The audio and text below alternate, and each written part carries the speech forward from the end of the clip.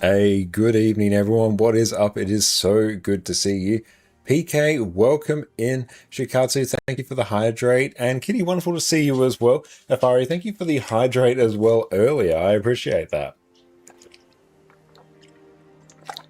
Thank you all so much for popping in. Apologies, we're a bit late. It's been a very flat out couple days. And yes, we do know what Mistbound is.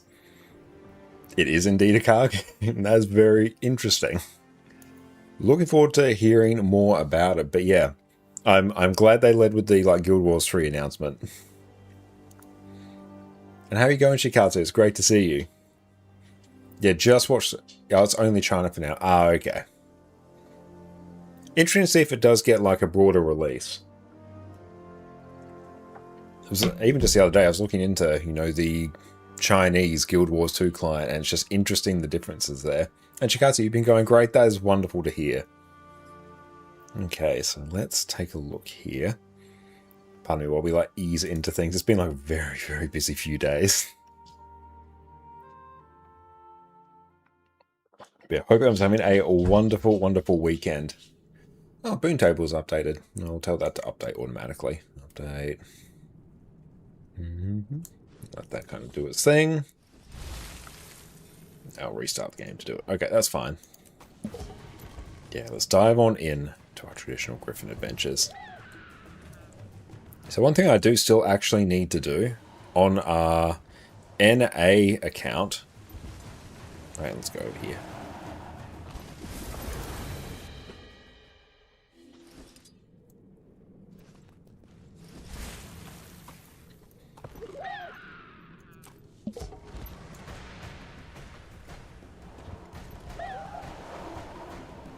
Only double. Thank you so much for the follow. I appreciate that. Let's go down here. There we go.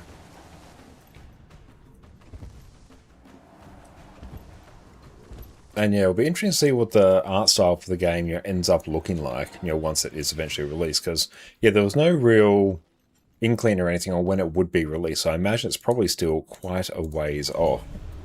But yeah, I will agree. Some of the characters did look different than I was expecting. Oh, hang on, let's go turn on function lock. There we go. I can actually swap characters now.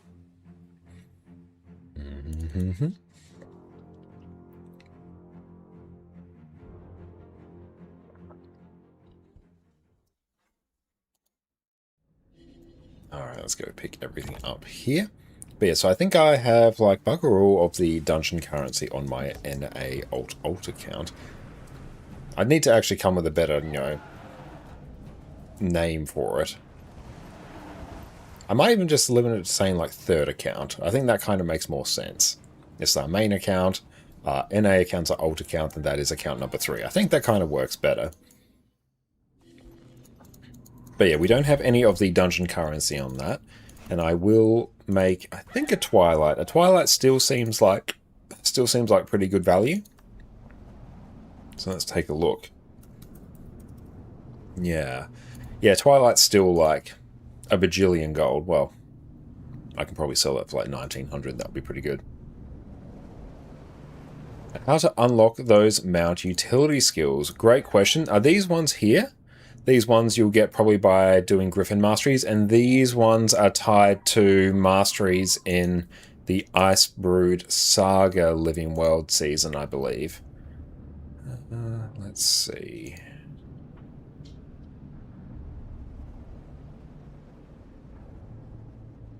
Where do these actually come from? Ah, no, here it is. Yes, the Crystal Champion mastery line here. So that is in Path of Fire. It should be Living World Season 4, actually. But yeah, Bond of Life, that's that skill. Bond of Vigor, there. Bond of Faith is that. And Stealth 2.0, I think that one is actually... That one might be elsewhere. Ash Legion Stealth. Here it is, yeah. Mouse to show more info. Yeah, that one should be this one here, Ash Legion Stealth in the United Legion's Waystation Synchronization one. So yeah, the first ones are from Crystal Champion. Next one is from this line. Annie, great to see you. Hope you are having a wonderful, wonderful day. How have you been? And Rocket Guard, thank you so much for the follow as well. I appreciate that. Yes, everyone, make sure to duck over to Bible and his channel. Go check them out.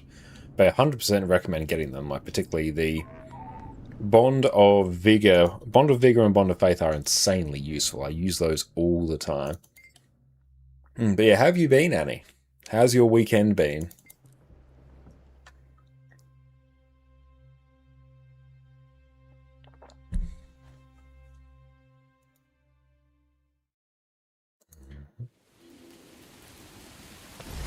Oh, made new character Friday and became a noob. Oh, nice.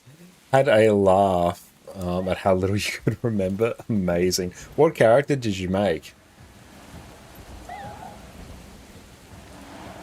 And Kitty getting ready for Festival of the Four Winds with the Griffin races.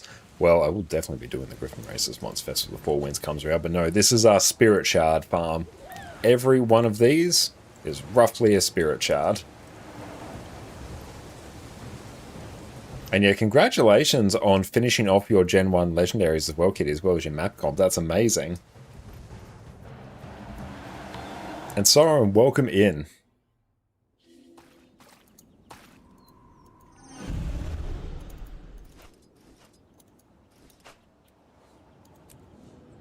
Yeah, all Gen 1's complete. That's massive. Oh, and you messed up the build templates and said Angry Word and love some more. Honestly, yeah, there's so much, especially if you haven't made like a new character for some time. Like the experience has changed a lot. How bad your situation? You need to farm spirit shards? Oh, it's dire. I probably have like 60 right now. After I crafted my last legendary, I had 0. I've got 47, even less than that. So yeah, it is quite dire. Always has been. Because yeah, I craft legendaries very regularly.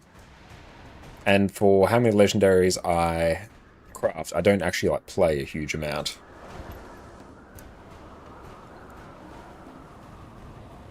You'll have more in no time. I will have more in no time, and then I'll get down to 0 again. Because yeah, like gold isn't the issue, it's entirely spirit shards. Are we crossed over 2k spirit shards now? Nice. That's solid. How are you going, Soren?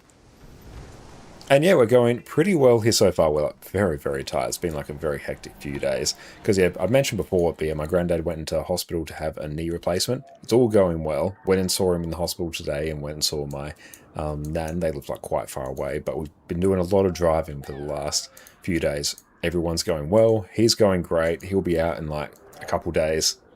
Like his knee's looking good. He's walking on it. He's doing a good job.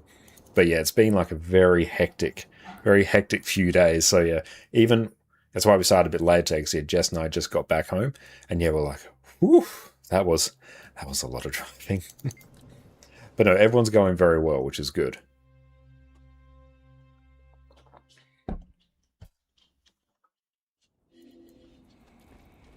Okay, let's go open this. So we're just easing into this, and we'll be using today's stream as a means to unwind, while also pushing our way towards more and more legendaries. So I presume I'll probably also need a bunch more. Let's go grab that. Yeah, there we go. I will need probably a bunch more Imperial Favor as well. We've got all the Imperial Favor we need on our 3rd account, whilst also unlocking all the masteries to actually craft the Gen 3 Legendary. You're good, you got your Gifts of Battle from World vs. World Complex. Now you just need to figure out the rest. Had not looked at all the requirements yet. Oh, nice, that's great. Obviously, the main things for Complex, I think, are entirely just Gifts of Battle and Skirmish Claim Tickets. Skirmish Claim Tickets might actually be your biggest gate. But yeah, as long as you don't like spend any World vs. World currency unnecessarily, by the time you have your Skirmish Claim Tickets and all your Gifts of Battle, if you have that component done, everything else will kind of just be fine. I remember both times I've crafted Complex, it was always Skirmish Claim Tickets that was the gate for me, because it's not one you can really speed up in any significant way. But how are you enjoying being in World vs. World as well?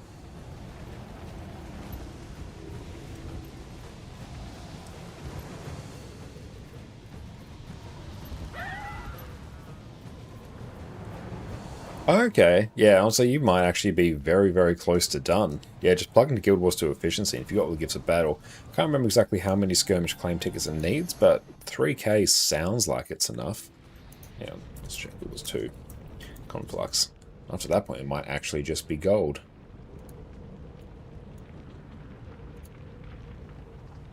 Human.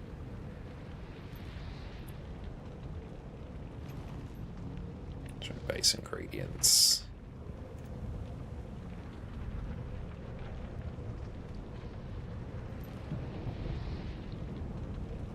Give it a minute, let's see. Bum, bum, bum, bum. Yeah, it's 1850 skirmish claim tickets, 1500 badges of honor, and 5 gifts of battle. Like 1,000 gold worth of mystic coins though, so that's a big number. Yeah, Guild Wars 2 efficiency like lays it out way easier. Like their crafting guide is 100% one of the best resources you can have. Oh, 3k tickets is a new one because of Infusion. Oh, okay, nice. And Afaro, great to see you as well. How have you been? Thank you for the hydrate as well earlier. And that is all good, Kitty. Have a good rest of the day at work. But appreciate you popping in. And yes, do not arouse any suspicions.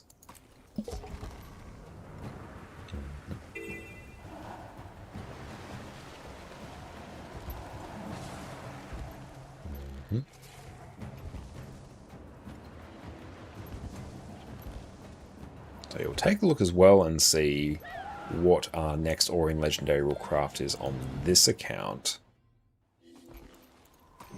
Because that will be interesting to see.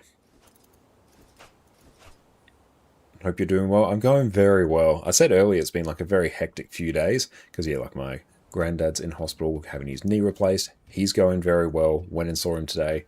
Went and saw my nan today. They're all going very well. But it's just been like a very flat out few days with a lot of driving. So we're quite tired.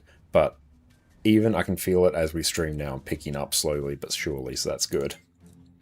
And you're like, you should save up for the new infusion, but you have 2 accessories already, and you saw you're not that far from Conflux and you need rings. So you found it stupid to then go for a 3rd accessory right now. Yeah, honestly, I think for the vast majority of players, unless you are literally like full legendary in every other slot, it makes sense to go for the things that you don't have yet before you start going for duplicates of accessories and stuff like that.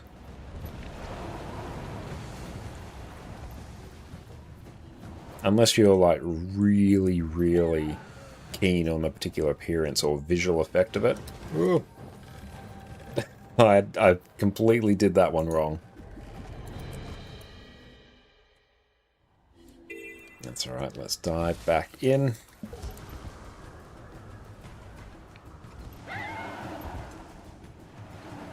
Yeah, I think once you're at full legendary, then that's a good point where, you know, if you want to go get some duplicate items or something, or things for the skin, then yeah, that makes kind of sense to do it.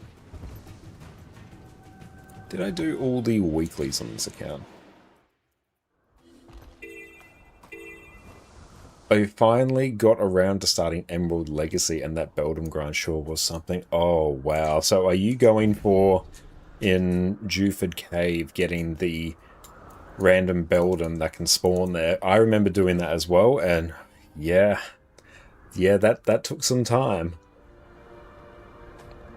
Really cool that you can. And World vs. World you have mixed feelings about. First, you probably don't have an optimal build, but you feel like you're generally bad at the game. You lose track of things very fast in big battles, but you also find it kind of fun. It's good that you're finding it at least kind of fun, especially during the stage where you're still sort of finding your feet in the game mode. And I'm very much the same as well. Like, yeah, I don't spend a lot of time in World vs. World, so I do find myself getting quite lost in those big fights as well. But as long as you're having fun, that is the main thing.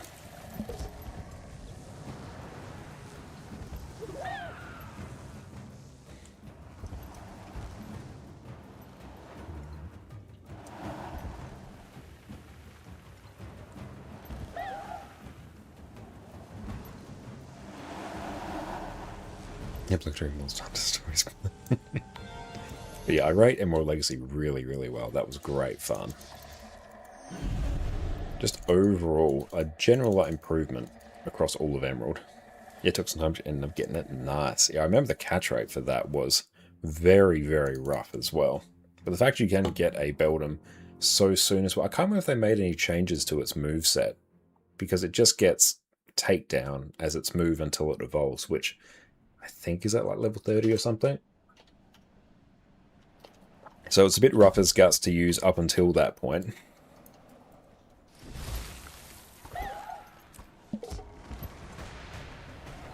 And speaking of, I was playing some more of my Pokemon Black 2 Hardcore Nuzlocke. Almost got through Victory Road unscathed. Black and White 2 are very odd games where I'm finding before... Basically, all the difficulty, it comes after the last gym. Everything up until that point is honestly fairly straightforward, and there isn't a lot of difficulty, even in Hardcore Nuzlocke. But then after that point, after you get the 8 gym badge and you finish off the Team Plasma storyline, go into Victory Road, that's where like all the difficulty is. That's where all the wipes are. So I almost made it through Victory Road, but then the rival came in hot and I did not plan appropriately.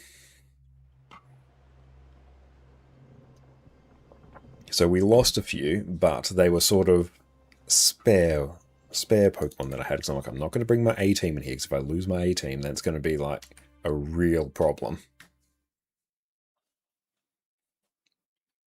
Did lose some. I would have preferred not to, though, but it's entirely salvageable. And last week, you felt Well vs. Well was just dead for your team at the time, so all the time was not that fun. You just ran around flipping camps, really, just to work on the reward track, really. It can be a bit like that at times, especially depending on the time of day that you play. Okay, cool, I have done the weekly. But yeah, at least you can just go and flip camps.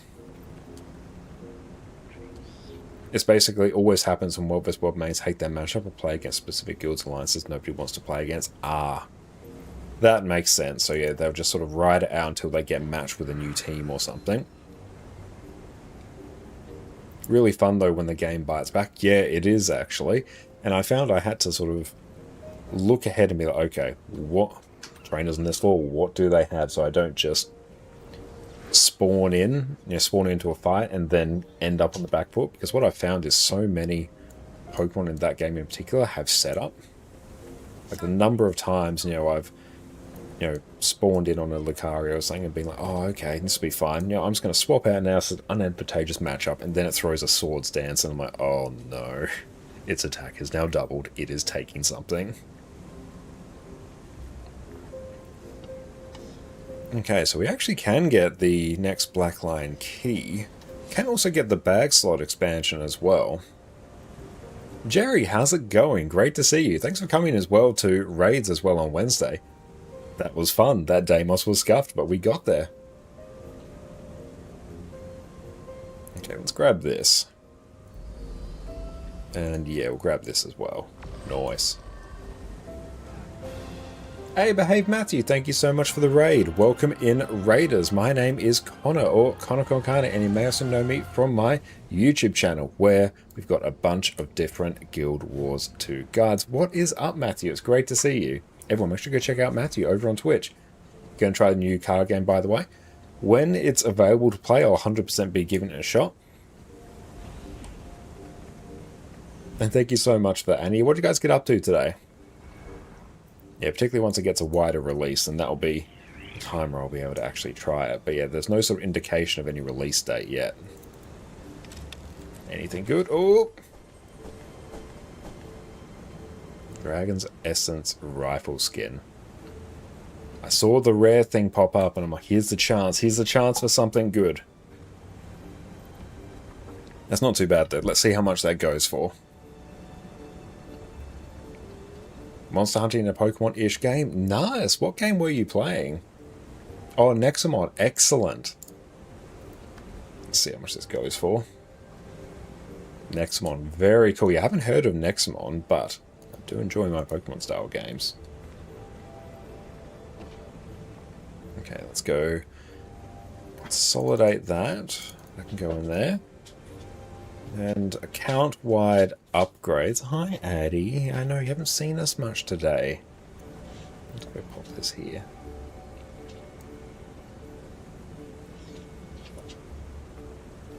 And Raven, thank you for the stream streak as well.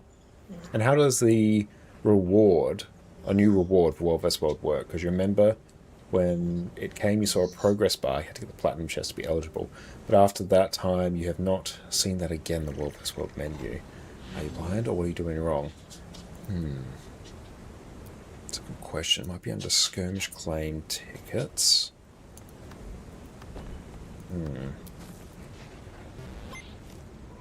I'm unsure where that thing is, like that new matchup reward. Matchmaking? Missed War? You know what, I have no idea where that actually is either. But, as long as you get to Platinum, I guess, which is... well, yeah, there. So you're doing a sizable amount of World vs. World each week. You should get the rewards mailed to you. I'm not sure where that is. Raven, it's so kind of you to say thank you.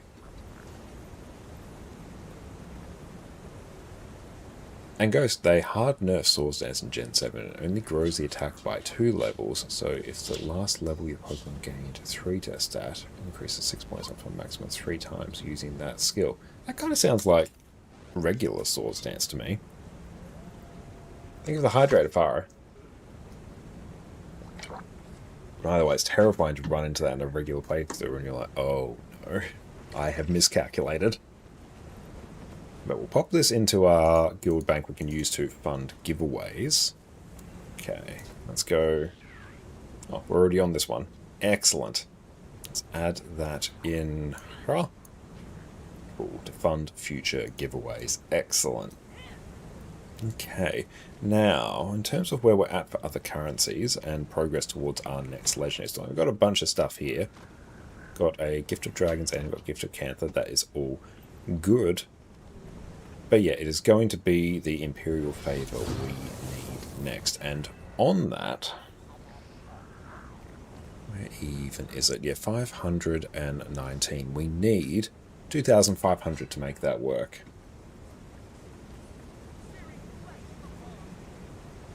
Just need to get Nexamon Extinction and like Guild Wars 3, the Nexamon 3, if when it comes out. Okay, well it's good they've got some other games lined up then. That is exciting. Looks like we are set as well on our exotic essences of luck, so that is wonderful. We will refine all these.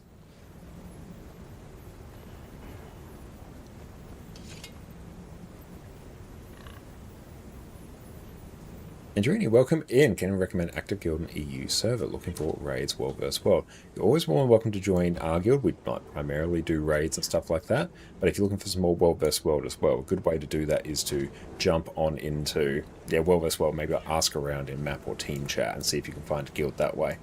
If you ask, someone will volunteer the info. Okay. Let's see where we're at for event timers. Simons, thank you for the follow. I appreciate that. Let's just see where we're at. Battle for the Jade Sea. 8th Blade Assault starts at 7. Let's see if there's a Dragon's End. No, there is not. Okay, so what we might do in the meantime, let's see if there's any other meta events. Got a Drakkar up. That could be quite good. Ooh, there's an Octavine. That is always good times. Meta North, let's see. And there's an EU Alliance Discord server that can help you get in a World vs. World good. That is a really good shout. Definitely go check that out. But World vs. World especially, that is a great game mode to try and find a guild in. And if you can, then yeah, that's when the game mode really sort of comes into its own, I think.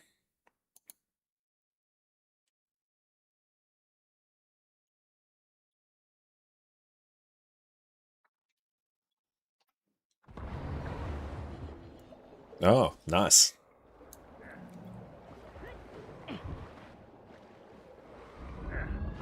Just got a free Auric Basin. Hope you enjoy my Guild Wars 2 grind. I definitely will. Been looking forward to unwinding with some Guild Wars 2 all day today.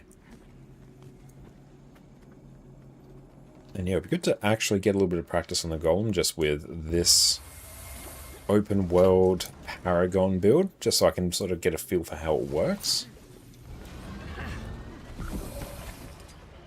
See what other changes we can make to it. And how am I going for gathering tools? No, I don't really have any gathering tools equipped, so I won't worry about that. I'll try and find where they are at some point. Now, this is a find. Hide that. And in terms of currency, oh, we've got so much Aurelian.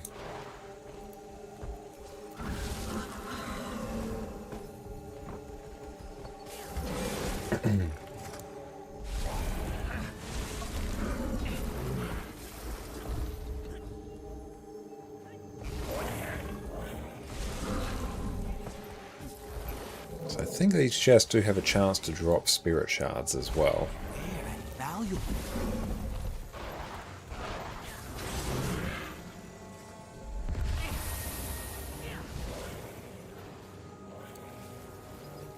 And Sumis, you're trying to get into the game as a new Guild Wars 2 player. Well, welcome in. Question is, which of the DLC is needed to get the hang of the full game? Because there's like 6 or 7. Are all expansions or just cosmetics as well? So every expansion in Guild Wars 2 is required if you do want to get the full experience. The way Guild Wars 2 works is that each new expansion doesn't invalidate the previous expansion. It just adds more things to do.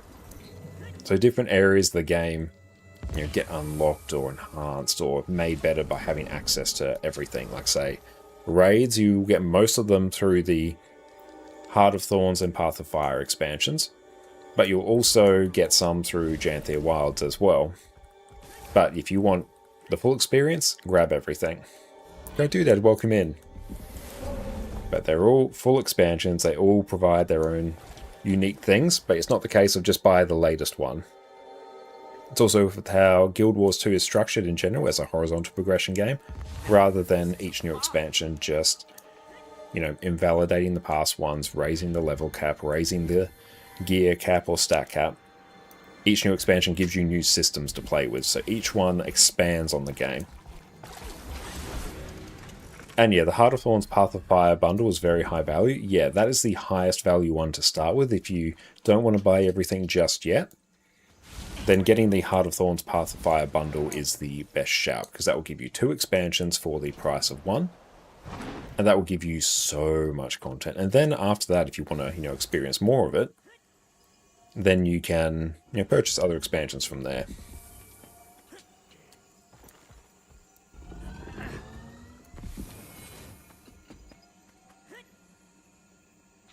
Oh, sounds like a cool monitor there, Great Doodad. 4K, 32-inch, yeah, good size. Now, this is a find. Yeah, the best value to start with, Heart of Thorns, Path of Fire. But eventually, you'll want to get everything. The expansions are the best thing you can do for your overall enjoyment of Guild Wars 2.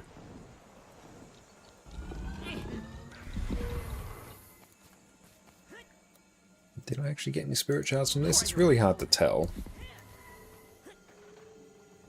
There we go, and then the Auric Basin soundtrack is great. I thought you think EOD is great. I completely agree. I think EOD is fantastic as well.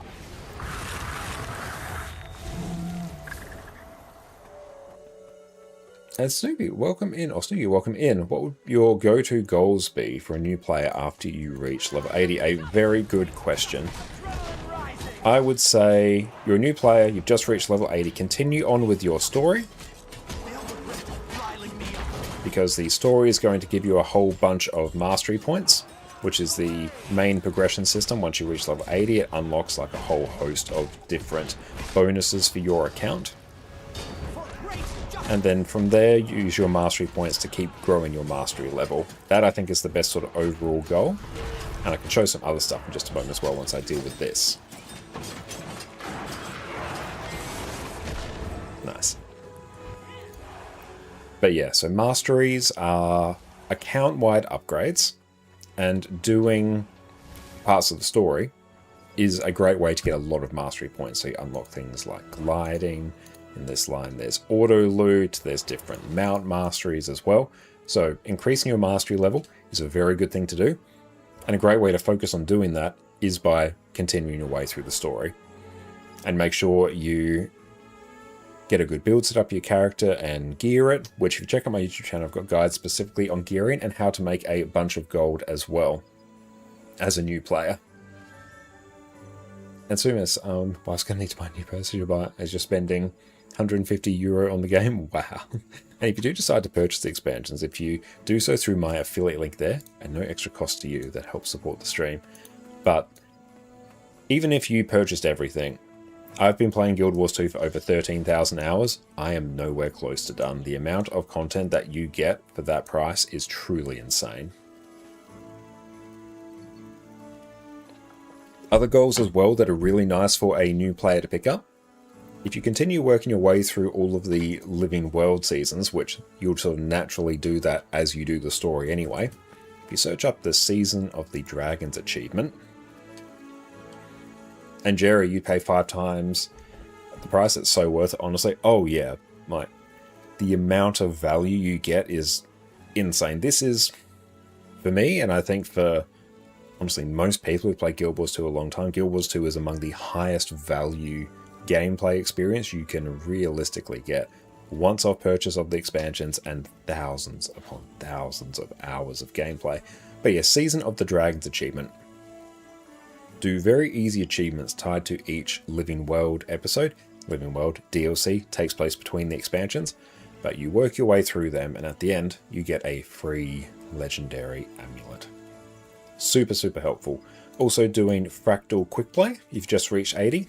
It's a very good thing to do. Bring up the LFG, so you'll press Y, come down to looking for group, the LFG, and then go to Fractals of the Mist. Go to your Tier 1 fractals here, initiate scales 1 to 25. Okay, let's leave that. There we go. Find a Fractal Quick Play group beta, and that will just put you in an automated group finder. And then from there, you'll be able to just join up in some Fractal Quick Play. I'll even just demonstrate it right now. Start matchmaking. Cool. Give that a minute. There we go. It's found someone. That will just kind of do its thing. It'll vibe out in the background.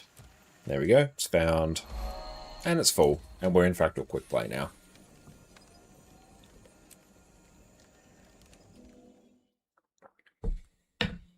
And yes, make sure you finish off your Summer Games Fest achievements if you can.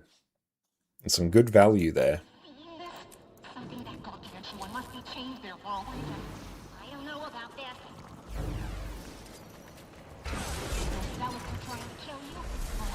Okay, so we've got to go grab the hammer.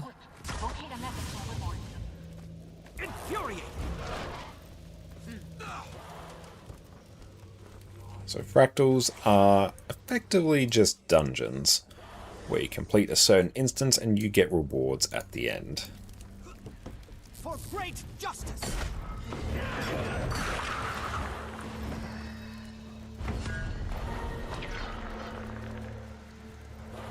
For great justice.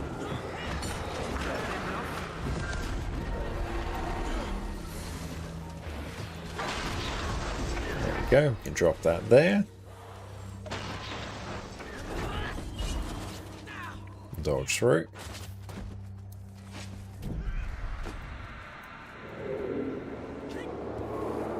Dodge in. Oh, nice. We had a block. Wait for a moment. Leap through. Dodge that one. Then also dodge this one.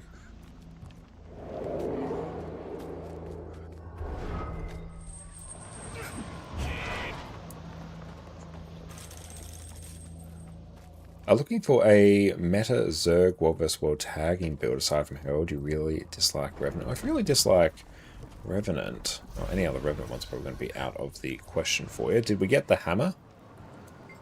I think we did. And here we go. Maybe something like Reaper would be really, really good. It's great in a Zerg. Very simple to play. Great tagging potential with all the wells. Yeah, I'd probably give Reaper a shot, but if any World vs. World enjoyers really suggest a build, feel free. Is Warrior fun? Yeah, Warrior is very fun. Like, I enjoy certain builds on Warrior. Personal favourite is Spellbreaker. I've also been enjoying Paragon recently as well. Too strong to stay down. Nope, not living your best life here, friend. There we go. Almost there.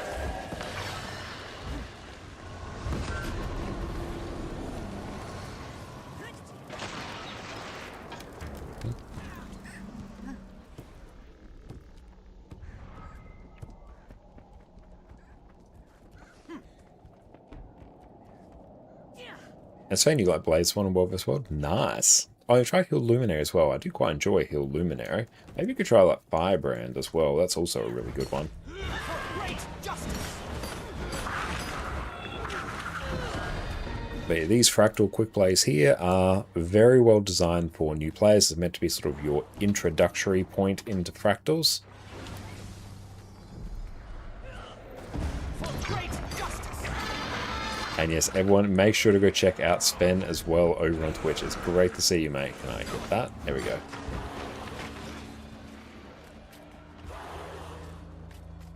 Why Asura for Warrior? The race of your character doesn't really matter. It's entirely just aesthetics. And for this one in particular, a while ago I had a channel point redeem where people could, you know, spend a boatload of channel points and then I'd create a character according to their specs. So that is why this one's an Asura.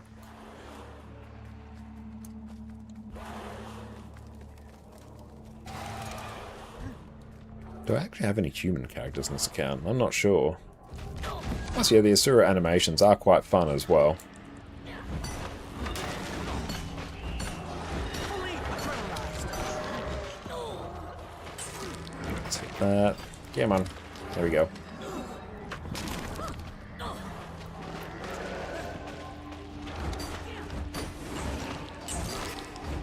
Is Chrono hard to play? It's somewhere sort of in the mid-tier of difficulty, I think. Not insanely difficult to play, but it's definitely not the easiest. But yeah, Chronomancer's a very, very good, very flexible class.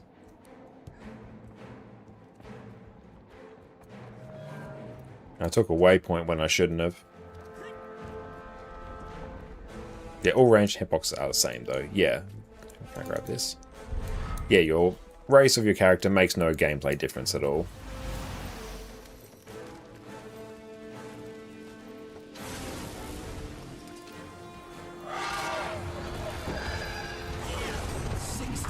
For great justice. Things are heating up.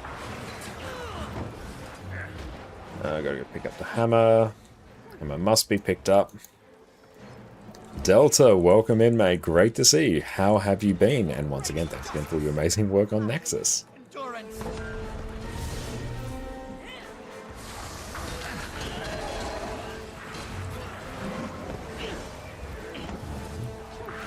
Go just tag this. For great justice.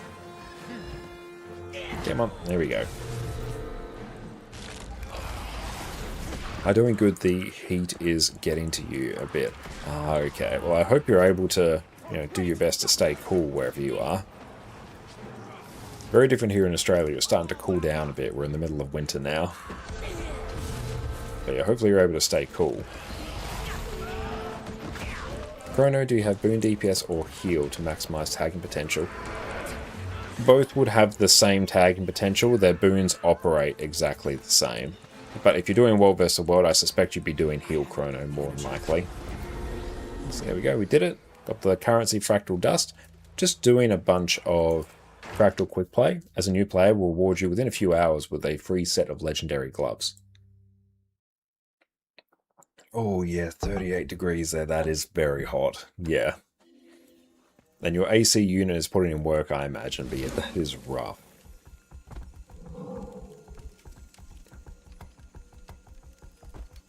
Okay. Can we leech our way into a Drakkar? 42. Wow, yeah, that's very, very hot. Let's make sure you're staying cool, especially if you've got some humidity to contend with as well. Even while Ice Root Saga, there we go. Fiora? See if we can do this. Might be able to swing it.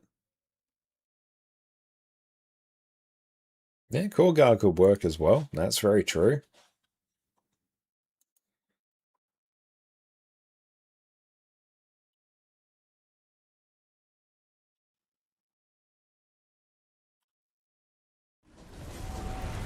Oh, nice. Now get in there and cut off the sword.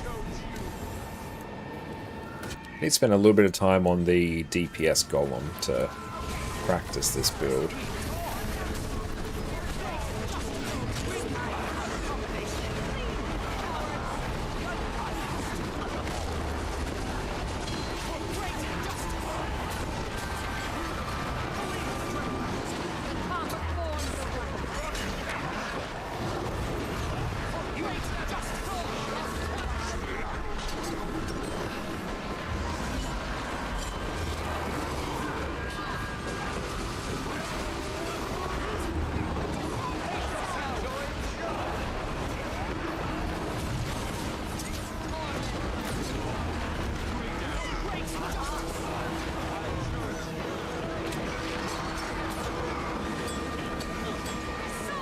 Cool job done. I like we've got the dagger leap, but we can move forward.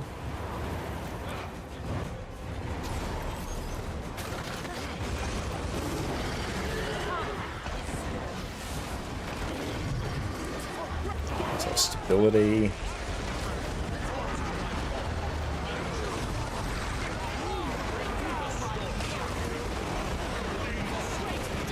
I do like how much access to stability we have on this build.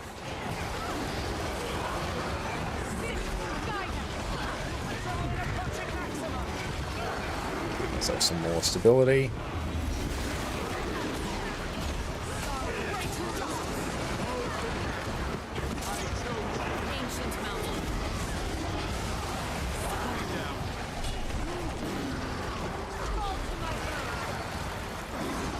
Yeah, for self-stab Paragon's #1. Yeah, it is absolutely wild, actually.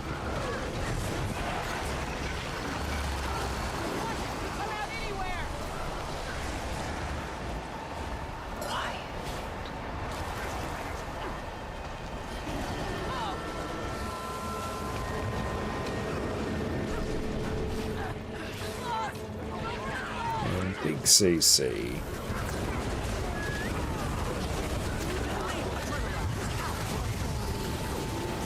So Breaching Strike doesn't do CC, but it's a boom removal. That counts as CC. That does indirect defiance bar damage, but slow. Counter blow is just a block. Pommel Smash is a CC. And this one is a CC Skull Crack. Do we have any portals? Does not appear so. Okay, guess we'll just vibe out and chill here.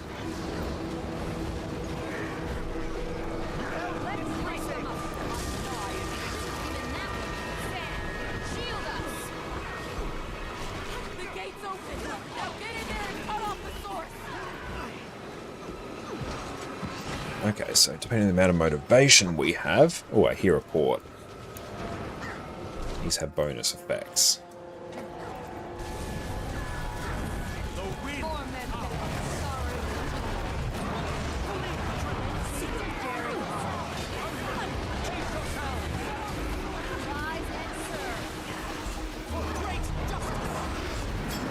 Use these to keep up our motivation.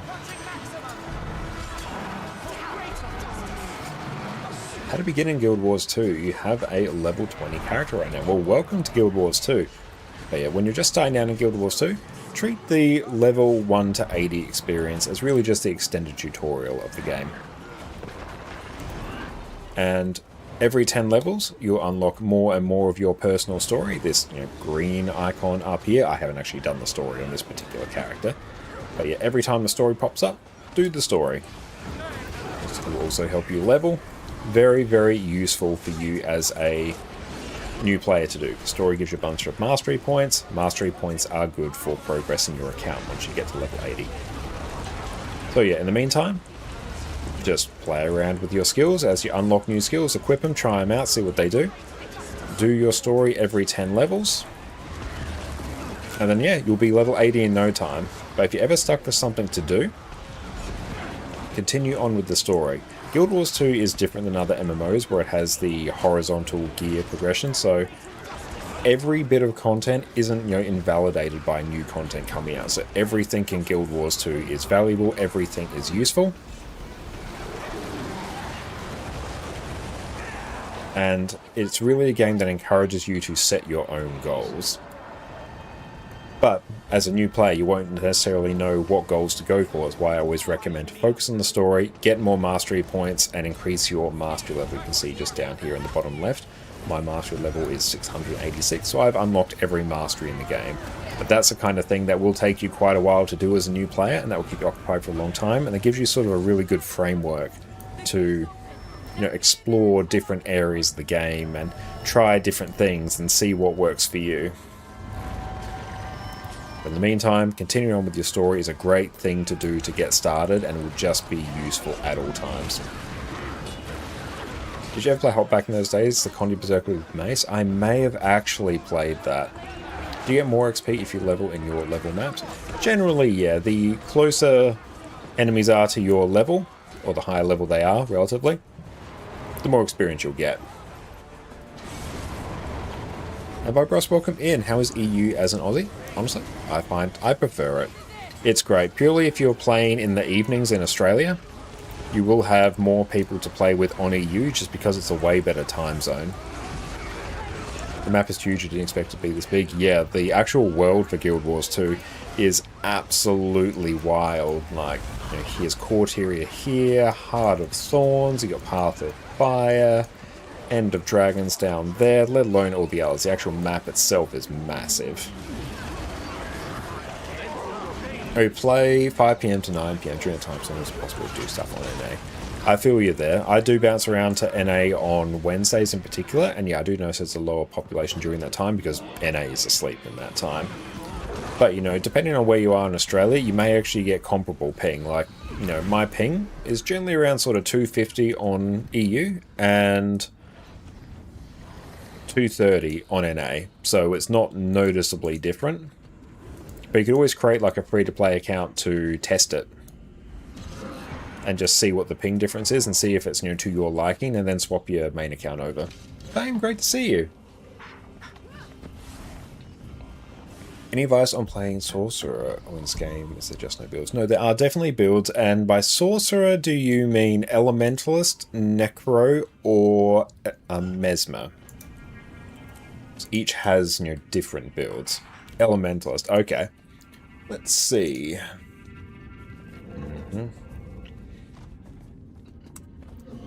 There are 100% different builds. Couldn't imagine yourself playing this game on 250 milliseconds. The good thing about Guild Wars 2 is it actually handles high ping really, really well, because so much of what the game does is client-side rather than server-side, so you might not actually feel the ping. Yeah, you don't notice the ping. Yeah, it honestly does a really good job. You might notice it a little bit in like PvP and stuff like that, but it still feels good to play. But yeah, so if we go Elementalist, I'm just going to sort of grab... Let's see, open world. I'm just trying to find you sort of a leveling build. There's a lot of different resources, so I'll be bouncing around. Leveling builds aren't so much a thing in Guild Wars 2 because the core game is tuned to be quite easy, so you can kind of just run whatever you want. But a good thing to start with, let's maybe go Snow Crows. And let's see. Let's get some Elementalist beginner builds there, and let's get some open world Elementalist beginner builds here. So these are, yeah, beginner builds. Okay. So if we can find...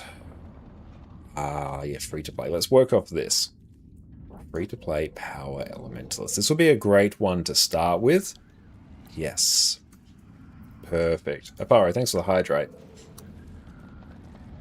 File this build away here. That can sort of give you a target to shoot for. And thank you for the hydrate.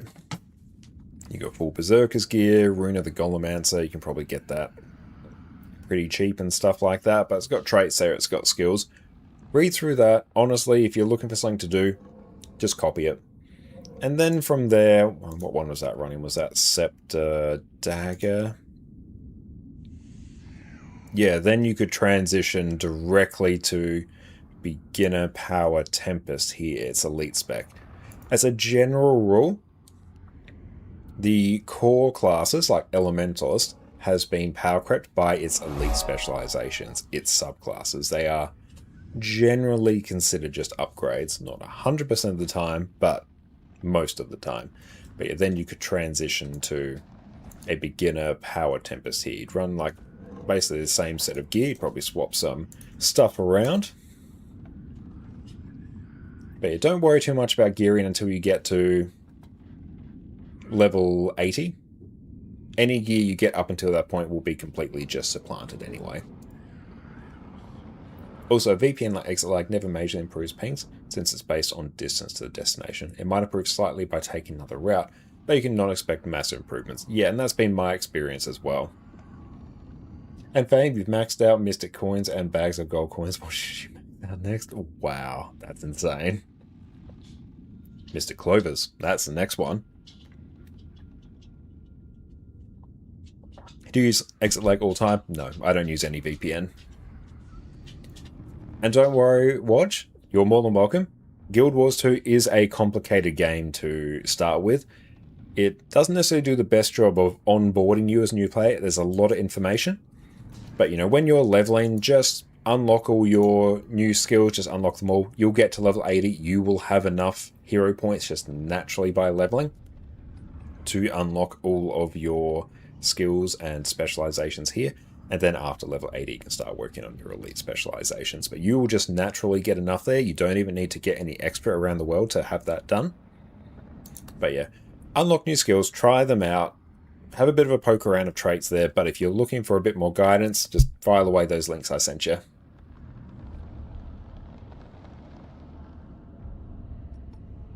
And yeah, playing Guild Wars 2 with a VPN is kind of tricky. Yeah, especially because it can, well, VPN is basically just spoofing your IP location, which can potentially, there have been instances where people have had their accounts locked from using a VPN, but then they just appeal it because you're using a VPN and it's fine. But, you know, for security purposes, there's no guarantee that your account would be fine for it. So if you do it, that's entirely up to you, but purely for the potential inconvenience of it, because I have heard people having to go through the process of just appealing it because you know, from Arena's perspective, it looks like your account has been logged into somewhere else, which that is a sign that someone's account has been compromised. So they lock it sometimes, or it has happened, to protect the account.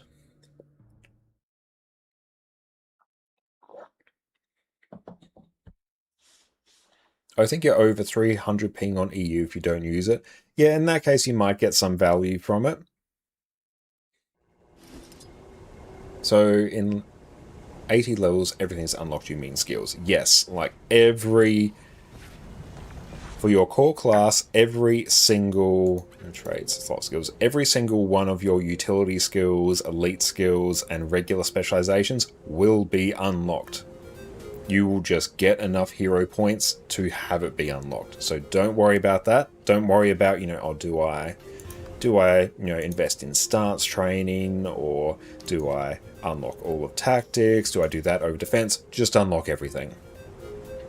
I just transferred to EU, currently getting 246 ping with exit lag. Okay, that's great. I'm glad that's working well for you. That's good.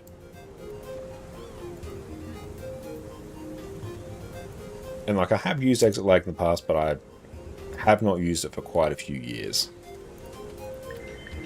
But just be aware that that is a potential thing that you could have to deal with. Again, there's like no guarantee. I am not ArenaNet, but I have heard that happening.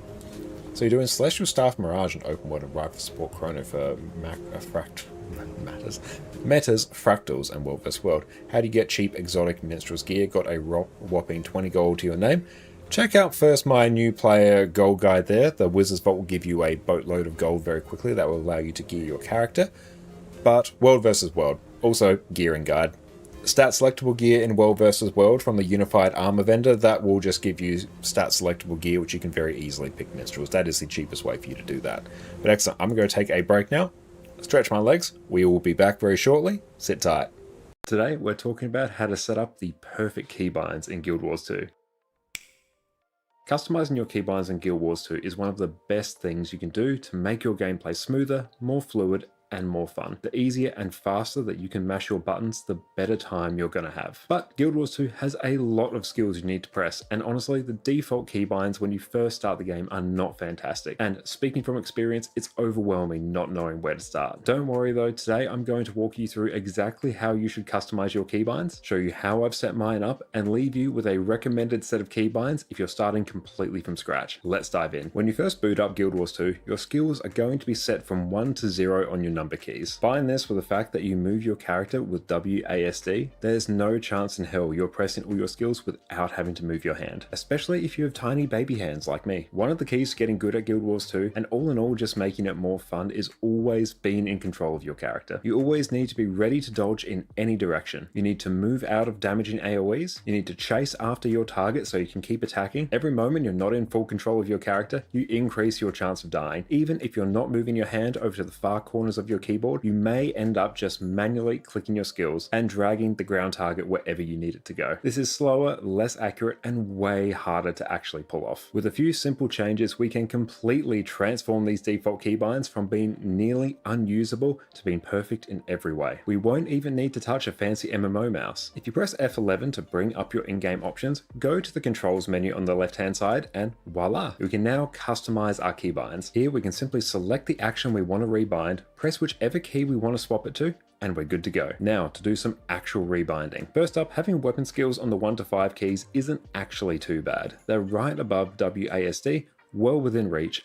Outstanding. Utility skills are another matter though. Unless you've got Andre hands, you aren't pressing the 6 through 0 keys without moving your hand. Now I recommend taking your utility skills and rebinding them to Q, E, R, F, and C. This means they'll be right next to your movement keys, and now you have much easier access to your skills, and it is a drastic improvement. This still leaves us with our profession skills, which are still a bit of a problem being on our function keys. To make this much easier, what we're going to do is either assign the Shift or Control button plus Q, E, R, F, and C. This makes it so you can simply press the Shift or Control button and Q, E, R, F, C, and you get to have access to every single one of your profession skills. Being able to use Shift or Control to add to any of our keybinds does open up a ton of options for you. With this, everything is still centered around your movement skills. We don't need to move our hands at all, and we retain perfect control of our character. This is just a suggestion though, so tinker with it to your heart's content, but I think it's a very good suggestion for everyone to start with, and it does not need a fancy MMO mouse to make this work. Now, keybinds are an incredibly personal thing, and everyone is going to have something different that works for them. For me personally, I use the Razor Naga, which has 12 buttons on the side, which I can use for different skills. This means my keybinds are super specific to me, but I'll give you a rundown of what I use if you're curious. I have my auto attack assigned to the 6 button because this is where my thumb naturally rests. For some reason, everyone seems shocked that I have my dodge button bound to 1. It might have something to do with my first profession skill being moved from F1 to Shift and 1, but there's no way to know for sure. Either way, having dodge bound to 1 is a very short movement for my thumb, and I always know where it is. I have the remainder of my weapon skills assigned from 2 to 5, and the rest of the buttons I find rather difficult for my thumb to access really easily, so here I'll assign some of the lesser used things, like my dismount button on 7, I have my special action key assigned to 11, my interact button on 8, I don't think I have anything on 9, and I have about face assigned to 12 if I ever need to turn my camera around quickly. Like I mentioned before, I have my utility skills assigned to Q, E, R, F, and C, and I have my profession skills bound to Shift 1 through 5. This is reasonably similar to what I suggested before, just with all my weapon skills mostly shifted over to my right hand instead of it being on my left. I have a link to the Razor Naga I use in the description below if you are curious. Having extra buttons at your disposal does open up a whole host of other options for you to assign your keybinds, and you can truly customize it to your heart's content. I definitely recommend an MMO mouse for the sheer number of extra buttons, but you can get by without it at the end of the day. Now that our keybinds are drastically improved, it would be irresponsible of me to leave you without mentioning some of the most important settings that you should change. These will directly impact how you control your character and make the game so much more user-friendly. First, go to the ground targeting section in the options and set it to fast with range indicator. This, in my opinion, is the best of the three. Normal means you first press a button to bring up your ground targeted AoE, and then you need to press it again to actually use the skill. 2 clicks for one skill is a travesty. Instant means your skill will instantly cast wherever you have your mouse located. Very fast but quite hard to aim. Fast with range indicator will make it so that when you press and hold your button, you can see where the skill will land, and when you release it, it will cast. This gives you the best of both worlds by being able to see where your skill will land and tweak it if needed,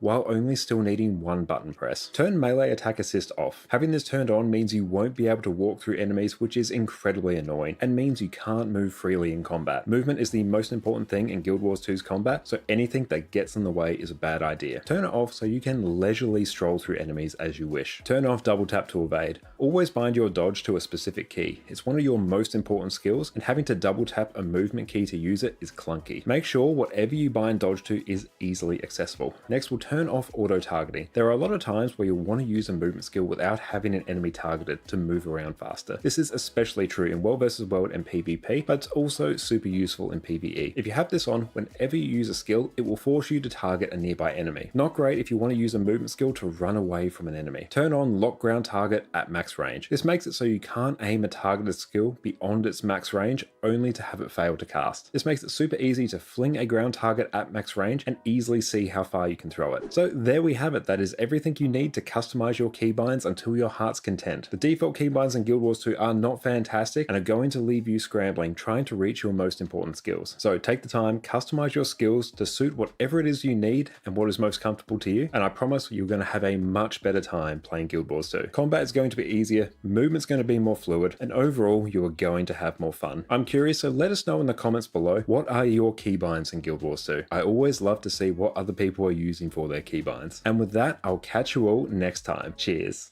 So you're a new Guild Wars 2 player, you've just reached level 80, and you're stuck wondering, how do I make gold? Well, don't worry, I've got you covered.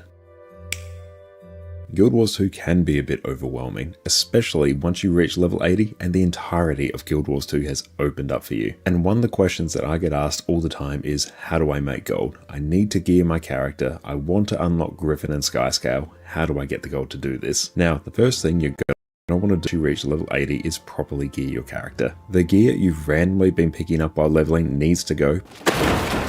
But good news, gearing your character in Guild Wars 2 is actually pretty simple. I've even made an entire guide on the best ways to gear your character, which you can check out. But if you were to find a power DPS build for whatever class you like, power DPS are the easiest builds to gear overall, it would cost you a bit over 100 gold. That covers armor, weapons, runes, sigils, backpiece, accessories, relic, and even underwater gear for good measure. Now this sounds like a lot, but we can be done with this in a few hours. Now the first thing you should do when you reach level 80 is check out the Wizard's Vault. This is basically your daily and weekly reward system, where if you complete some simple objectives, you get a currency called Astral Acclaim, which you can spend in the rewards tab for all kinds of things. Quick note, if you click the settings icon here, you can change what game mode your daily and weekly tasks come from. By default, you should have a mix of all 3 game modes, but here you can just set them to your preferred game mode if you like, which is PvE in my case. So do your weeklies, dailies, and the special objectives wherever possible, and you'll soon be flooded with Astral Acclaim. From here, we can get to work. To turn this into gold as fast as possible, buy things in this order. Mystic coins, and the cheap bags of gold, the ones here for 6 Astral Acclaim. Bags of laurels, then exchange them for medium crafting bags, and then heavy crafting bags. From here, just sell everything on the trading post and you're off to a great start. For some context, the maximum amount of Astral Acclaim you can get each week from dailies and weeklies is 1,305. That is enough to buy all the mystic coins, all the cheap bags of gold, and 22 laurels, which you can sell for around 222 gold. That is enough to fool your character in exotics and still have around 100 gold left over for good measure. And that's just for the first week. By the time you ransack all these 4 items from the vault, you will have made around 360 gold. And as a new player, that is huge. A few other small things to touch on with the Wizard's Vault. Make sure to grab the chest of Ascended gear as a new player. This is just less Ascended gear that you'll need to buy, craft, or wait for it to drop later on. Ascended gear is only strictly required once you start doing Fractals of the Mist later on, but grab them when you can. Also, grab the legendary starter kit sometime before the season ends and the Wizard's Vault resets. In terms of the rough value of the items you get from this, it's worth around 500 to 550 gold, which is insane value. This will give you opponents you need to craft a specific legendary weapon, which if you want to craft a legendary weapon in the future, this is a no-brainer. If all else fails, you can always craft a legendary weapon and sell it to give yourself a ton of gold. This is actually how I make a lot of my gold personally. Now from here, you're all geared up, you're ready for endgame, and you want to know how to farm gold from here. Fortunately, I've made a bunch of videos on how to make gold in Guild Wars 2, but for a quick rundown as a new player, do open world metas and events which drop a ton of materials and we're back. Welcome back, everyone. Okay, let's see where we are at now in terms of events. Aether Blade Assault kind of looks like it has finished, which is a shame. Okay, other things that we can do. I might also take a look and see what we have lined up next for our next End of Dragons Legendary. Okay, let's see. Let's search for weapon skins. Aurine. So I think, let's actually see. Hey Maestro, I'm glad you enjoyed the keybinds guide. Yeah, 100%. I think getting good keybinds set up for you in Guild Wars 2 is incredibly important. Because yeah, avoiding the need to click your skills manually makes Guild Wars 2 honestly just easier to play. Makes it more fun as well. Okay, so NA alt account. I already did Aurine's Insight, the staff, so I can cross that one off. I've got a spreadsheet here of my plans. At the next Gen 3 Legendary is a giveaway for VIPs, specifically for VIPs.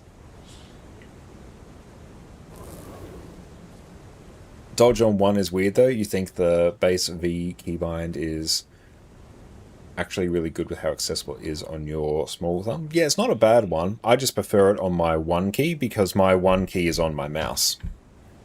I've got the Razer Naga, so the 1 key is directly under my thumb. So for me, that's very, very easy. So I'm crafting an Aurine's Bite next on account number 3, which is the Greatsword. You know how often we told Josh that dodge on 1 is weird? My dodge on 1 would be totally fine if I didn't also have like all my profession skills bound on shift 1, 2, 3, 4, because very occasionally I do accidentally dodge when I'm meaning to use my first profession skill because I fumble my keys. It's very funny when I'm hand kiting and instead of swapping legends on Revenant, I dodge off the edge and wipe the group. It's good fun. Okay, Greatsword's been done. Might be the mace.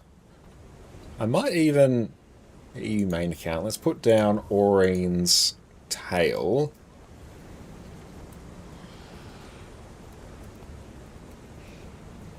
Aurine's tail, yeah. Okay. I'll make a Twilight next.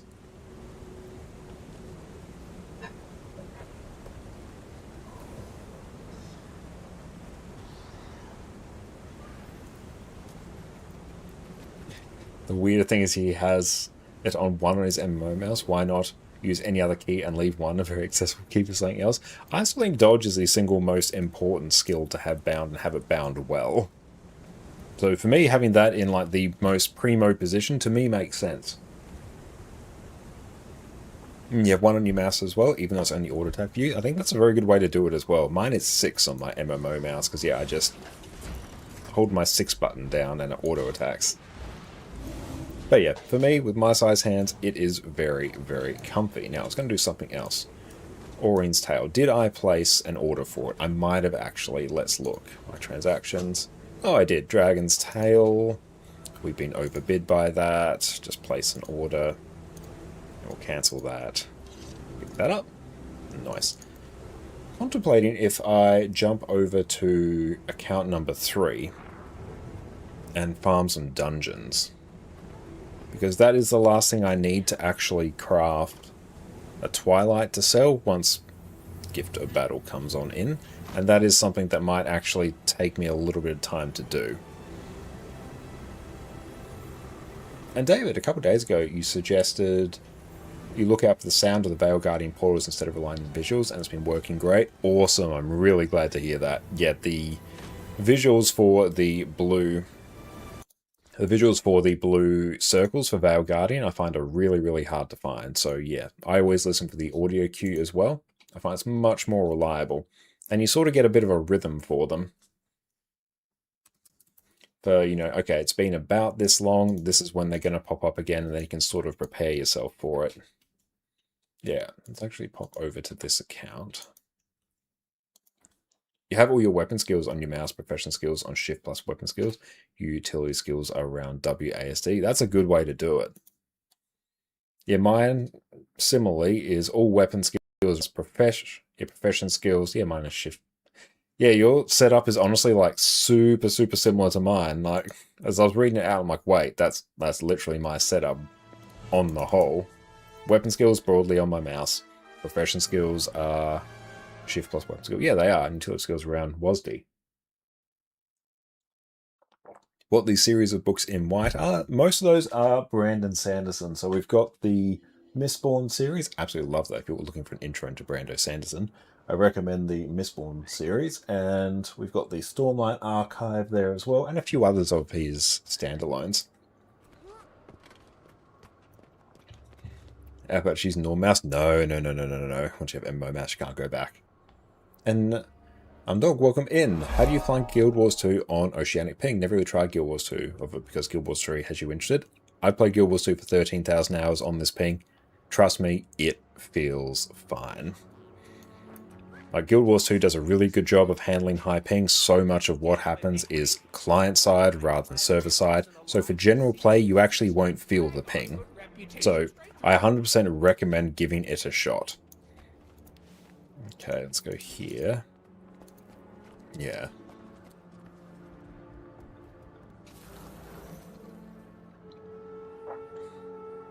You can't have more than 2 sign buttons on the mouse. I mean, it's entirely a personal preference thing. How may I be of service? Cavis, welcome in. Have you seen the Mistbound trailer yet? I have seen that. Watched that just before I went live today. So PvP isn't that bad on high ping then? No, it's not that bad. You will feel it a little bit in PvP, but you know, I used to do a lot of PvP back in the day, and even then I'd get up into the platinum range occasionally when I would, you know, really focus in on it. I'm not a huge PvP player though, but yeah, you can PvP on that ping. Guild Wars 2 does it well. Hi Addy, you're back, sweetie. And MMO mouse, it depends on, like, you know, the weight of it as well, the size of your hand. Like, mouse choice is very, very personal. And Complex is done. Oh, congratulations. And you're not super broke. Hell yeah. Okay, let's actually get the story mode. Relatively small hands though, so if you have big hands maybe it's better. Yeah, with the extra size of the mouse. Yeah, I can see how an MMO mouse might be a little bit of a pain. I have average size hands. Let's do story mode so I can actually open this. Good thing these can actually be... I might even just put us in the LFG. Ah! Instantly problematic. Hang on. Ah! This all went horribly wrong. Perma-CC. Okay, can I get us in the LFG? Dungeons. Why is Citadel of Flame at the top? Story, right, there we go. No one will probably join, but that's fine. I can solo it just fine.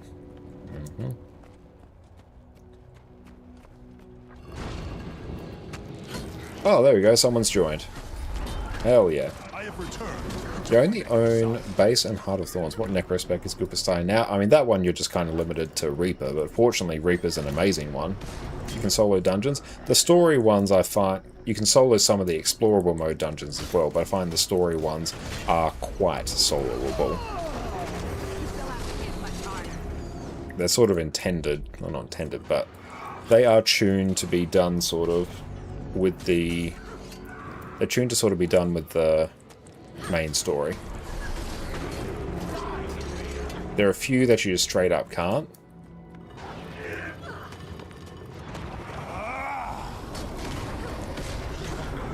You still get the gear sets and tokens. You get some tokens, I believe. What? But yeah, I need this to unlock the explorable modes anyway. But the story modes, yeah, you can solo them.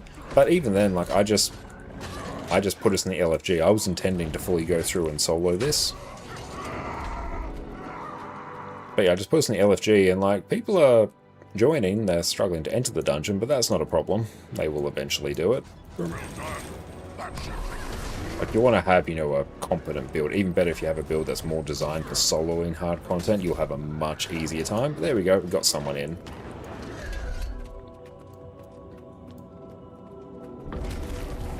I'll just clear everything. Oh.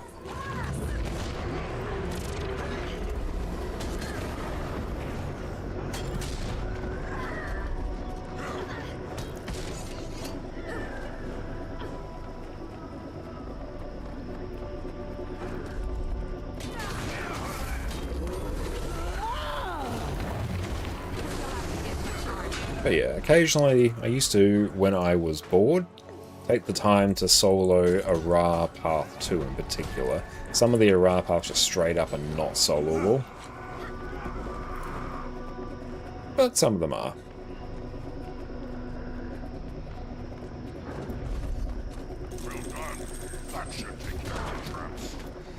Insta CC.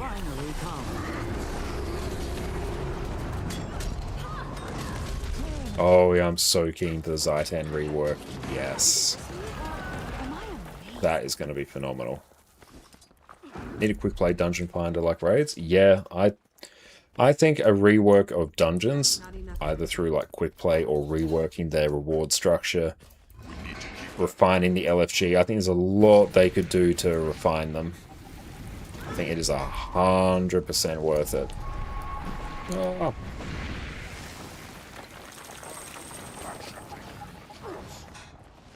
Let's go nuke these.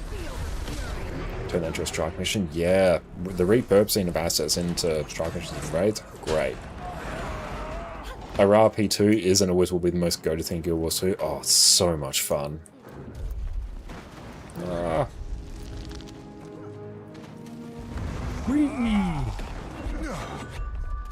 Sorry, raid account. That's, we must purge the language of strike missions from our lexicon. Hang on, I gotta go stand on a button somewhere. Oh, yeah. Maybe not. Maybe we're fine. Who knows? It's a mystery.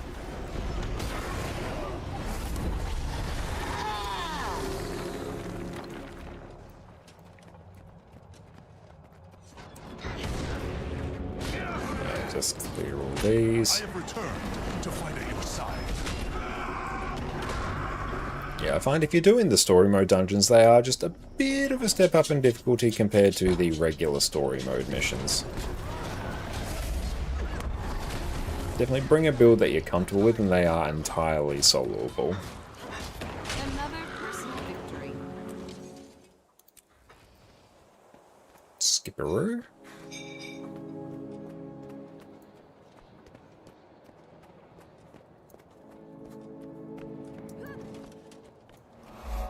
What am I doing in Tales of Dungeon Delving? I have 13. Hooray! I prefer if they didn't watch cutscenes, but that's fine. Story mode. It's all good. Are you still watching? Yes, you are. It's alright.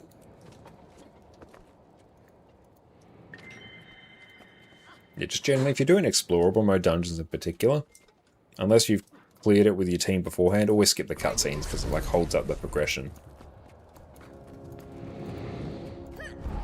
No one disturbs our battle. Quit this chamber at once. Leave me no choice. Attack! Protect the king! Don't let them reach the sword!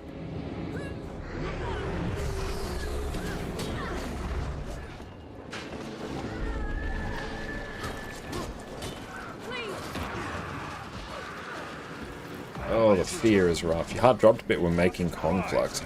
Because you jumped over a step in crafting, missing one of the key components of final crafting. Just had to look up one step and you're like, phew, oh good. Oh yeah, that's always terrifying when, yeah, you've missed like a key component like that. Oh, dodge. It has been too long. Allow me to act. That's it, welcome in, sorry for the question. No need to apologise at all, that's why we stream. As a returning player, you're going to create a new character. Can you skip the main story, or will you need to eventually do it? You do not need to do the main story at all. Particularly if you've already got if you've already done it once and you have the mastery points for it, then there's not really any reason for you to go back and do it again, other from just the satisfaction of having done it.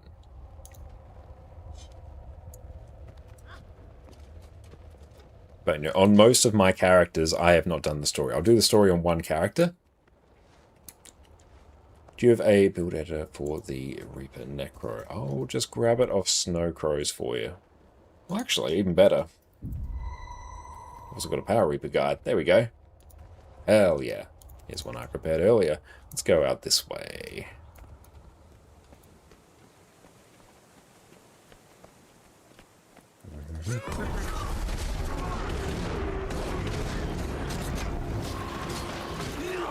There are achievements for doing the story of different race and story arts. That's true, yeah. Like doing different racial stories you get achievements for, but that's not critical. So you don't need to do it.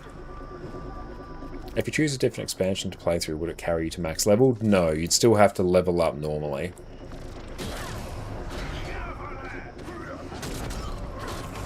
Yeah, the X-Packs start at max level. Yeah, every expansion is like only accessible if you are level 80. So you'd need to level up your character normally through Corteria or whatever your preferred leveling means are.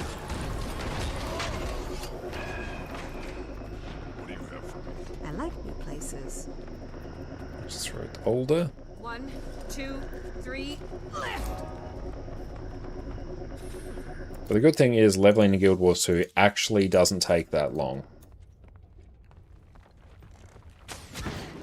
Yeah, the X-Packs do come with a booster, so you can like boost your character to level 80 as well. But you won't just unlock the expansion then instantly do it. Guessing the boosting up to 30, yeah, that's fair enough. Especially if it's like your first character or something. It's just a general rule. I'd avoid using the booster or else you're just going to be overwhelmed. But yeah, if you're getting comfortable with your class or you're getting bored with leveling experience, then yeah, just pop the booster.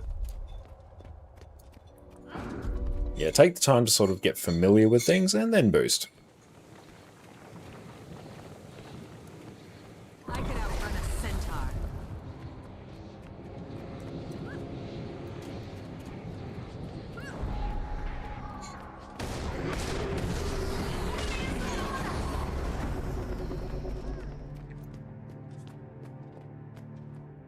Mm-hmm.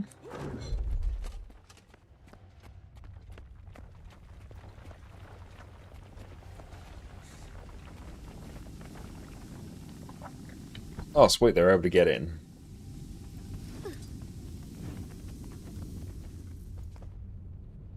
Invaders in this holy place. How rude! Yeah, leveling Guild Wars 2 does not take much time at all. And together we will make sure. So if you keep the boost, that's totally fine. Keep them apart.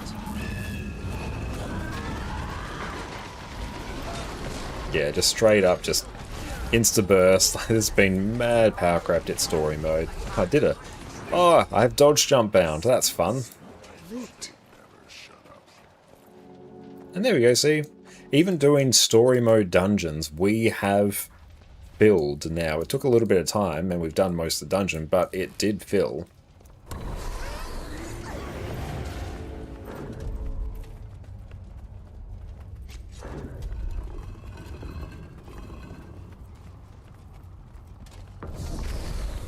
Skip the scenes.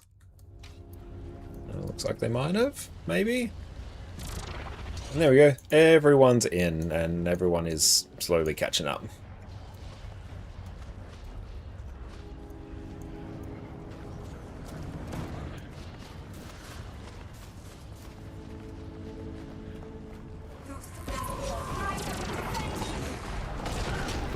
You're most welcome. You ask any more questions that you have. That's what we're here for. There we go. Job done.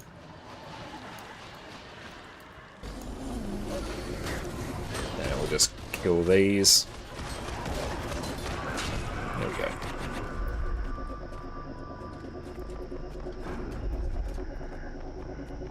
Indie Rocker, welcome in. Yeah, skip the Graveling Burrow. Don't worry about it. Just run. You should have to do World Exploration Arena will bet. Oh, that'll be very funny. The great April Fool's joke.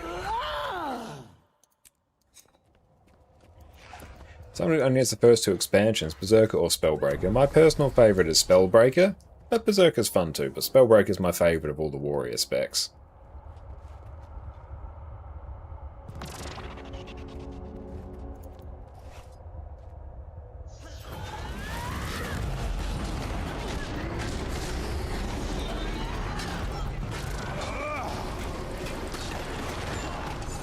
There we go, story mode done.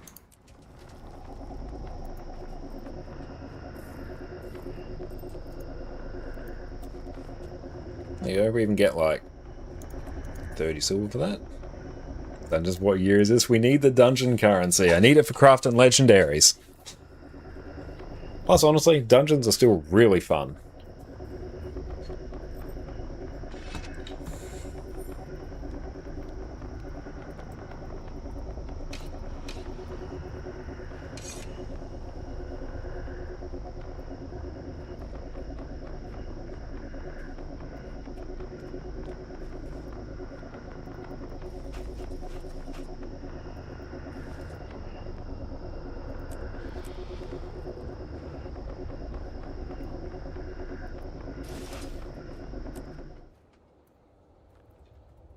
Basically.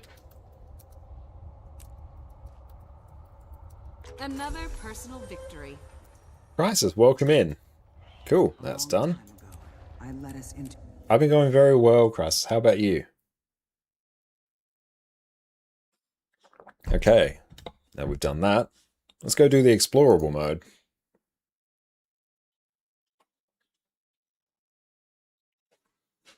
No, thank you so much.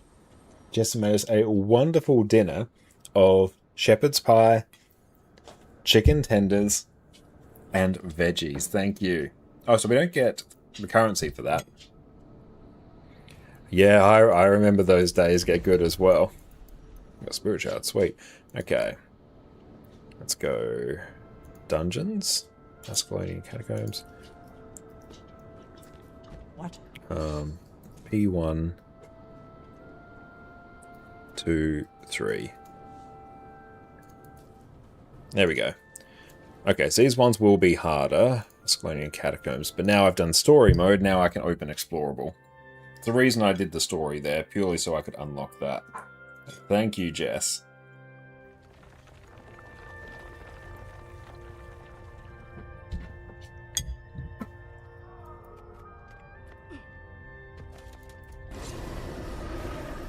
These ones would be way harder to solo.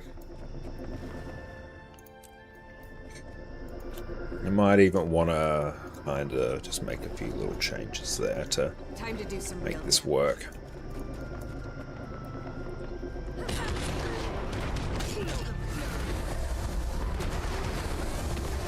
Way harder, are you sure? They're a bit harder.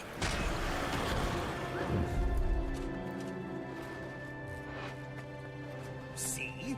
This is why we need a cohesive plan. People just For the regular player, yes, this would be classed as way harder.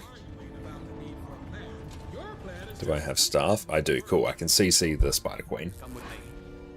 Let's ignore the fact you can do all three paths at the same time. That is true. You can cheese it.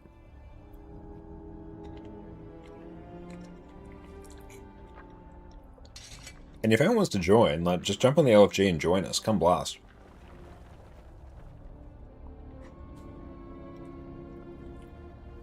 The ore story does take a while.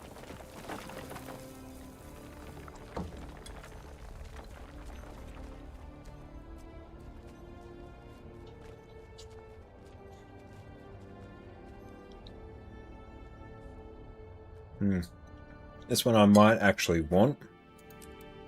Until we get some more people. I might actually want the Celestial build.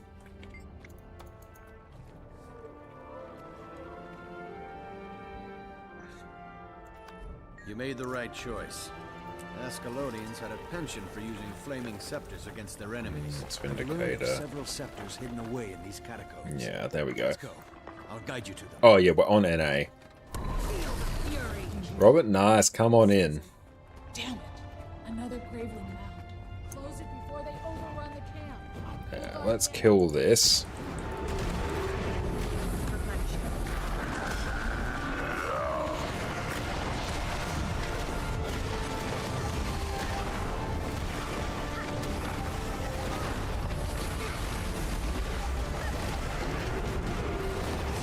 Purely because I think someone else might kind of run past it and then die.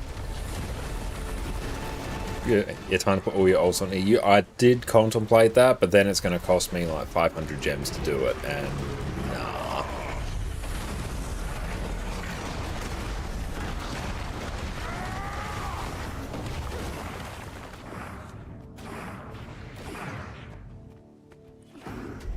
Because particularly when I was... Oh, cool, they've done that. Yeah, particularly when I was farming up stuff for legendaries, I was like, this will be way easier on EU. Buckle up!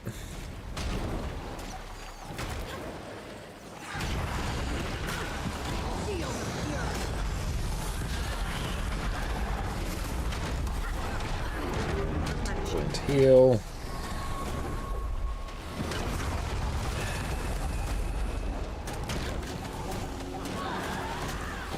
Guild Wars 3 went down the Mega Server route. Yeah, honestly, if they sort of brought in the the Mega Server experience that they have in Guild Wars 2, it's one of the best things about it is how it actually manages servers and instances. Oh, that's all good, Robert. I appreciate that, but if it is too much stress, that is totally fine. Oh, the Guild Wars 1 servers. Oh yeah, where you could just like port between servers at will. Yeah, that was nice. That was good times, good vibes. Whee!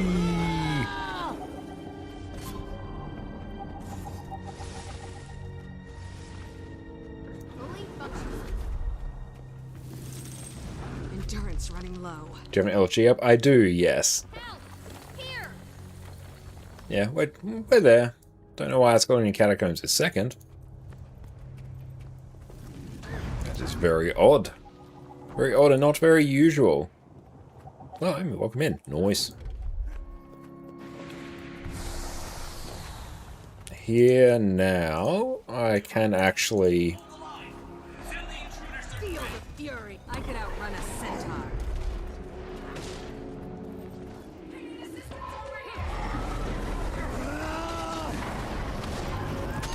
Dodge that.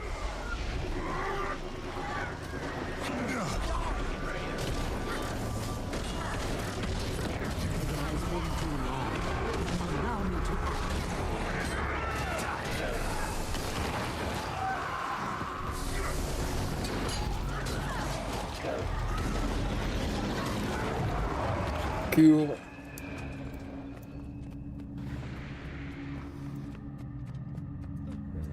Wait for it. See? Dungeons are filling.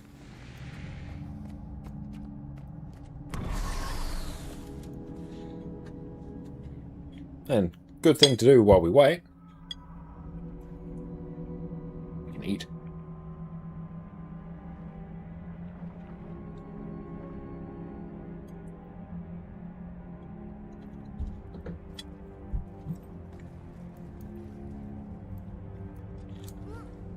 This must be the archive. Okay, cool.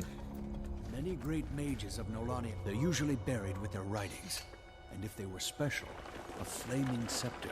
I assume he's good over there.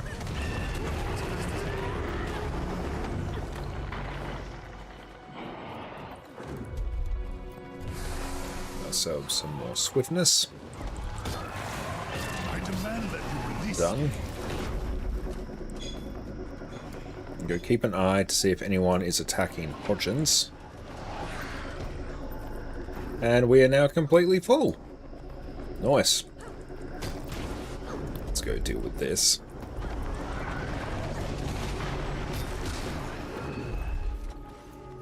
Our moment has finally come.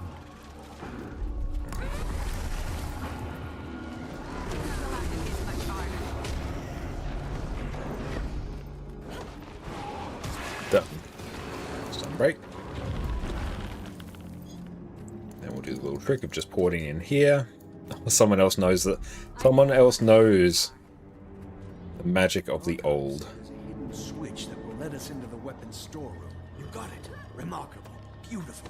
I can feel it humming with energy. Pop. Port it up here. And just shift click. There we go. Ah! I'm just going to spam it. Feel the fury.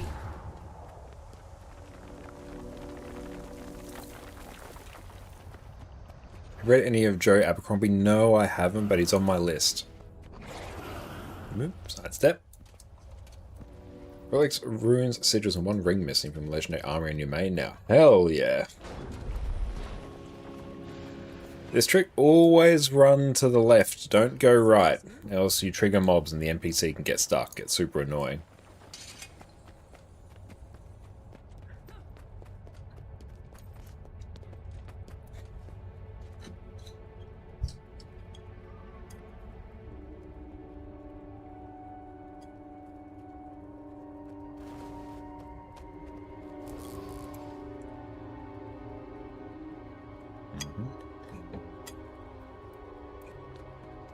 Ah, the reliquary of the King's Guards.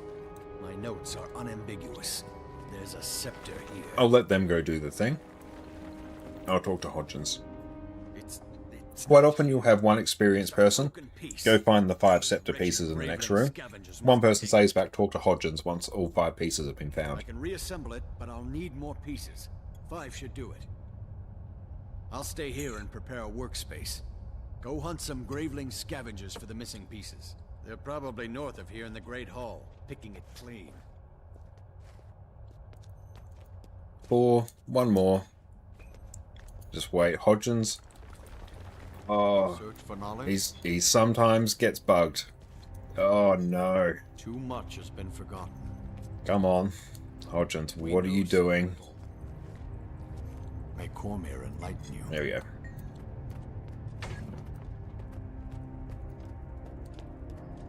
Okay, Right. only take a moment. Good as Or else you trigger all of these and gonna have to kill them.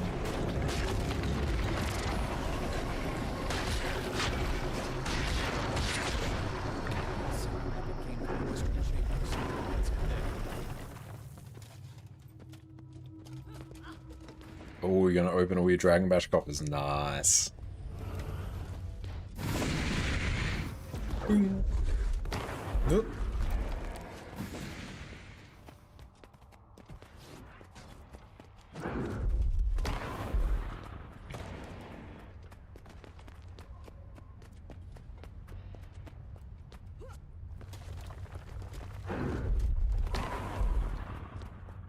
Oh, your game keeps crashing. Oh, which one are you?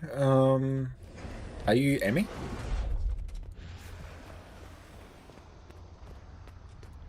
More than happy just to carry until the end here.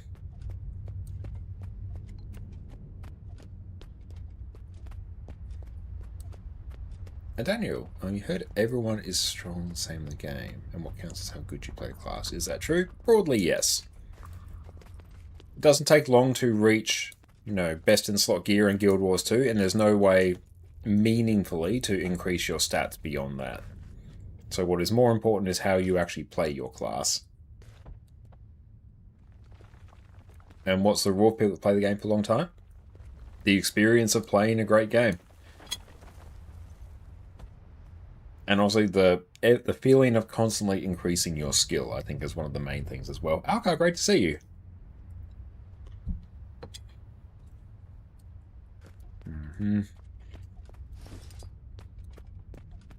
Might even just... Yeah, let's just cheese it.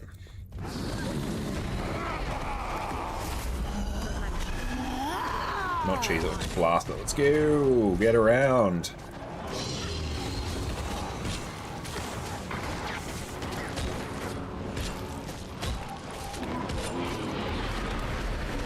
And he's gone. Loot. There we go. E.T. Tails. How many things do I need for the Gift of Ascalon for Legendary? And Donjons.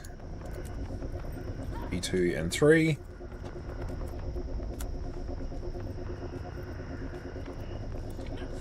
There we go.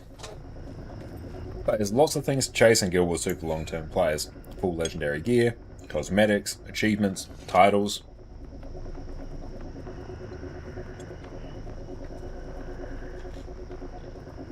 Another personal victory. That's all good, Robert. Thank you for coming for that. 500 currency. Okay. That's doable in an evening.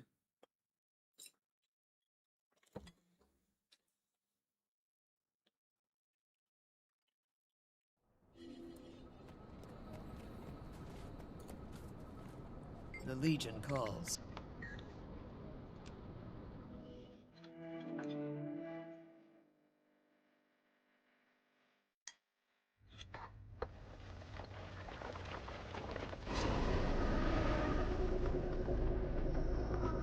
You're down to only 1900 spirit shards. I love it.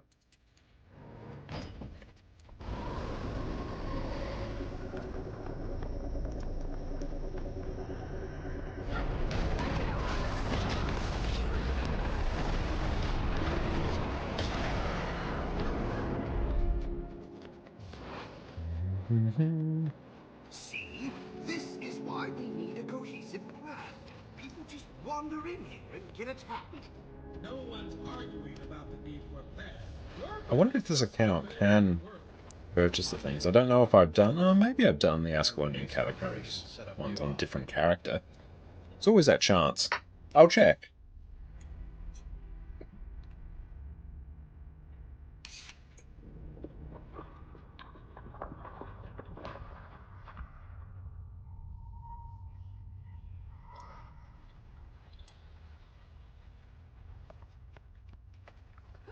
What eating? It is shepherd's pie, southern fried chicken, and a mix of veggies.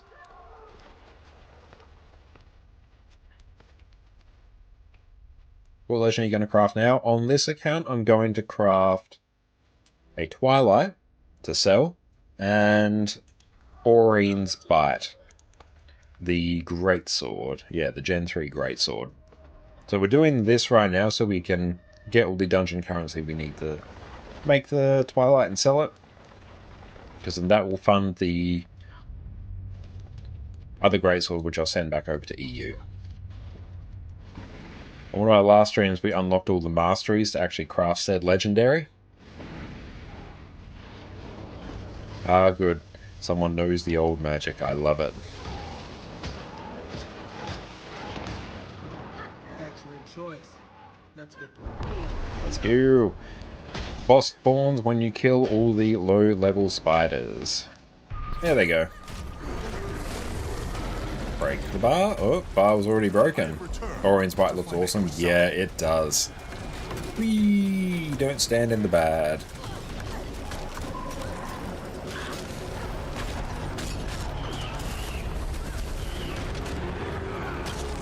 Yeah, I'm trying to work on getting all of Aurine's legendary weapons. Come here. Come hither. Whee! Swap back. There we go.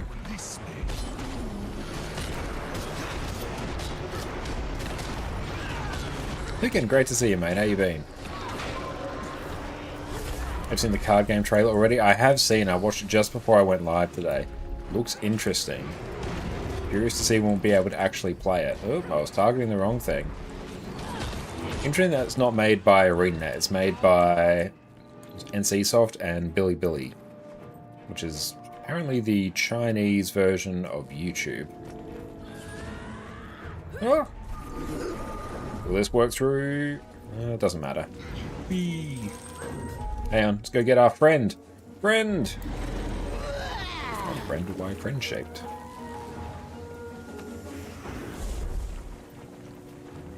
Yeah, it's licensed by Arena and developed by NC with the involvement of Bilibili, the Chinese equivalent of YouTube. Yeah, so it's interesting. And released in China first? Yeah. So, don't know when we'd get a Western release of that. Not quite when it does. Go in and blast, doesn't matter. Get in and just nuke it. Yeah, Don't worry about pulling it. Just go in and blast. Dodge back. The spin to win. Don't stand in it. There we go. Honestly, everything here has been so power crept anyway.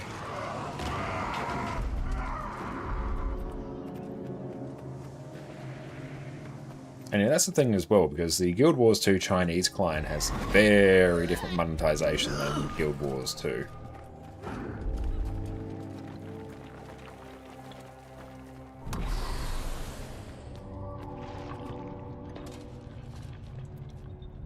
I watched the video, so for gearing, World vs. World and do Live Mod Season 3, work on Legendary Gloves and Amulet from Season of the Dragons, right? That's a very good way to approach it. There are many, many ways to gear your characters in Guild Wars 2. But yeah, those ones that I covered in that video I think are about the best.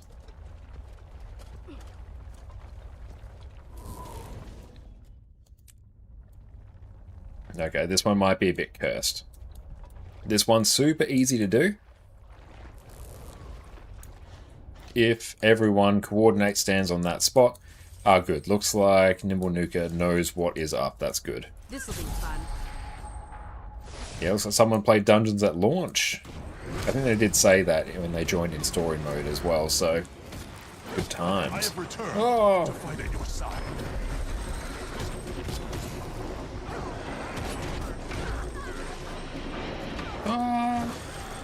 Flint Hill. Reader incoming!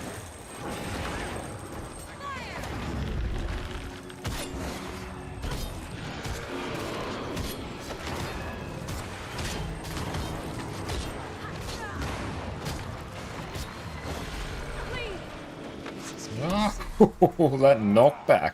I just kept on going. Sent me to the next postcode.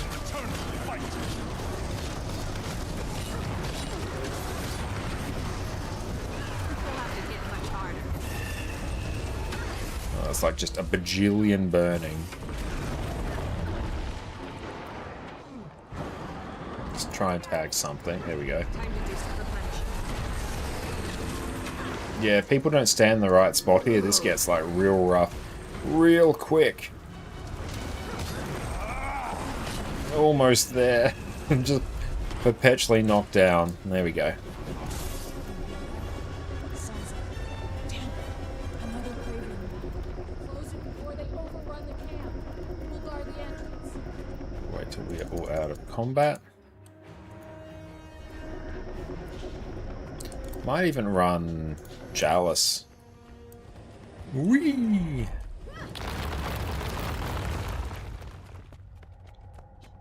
Okay, that's enough bait. Let's go. Endurance running low. Open the door. Run past everything here. And then we will eat some more of our food. Also, what we can do is blast ourselves some swiftness there just for a little bit.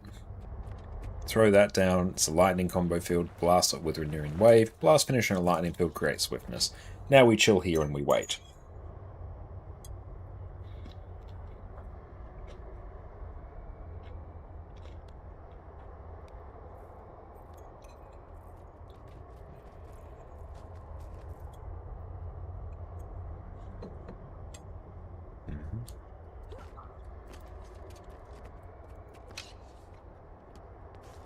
Ooh, that's looking a bit iffy.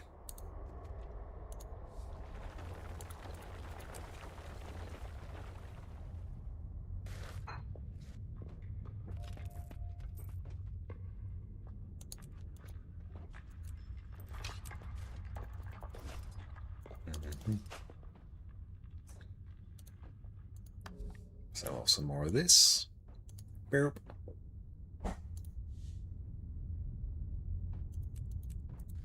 No, you don't want to res. You must run. Oh well. Let's go. Might actually just go clear things. It's one of the downsides of joining in a dungeon late.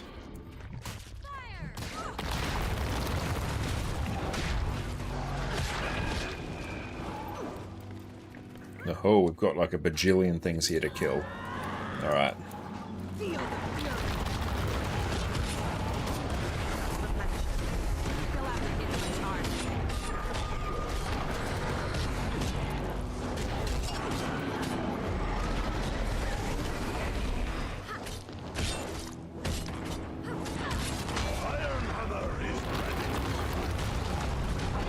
There we go. And also because the NPC dies as well. You have to res her.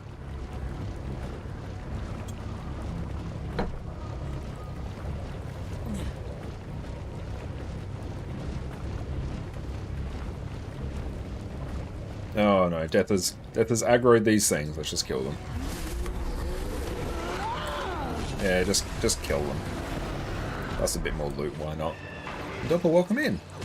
But you're between Mesmer and Rev main, coming from another MMO. Any advice? I don't like multi-characters, so I want to pick one. Both of them are fantastic choices. Like, all classes in Guild Wars 2 are in a fantastic spot balance-wise. Think of it probably more from the aesthetic and playstyle of the class. Mesmer is very much sort of your illusionist, role play, where you focus on summoning clones and phantasms to attack and distract your target. Lots of utility. Every class can heal, provide boons, DPS, do all the good stuff, so you don't have to worry about that. But Mesmer is your illusionist. Revenant's more of your sort of Dark Knight, edgy character that channels legends from the past to give themselves different skills and stuff. So I've got one set of skills here, I swap legends, I get another set of skills here. So it really just comes down to what sort of aesthetic and playstyle you want.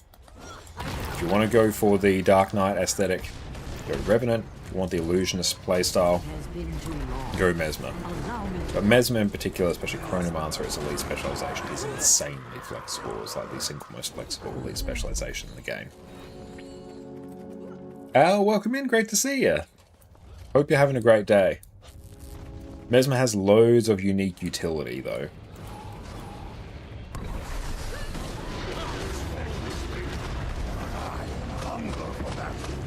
Our Syndicate says nearly 3,000 YouTube videos have been copyright claimed after his outro song was sold. Oh, that's rough.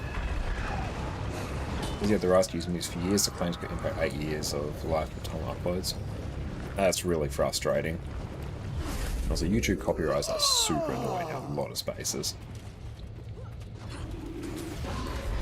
Oh, good Reaper pull. Necro pull. That was solid. I respect that. Even I'm finding as well, a lot of the music from Corteria has been falsely copyright claimed, so whenever I do a live stream on YouTube, which all of these get simulcast on YouTube, I have to go through and mute that part of it. It's super easy for me to do, but I have to do it on like every stream. And you're in love with Condi Soul Beast? Great. I love Soul Beast as well. Condi Soul Beast was one of my main classes for quite a long time in Guild Wars 2 back in the day. I'm glad you're enjoying it. It's a good build.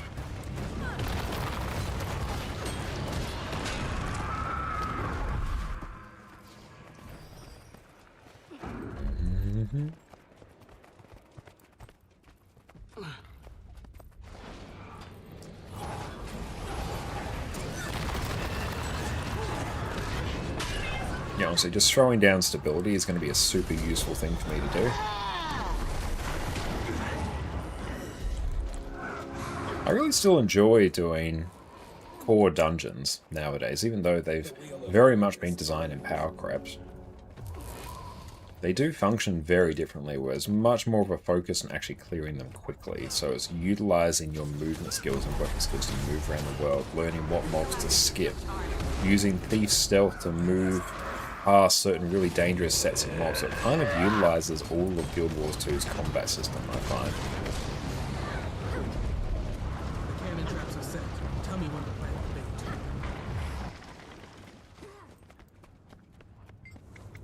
bait. It must really want that. Okay, will we do this one? Maybes. That's fine.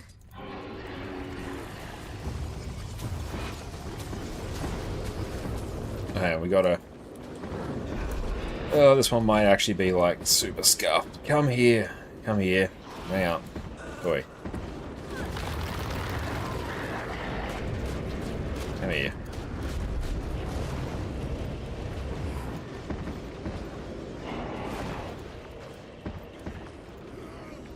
This one lifts them.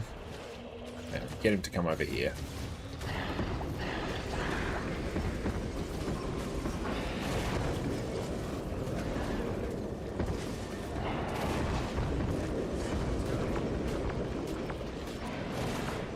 Yeah, don't fight him over here. Get him to come here. There we go. Okay, now we're starting to talk. Okay, let's go. Lift. There we go. Now it's blast. Oh. Wind heal. Everything is now fine.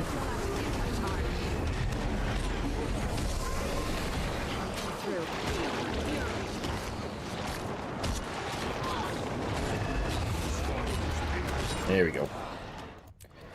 Cool. That one's honestly one of the more annoying ones to deal with. Not enough endurance. And successful.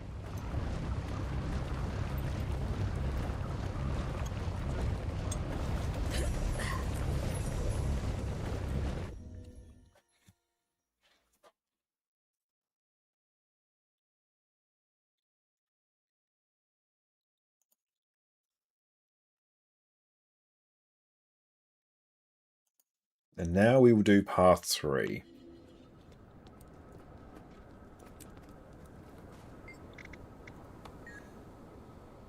Hang on. Just get them to exit the instance. Leave instance. Arrow in bottom right of screen.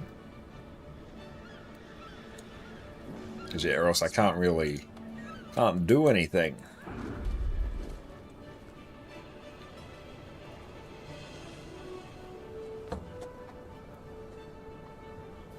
As soon as they exit, then I can actually start up the next one. That's okay. They are new. We must communicate it. Which we have. Hang on. Whisper. Click the arrow on the bottom right of your screen to leave the instance. Then we do the next one.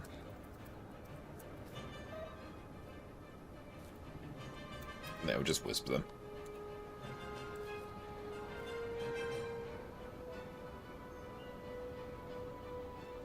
I need the advanced weapon thing for Rifle Mesmer. Your support Chrono has to wait. You can still run Chrono or support Chrono without it. Just run Staff. Staff and Scepter Shield, it will do the job. That was the build before it got access to Rifle.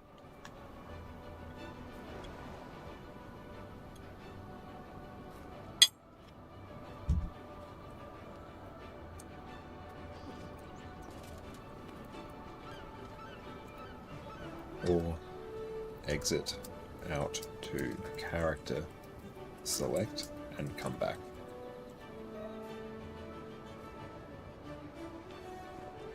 Yeah, they might be AFK. I don't really want to kick them, but like we literally can't progress if they don't respond. And I think they're getting like whispered and, well, definitely getting whispered by me, but also getting instructions by others.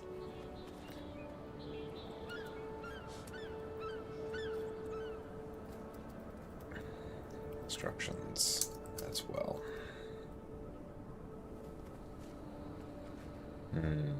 Yeah, I don't want their experience to be unpleasant, but... Oh, there we go. Nice. Done. Cool.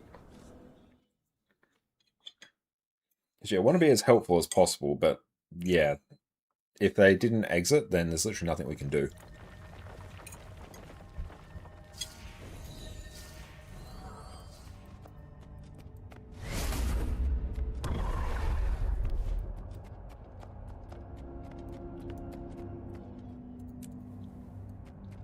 These Endless Summer don't need many Mystic Coins and Clovers. Nice. How many does it need? Replenishing. Hunger for battle. See? This is why we need a cohesive plan. People just wander in here and get attacked. No one's arguing about the need for a plan. Your plan is just stupid and won't work. Don't mind them. Roy and River. Priory base of operations Looks set up nearby. like you're in the wrong instance. Exit, then join on us. Should say Sea of Sorrows in the instance name when you mouse over your icon.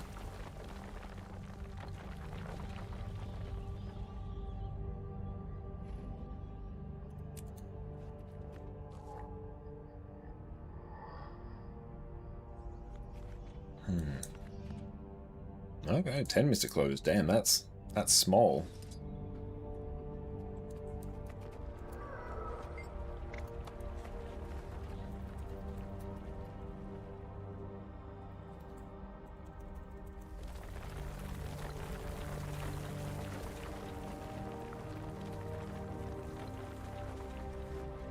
Excellent choice. Undeath essence awaits. To the Lover's Crypt. Do you hear that? Sounds A 600 guaranteed gold thing. Nice, yeah. Close it before they overrun the camp. We'll guard the entrance.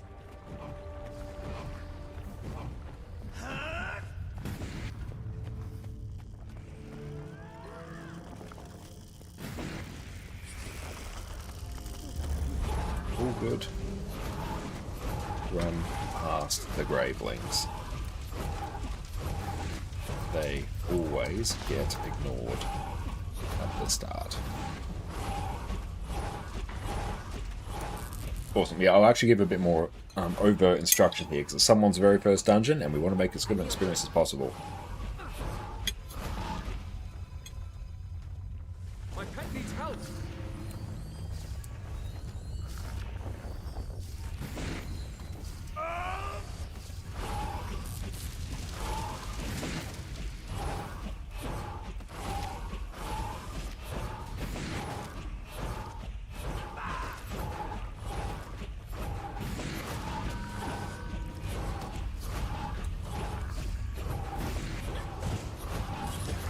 Feel the fury. Were you just playing dead? Yeah. Or if you've done that, that's cool. Then you can come down here. There we go. Cool.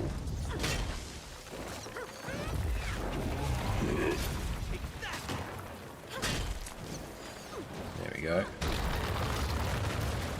Our moment has finally come. Heal. Oh, don't stand in those.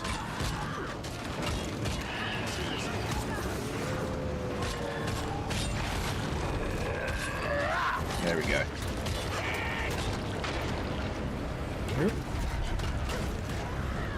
Let's just revive everyone. There we go. Let's get the res.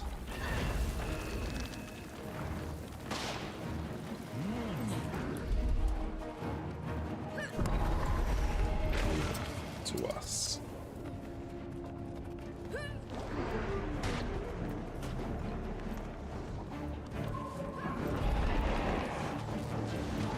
There we go. And let's go pop down some stability.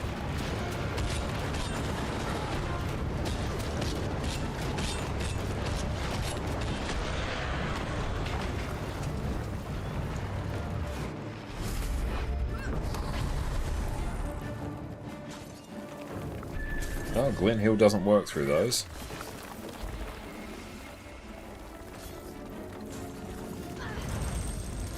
Okay, looks like we're going this way. The old way. Yeah, honestly, core game story gives you reasonable rewards. They're not nothing. It's far worse things you can get. Oh, hang on. Let's go get them. Okay. Oh, that's right, that person knows what's up.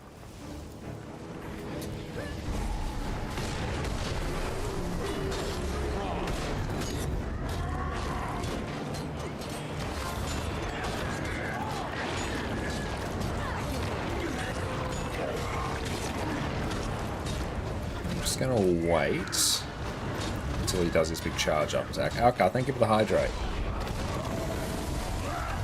Yeah, I tried to do that to make sure people would survive, tried using Right the Great Dwarf to give people a bunch more health, or defense, more appropriately. I reduce the amount of damage they take by quite a lot if I use it, so I was trying to use that for when he does his big attack. It did work, but he just does so much damage it killed them through it.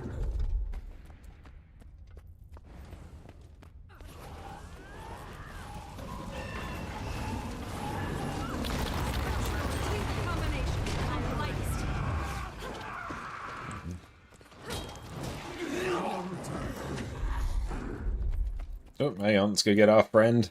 Friend! Oh, it's okay, hang on, we're coming.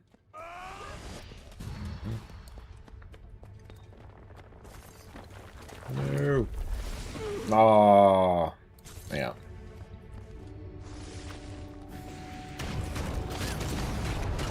Feel the fury.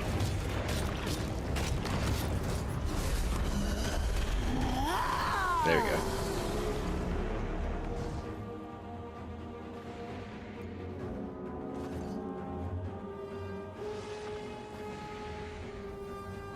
Oh no! Hang on. I will help. It's alright. This way.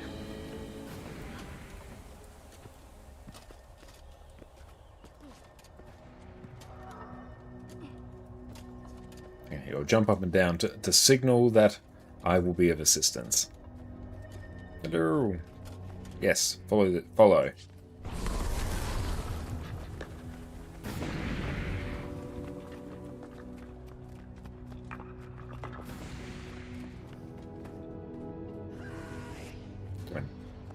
This way. Perfect. Now run. Run, friend.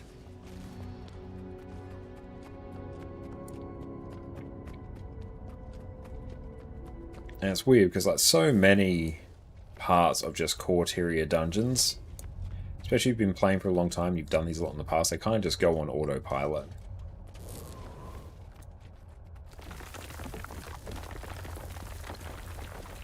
Lovers in life, bound eternally in death. Think of the concentrated ecto-unddeath distillate.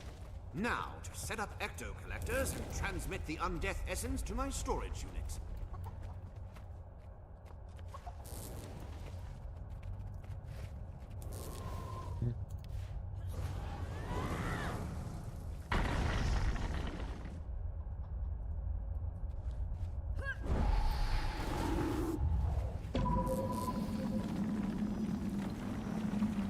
Oh, you never did many dungeons back in the day. I think you've done all parts for Ascalonian Catacombs, but don't remember much of them. That's fair. There you go. Yep. Yeah, core dungeons were like my jam back in Core Guild Wars 2. Myself and members of my guild I was part of at the time, we would run them basically daily. We do a full tour of like all of the not cursed paths. Ones that could be done in a reasonable amount of time.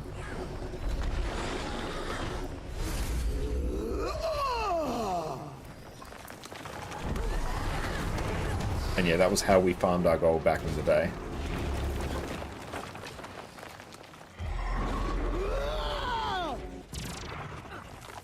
I practiced so painful. Got a bad stream. Oh, sorry to hear that. Oh, he did Dungeon Rush, you got a boatload of currency, great. Yeah, Dungeon Rush is great value to do, because yeah, it means you kind of have enough of that currency for, especially if you're just crafting legendaries, all foreseeable legendaries for the next little bit. Oh, you missed TA Forward Art Path? Oh, I love Twilight Arbor. Twilight Arbor's great fun.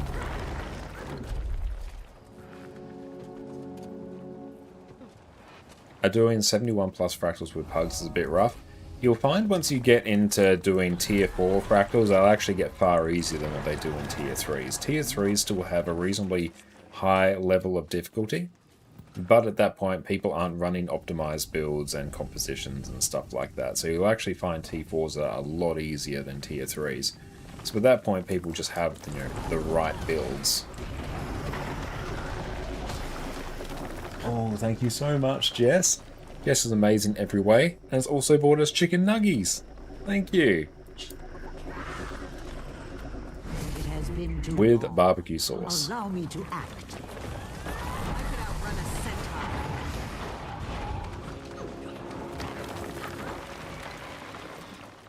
I was asking for experience and new people kept joining. Yeah, it's one of the tricky things about tier 3 fractals. Outside the daily recommended fractals, experienced players won't bother doing tier 3s, so you're also kind of stuck just having, you know, new players to do it with, so that also increases the difficulty. Whereas, yeah, as soon as you get up to T4s, where at bare minimum, you know, 3 of 5 people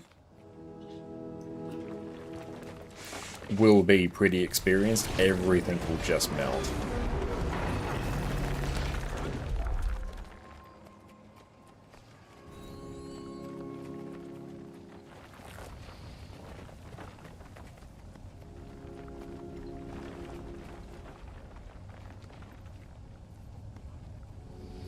Where's the next one going? Oh, hang up, here we go.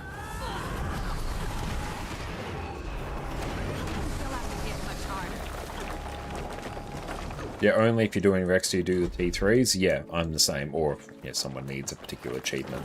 But yeah, once you progress up to T4s, you just do the T4 dailies.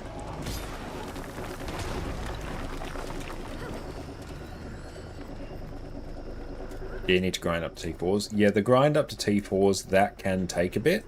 But once you are there, and like if you're doing 71 plus fractals, you're very, very close. Like, probably within the next 2-3 days, you'll be at the point of just doing T4s. Hey, Plenix, thank you so much for the raid, my friend. Welcome, welcome in, Raiders. My name is Connor, or ConnorConCarne, and you may also know me from my YouTube channel there. We've got a bunch of Guild Wars too, guys. What is up? So everyone, make sure to go check out Plenix. What'd you guys get up to today? Right now, we're doing some dungeons. Because it's our 3rd account, and we need the currency to make a legendary to sell. It's a whole legendary production chain we've got going.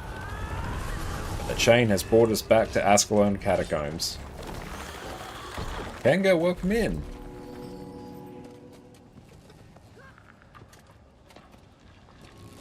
That's good. We got someone it's their very first dungeon, and it's always exciting when you see someone who has like this low AP, because it means like, yes, they're very new, which is cool.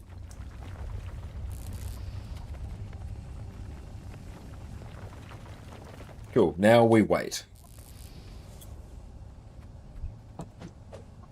Once door opens, run.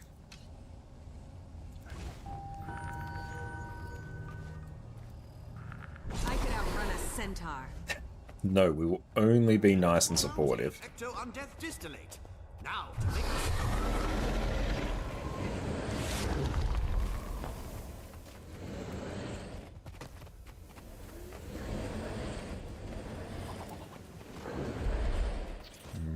Ah.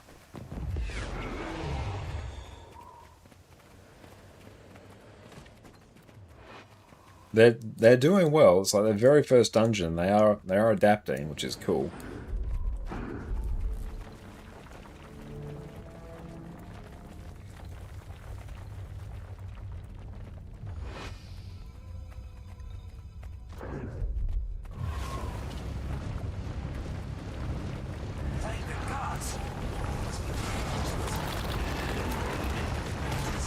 That was a joke. People took it seriously.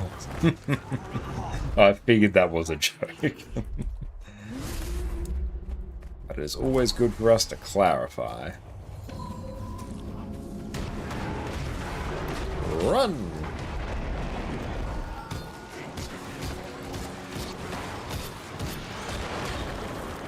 I want to ask what you think about the mono element trait on Evoker. I don't play a lot of Evoker, so I'm probably not the best person to comment on it. I think it's a nifty trait, and particularly if you want a bit more of a simplified playstyle on Evoker, it's good to have that option. But yeah, I've really not played a lot of Evoker.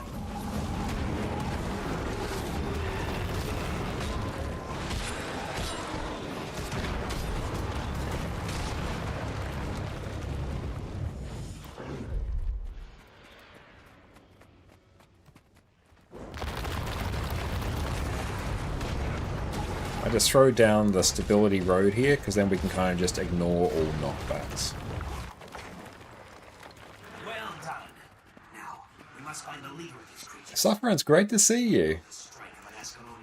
Isn't Specialized Elements Evoker the highest DPS for Evoker right now?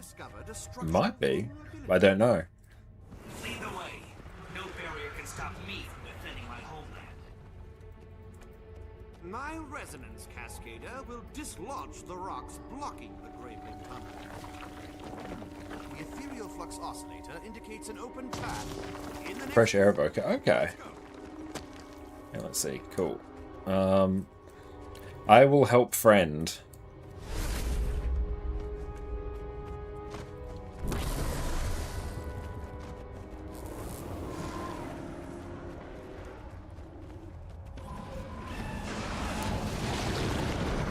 Oh yeah, let's just kill. Normally we'd skip, but probably just to make sure everyone has a much better time, we will just blast.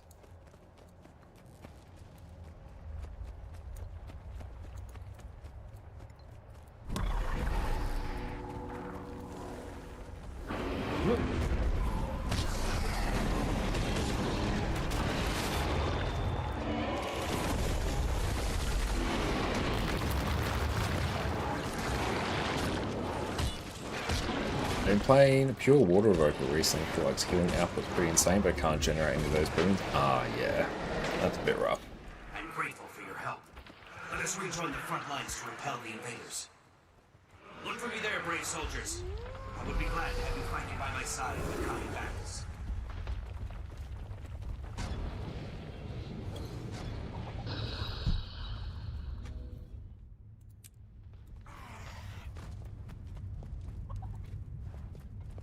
Put that in the win column. Cool, so we've done that. Now we'll leave party. Excellent. Now I'm going to go take a quick break to go stretch my legs. I'll see everyone in a few minutes. Sit tight. Welcome back, everyone. Today, we're covering the sheer majesty that is Condition Damage Scourge. This build is easy to learn, has outstanding damage in actual encounters, and gives you the ability to drag your team kicking and screaming to victory. For years, this has been one of my go-to DPS builds whenever I simply need some content cleared. And if you play this, your life in Guild Wars 2 is going to get a whole lot easier. When I sit down and write these build guides, some of the things that I think about are, how does this build make your life easier? In what ways does this build help you and your team clear your favorite endgame content? Is this a build that is going to help you achieve everything you want to do in Guild Wars 2? Condi Scourge, in my opinion, is one of the must-have DPS builds that you want to have so you can do all of these things. While this build doesn't have the highest benchmark out there, that fact alone is the only thing that's stopping this build from completely shaping the metagame. ArenaNet could even lop a few thousand off of Condi Scourge's DPS, and it would still be incredible. It has some outstanding utility that is just baked into the build for free. You have AoE Condi Cleanse on an insanely short cooldown. You provide consistent barrier to your team just by doing your DPS rotation. You have a ranged revive skill and a short cooldown to cover up your team's mistakes. You can sacrifice some of your DPS to become the ultimate resurrection machine to carry your team through even the toughest encounters. To top that all off, your damage is almost entirely at range, so you can always be attacking the boss, no matter what mechanics you need to deal with. And then you have multiple ranged revives, each on an independent cooldown. The more Scourges you add, the better your team becomes. With that, let's crack on. Scourge loses the extra health bar of core Necromancer and Reaper for the ability to summon 3 Sandshades at a time and being able to access your Shroud skills at any point. Manifest Sandshade will summon 1 Shade, inflict torment and damage enemies. Nefarious Favor will convert a condition on you and nearby allies into a boon. It also has a hilariously short cooldown, so make use of this. Sand Cascade will apply barrier to you and your team. Garish Pillar will apply fear to enemies around each of your Sandshades. You actually count as a shade as well, so that's fun. Desert Shroud will apply barrier to yourself and pulse torment and damage for 6 seconds. We'll be making use of each of these skills in the build, so take the time to get to know them. Our weapons for Condi Scourge are relatively simple. We have our 2 main weapons for damage, and we have an offhand swap for some extra CC. Scepter is our main Condi damage weapon for Necromancer, excluding Pistol and Harbinger. Every skill here is important for our damage. Our auto attack chain will apply bleeding on every hit, and apply poison on the 3rd attack in the chain. With this extra damage on the last attack, it's important that you try and complete your auto attack chains whenever you can. Scepter 2 is an AoE attack that applies bleeding and cripple on up to 5 enemies. Fairly simple. Scepter 3 is your highest priority weapon skill when it comes to damage. In its base form, Feast of Corruption deals some direct damage, grants you extra life force, and applies Torment to a single enemy based on the number of conditions already on them, up to 5. It will also corrupt boons for good measure, just to top things off. When we take the trait Lingering Curse, which you basically always want to, Feast of Corruption gets transformed into Devouring Darkness. Now you can hit 5 targets instead of 1. You gain more life force, and you inflict longer lasting torment. This is a big money skill. Torch 4 will deal damage, apply burning and torment, as well as regenerate some life force for every enemy you hit. Torch 5 will knock down your target, grant you might based on the number of conditions they have, and apply some torment. Warhorn is basically just here for the 4th skill, which will apply fear to your target and deal some additional Defiance Bar damage to enemies that happen to have a break bar. Warhorn 5 is still a fairly useful skill.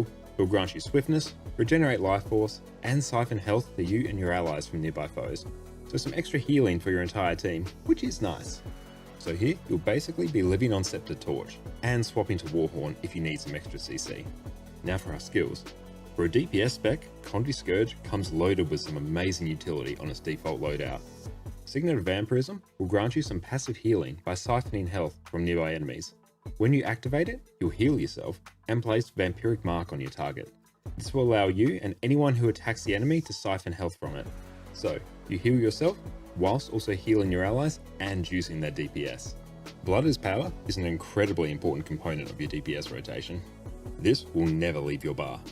Using this will grant you 5 stacks of might and apply bleeding to both your opponent and yourself. Through one of our traits, Master of Corruption, you'll also apply torment to yourself. Don't worry though, we'll be sending these back to our enemies shortly. Shadow Fiend is here for its active skill Haunt, which applies some conditions, does a bit of damage, but most importantly, grants you extra life force. This will allow you to spam your Shroud skills more effectively, which does really good things for our damage. Signet of Undeath seems a bit innocuous at first glance. The passive effect just grants you some extra life force periodically while in combat, which, similar to Shadow Fiend, lets you spam your Shroud skills more often. However, the active skill is incredible. If an ally is downed, you can target them, sacrifice some of your health, and revive them from 900 range away. This is one of the ways you, being the friendly neighborhood Scourge that you are, can hard carry your team to victory.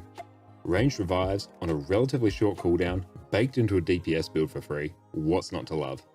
Plaguelands will drop a 10-second AoE at your feet, and every second it will pulse a different condition.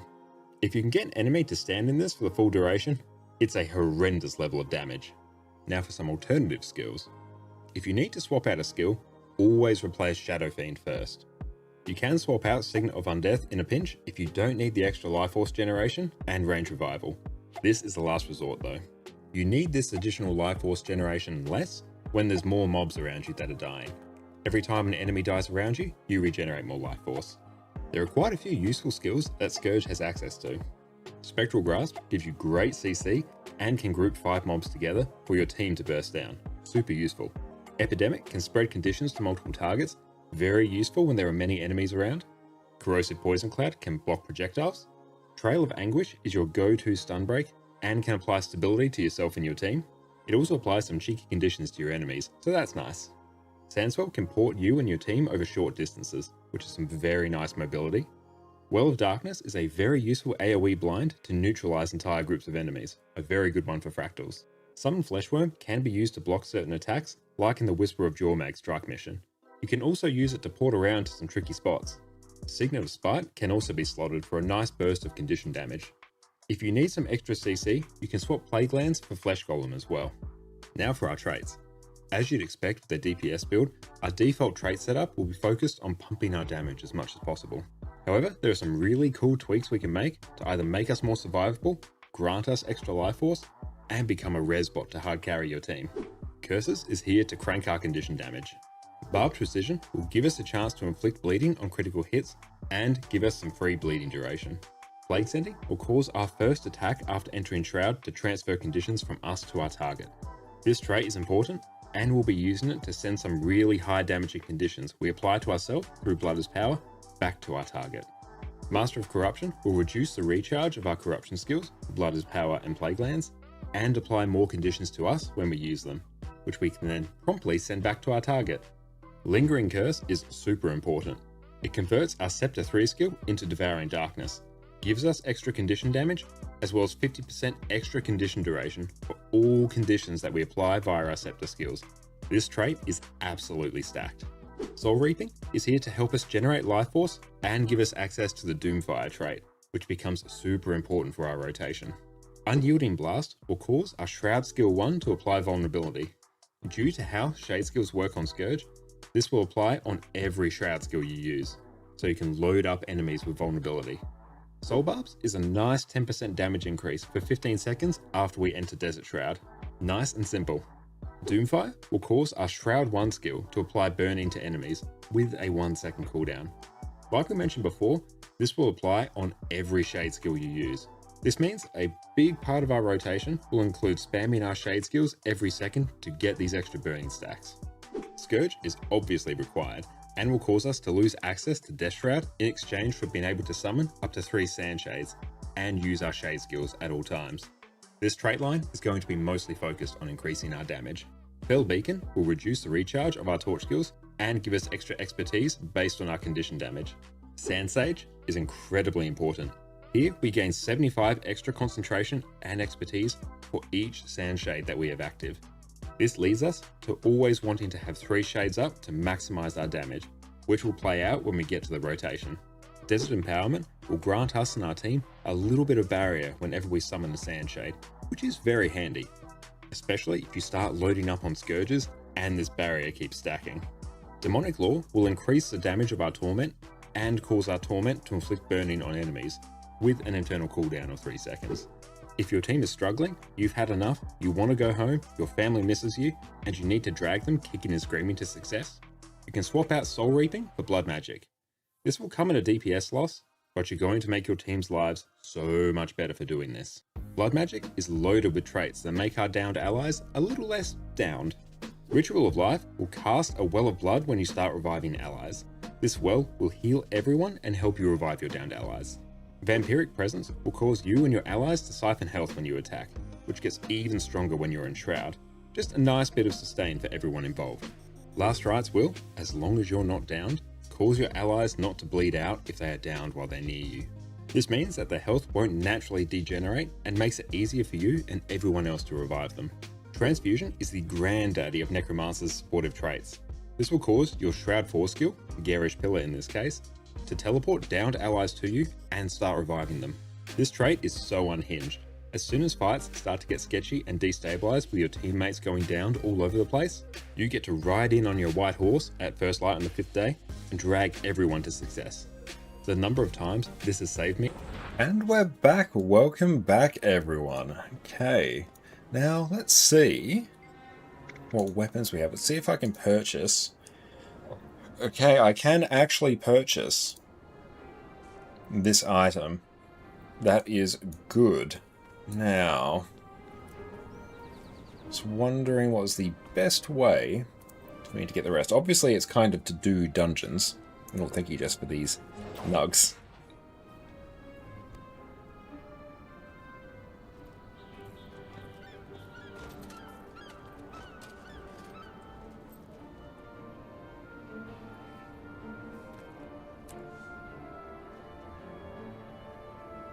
What I did there was not ideal, but tidies things up a little bit more. Sweet, sweet loot. Okay, that is all good now. So, I can see another dungeon path available.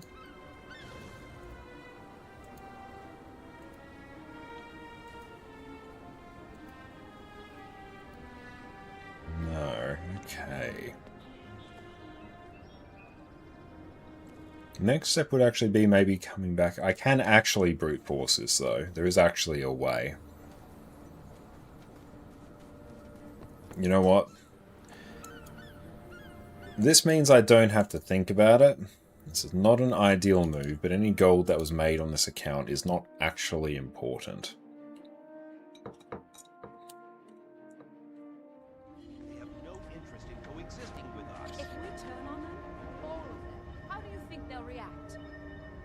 They are creatures like you and me, except they fear nothing.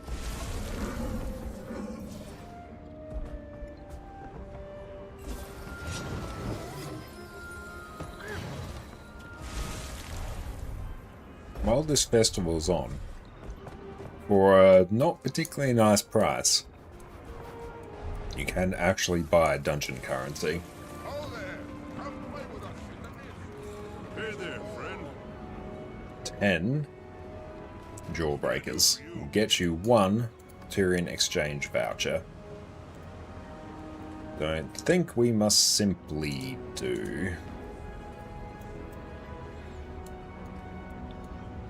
Is this the worst thing I've done with my gold? No, not by far. It's also definitely not one of the best things I've done. But particularly means I don't have to run dungeons anymore.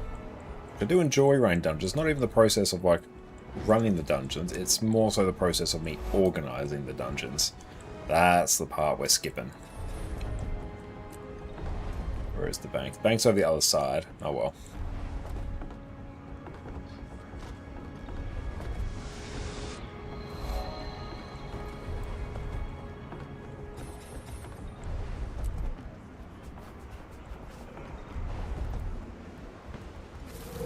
Go pick these up. Done.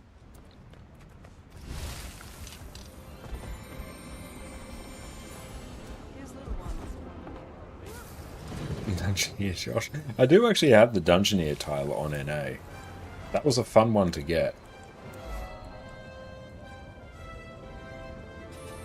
And yeah, unfortunately there will not be something like a race changer in Guild Wars 2. I can almost 100% guarantee that, because the sheer amount of work that would go into making that work. The Tyrian exchange voucher.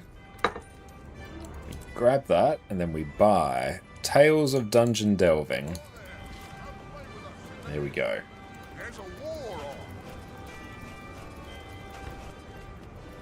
That gives us all the currency we need. And then we buy the Gift of Ascalon.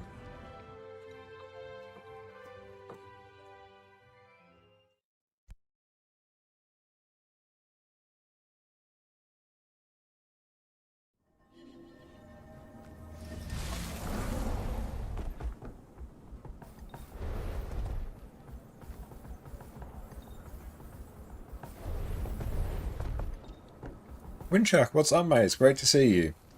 Hosty, thank you for the follow. Now that's done. Yeah. Show me Ascalon Catacombs. We buy.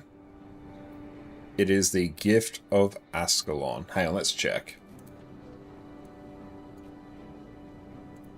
I'm like 99% sure this is it. Let's take a look, because we need to be quite sure about this, because I can't undo this without pestering support, so...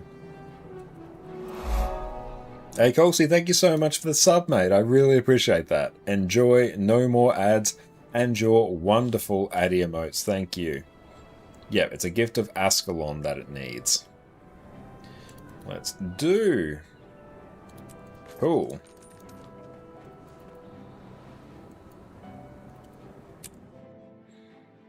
Replenishing. And Windshark, you just finished the second achievement step for Coalescence. They need to do Wing 7. You got the gift? Hell yeah, that's great. Amazing work.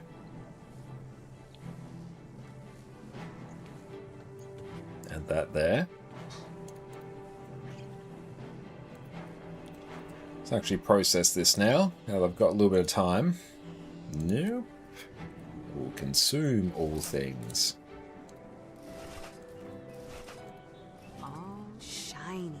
Let's get rid of that. And next we just so happen that Wing 7 could be emboldened. Great. Yeah, there'll be a lot of people running Wing 7 then. How are you? May the stars guide you. Cool. That is now done. Yeah, you can be salvaged. Very cool. Let's sell that. That just gets destroyed. That sounds about right. We'll consume that for some noms. We'll sell that. No, it's literally not even worth the time it takes. I'll find a vendor.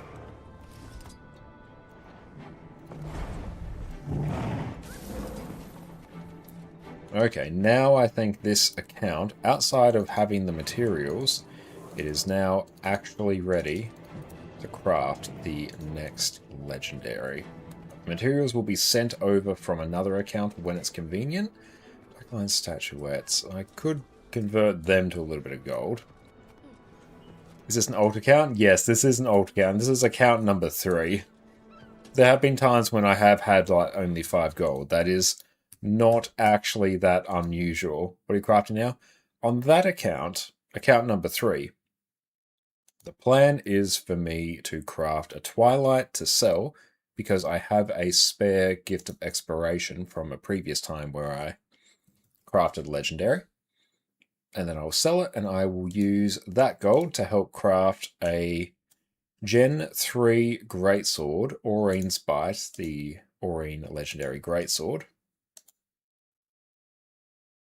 And then I will send that back to my main account, which we're jumping back onto our main account now. There we go.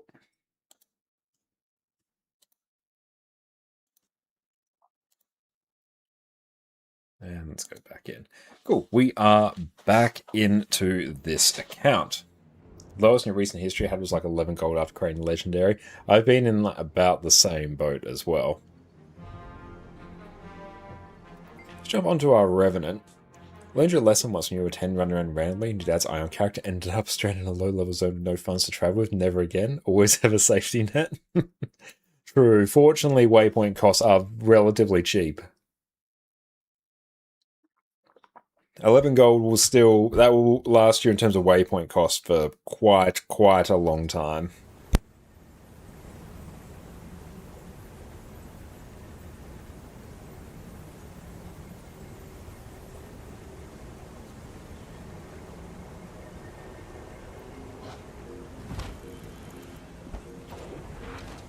There we go. TP fees can be scary though, yeah. At least they only take 5% of the sale price out, and then they take the next 10% before the gold gets back to your account, so you're only losing the 5% directly out of your wallet. And how's the weather in Australia? Here in Romania, currently it's 32 degrees or so. Yeah, it's really warm over in Europe at the moment. Australia's pretty cool right now. Where I am anyway, like today I had a height of 14 degrees because we're in the middle of winter. Had a friend ask for gold a few times so he could list an item to get gold back. Ah, okay.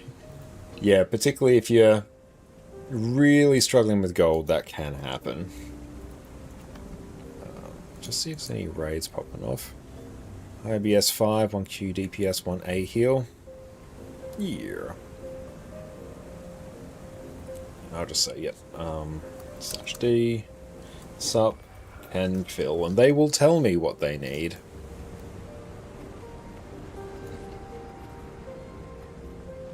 One A heal. What would be my A heal of choice?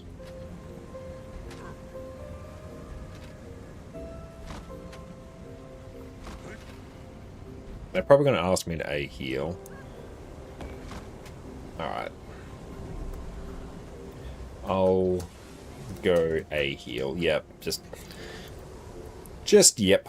Can I do Evoker? I don't have Heal Evoker geared up. I think I got Heal Tempest, but it's parked somewhere useful. I'll just grab Chrono. Or Luminary. Actually, let's do Luminary.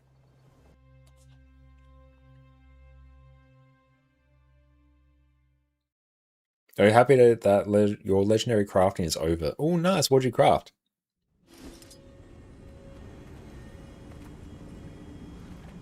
Yes. Will A heal.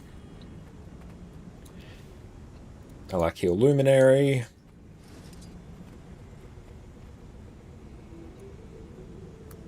No A heal. I can also can do that. Can do that. Yep, I can A DPS. I think I can A DPS on this character. Power Alack Luminary.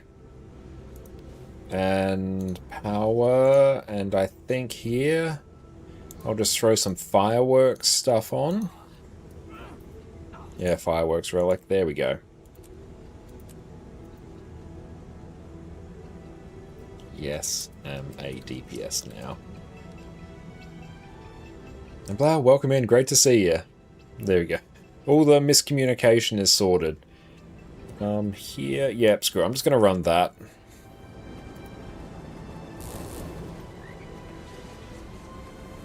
Now, I don't remember how to play a DPS Luminary. I'm going to pull up the guide for it on my other screen and just read it. Raids, Guardian. And Heal Tempest is really quite chill. It's a really good heal build. Oh, I could do Handkite Luminary. That's cute. What am I running? Spear, Greatsword? Yeah. Cool, I'm running that version.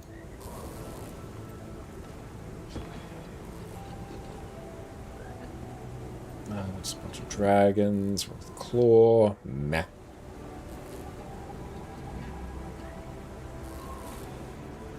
There's Embodiment stance. That's just pure damage.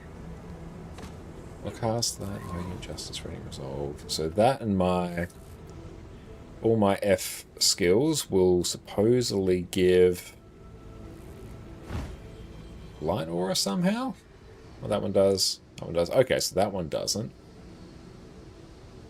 Maybe? Meh.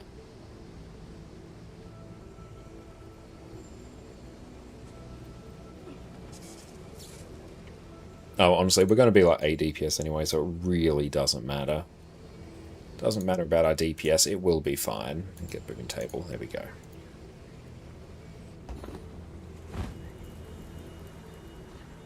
Oh, we've got to change this back now to Embodiment of Sin.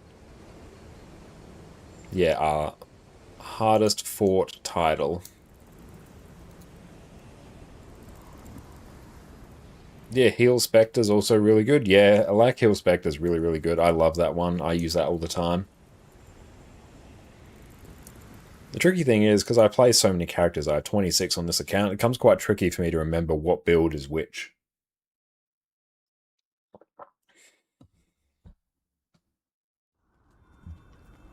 Okie dokies. Whee! Any of these give stability? No idea. What does that do? Okay, it's just damage skill. Maestro, thank you for the follow. Commander. Yeah, now Heal Spectre, it's a very easy build to at least get, you know, bare minimum value from. You stay put. Enter Radiant Forge. Have gotten worse since Bangar left. You'll have to find another way up. I'm using staff 3, 4, 5, and we end on 2. 3, 4, 5, end on 2. Do you do stability? No, you do Aegis. Aegis, for this purpose, is definitely not stability. Apparently it doesn't do anything. That's fun. Oh. Oh no. No, no, no, no, no, no. Oh, oh. Okay. That is not stability, apparently. I can block, though.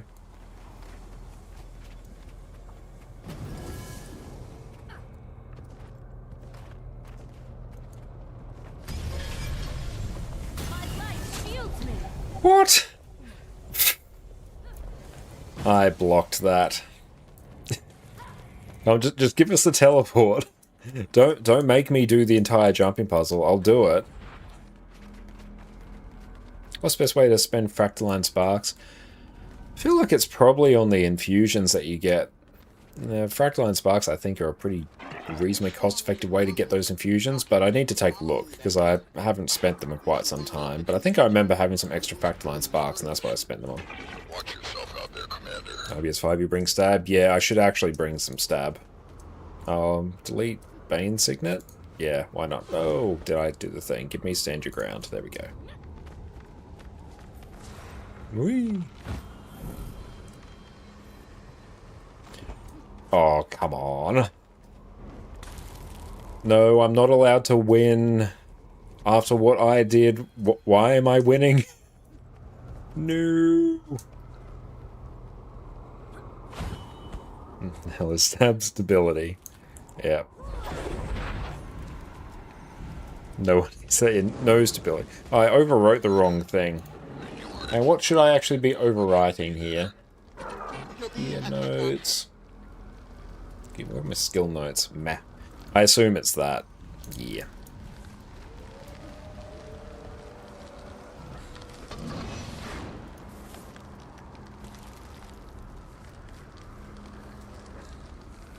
That does might. That does damage.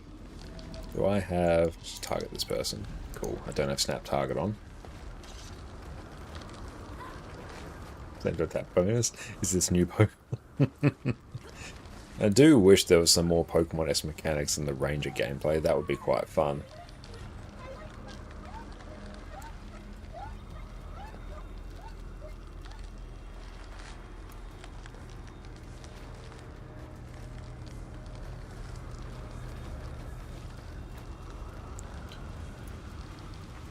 Man. Take the way. Take the waypoint. You should try Spirit Walk in PoE2. Oh, nice. What is that? 3, 4, 5, 2, 2. Yes, I am ready.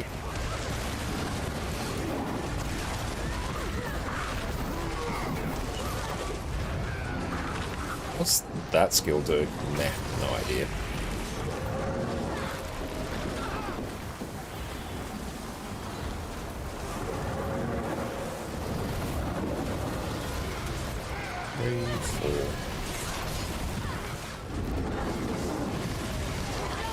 Okay, it's doing fine.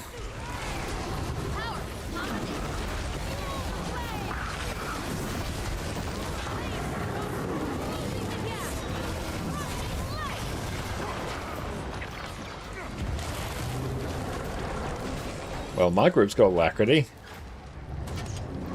I'm very pleased about it.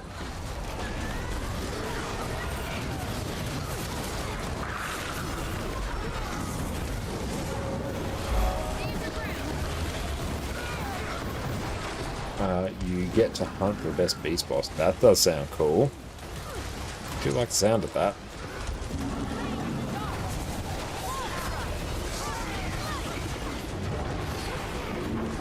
Yeah, and this is me even with Open World Relic. I kind of just spam those off cooldown. Who knows? Nobody knows. Nobody knows how to play Heal Luminary. Or ADPS. Luminary. It's a complete mystery. Now let's read the page. If someone's responsible, it wasn't that thing. Simple of Luminance, Helio Rush. That is that the Might skill? Oh, Heal Luminary is stupid easy. Oh, Heal Luminary is great. Yeah, click all buttons and call it a day. Yeah, not gonna lie, it's just kind of what we're doing. I can see you've traveled. What's your favorite profession and elite spec? My favorite is Revenant. Favorite elite spec on that is probably Renegade. Of course, swapping to Greatsword, you do 3, 4, 4, 5, 2, 2. On Greatsword, you do 2, 2. After you swap back from Greatsword and press a few spear skills, enter Forge 2, 2. Then just Forge Auto until you repeat the process. Okay.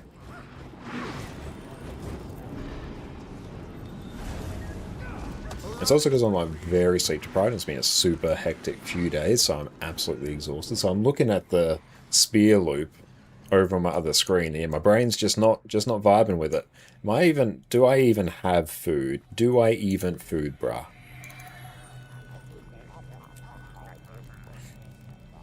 Now we're just going. Buckle up!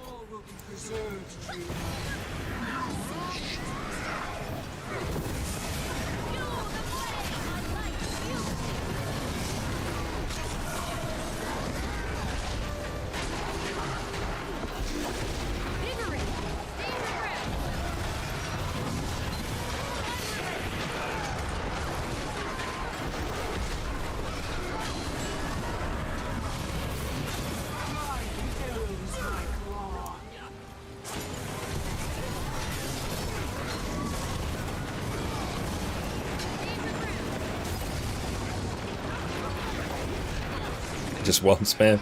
Give me like hammer and then yeah, I can.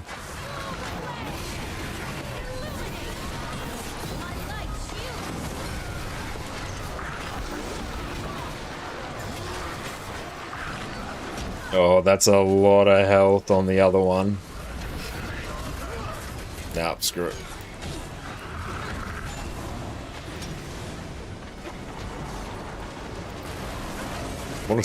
Wanted to demonstrate what happens. Oh.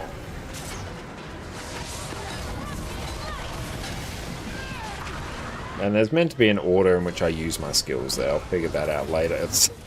He's just got the flesh worm on it. A flesh golem on it. Well, I've never seen this many phases before.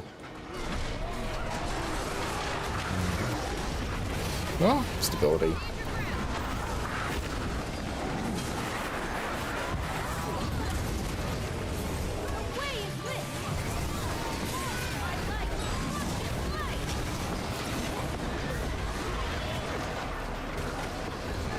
Do we have...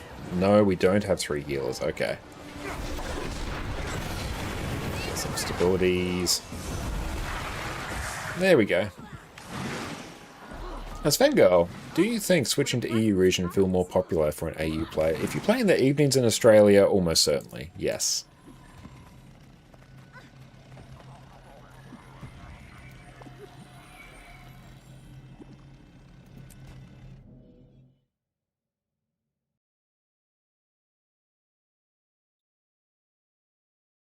Symbol Luminous Nihilo Rush. 5, 2, 3, 4.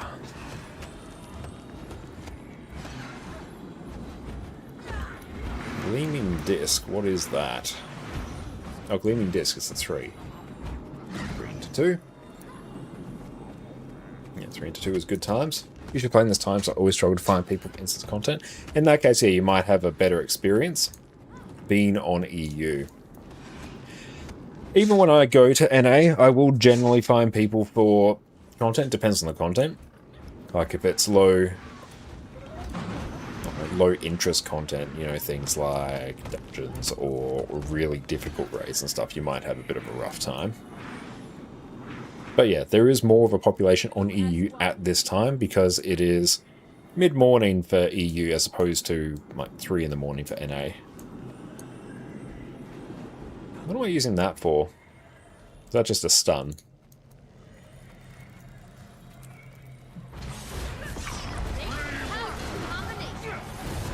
Ah!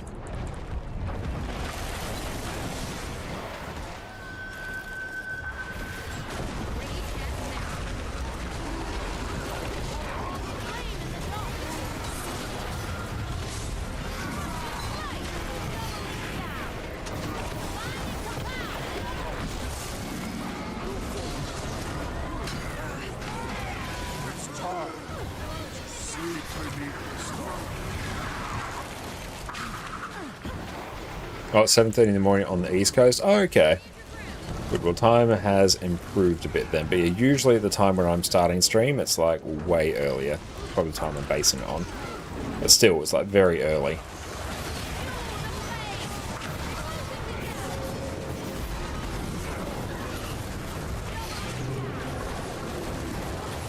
It's like 1:30 in the afternoon for Central EU. Okay, cool. But yeah, either way, it is still a more populated time for EU than it will be for NA, unless you play really late in the evenings in Australia. The joys of the Australian time zone.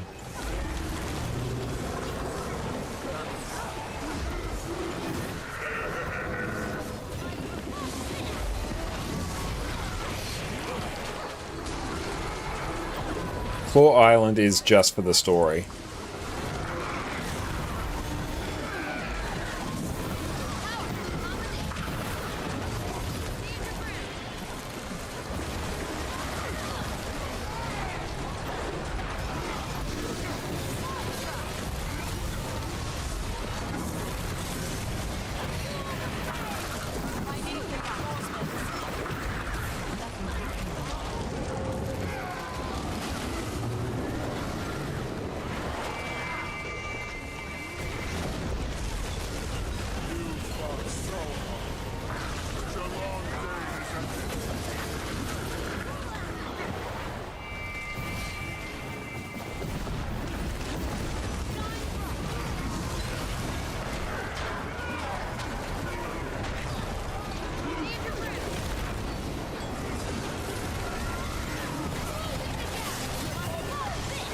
Cool, there we go.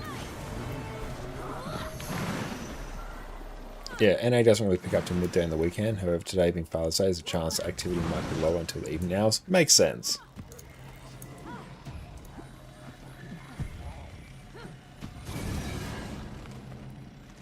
Okay, we're sort of learning it.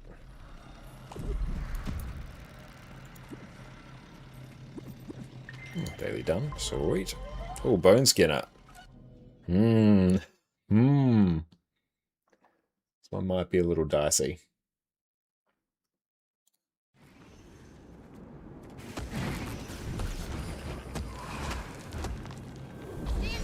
Well, Islands Hall of Monuments? That would be quite cool, actually.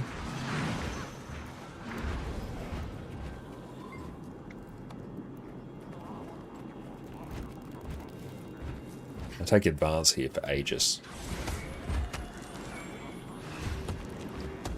I think that will be pretty sweet.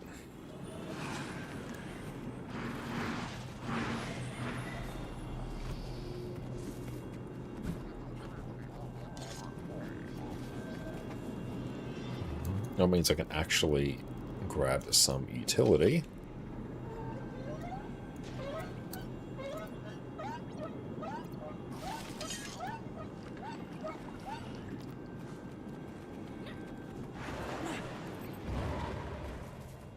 Oh yeah, PKP there. I actually remembered to change the log uploader to regular bot account. I did the thing. I was successful in it. What is Sovereign of Light? Luminary skills. Detonate light aura. Okay.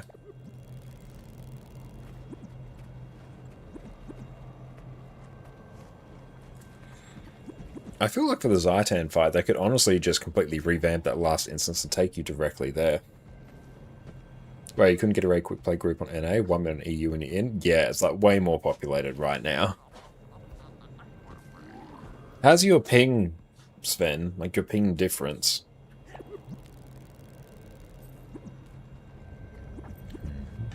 Good, the copy is slowly kicking in.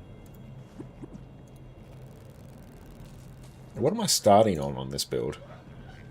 Opener, just enter Radiant Forge.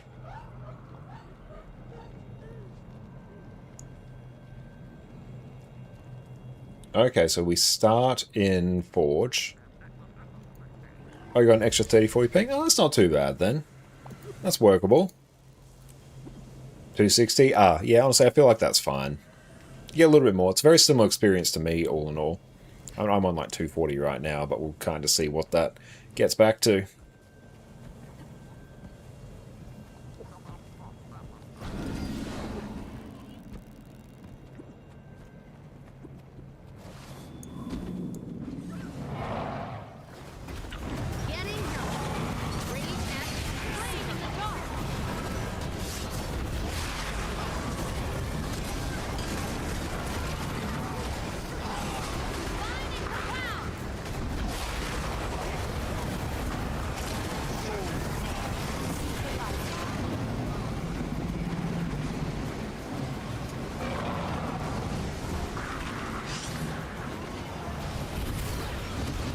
That's gonna hurt.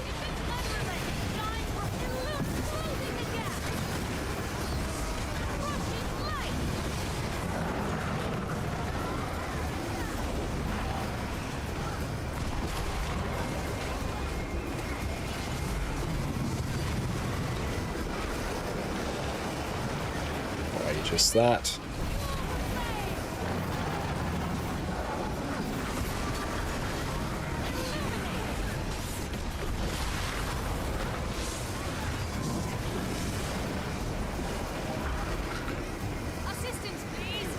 Aegis.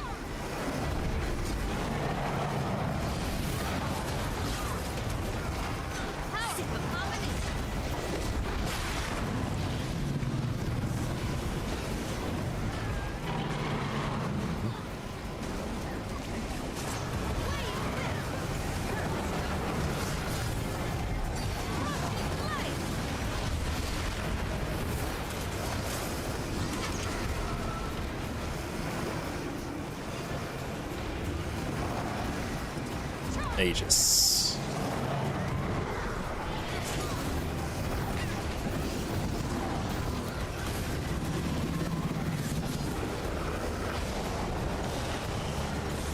Big Aegis. Step.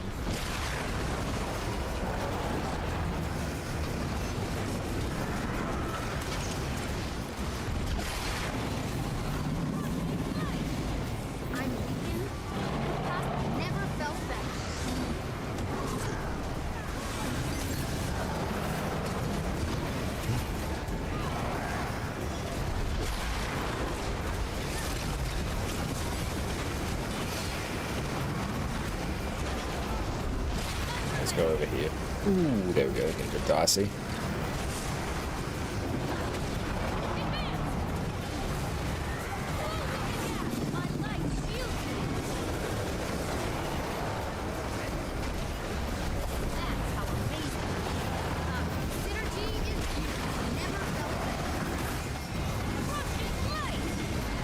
I mean, this is working. Like, we're vibing. Good times. Aegis.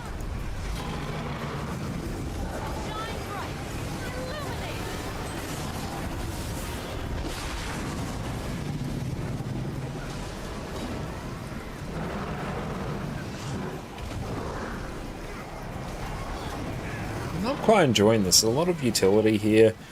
Damage is decent, but me not really understanding how the build actually works. Probably missing a bunch of light aura detonations due to some of the traits. That does... I was going to say that does Aegis, but... drastically underestimated how long that would take to cast. Oh, that's not where I wanted to go.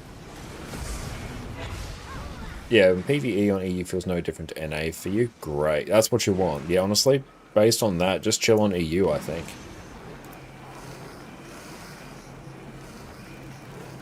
Yeah, I might have to invest a bit more time into learning ADPS Luminary. It has all the great guard utility. It does seem to have a perfectly repeating loop for the most part. It's just a matter of me taking the time to learn it and not just go based off vibes. But yeah, this is good.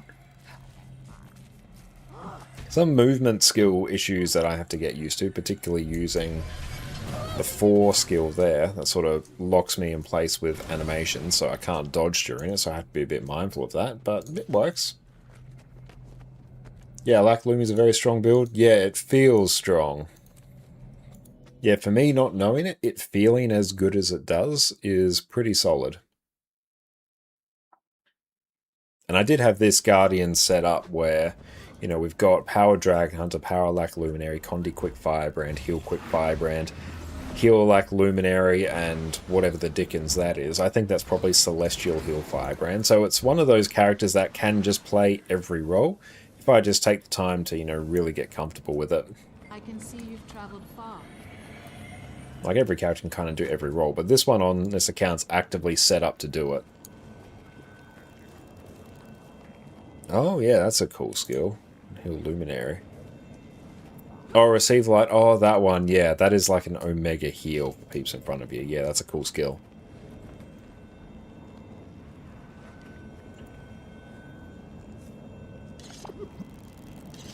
I wonder if I start actually stockpiling my Eternal Ice for 32 slot bags. It might be worth.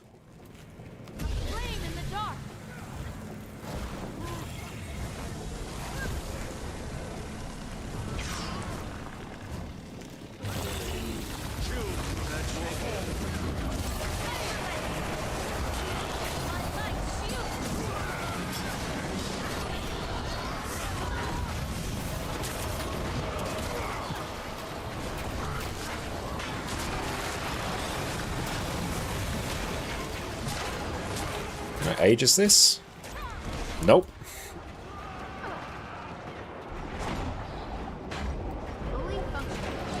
That's fun.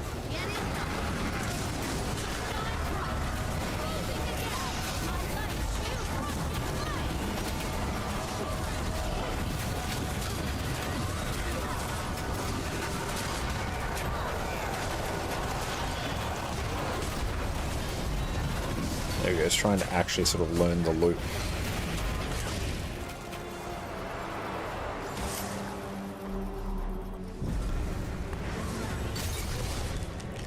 What a nifty skill. That looks very cool.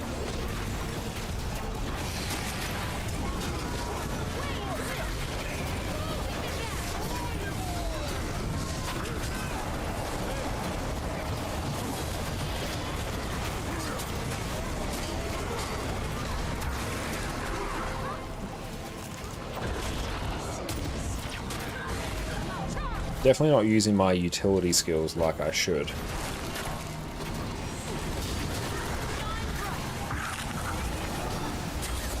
That was fun.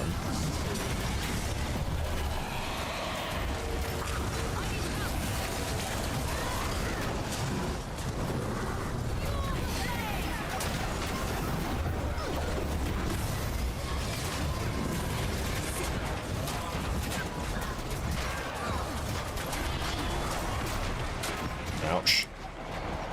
No, don't run those chains over me. Oh well. Back to reading the build.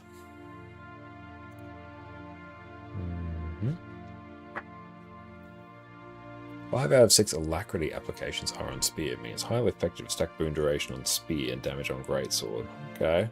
I've probably not done that on this set because I find that weird.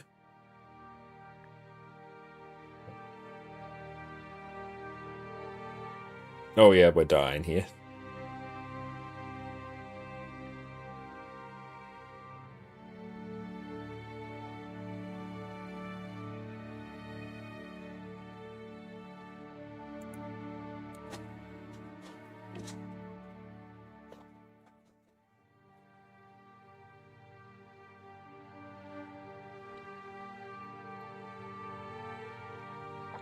Oh, my guy.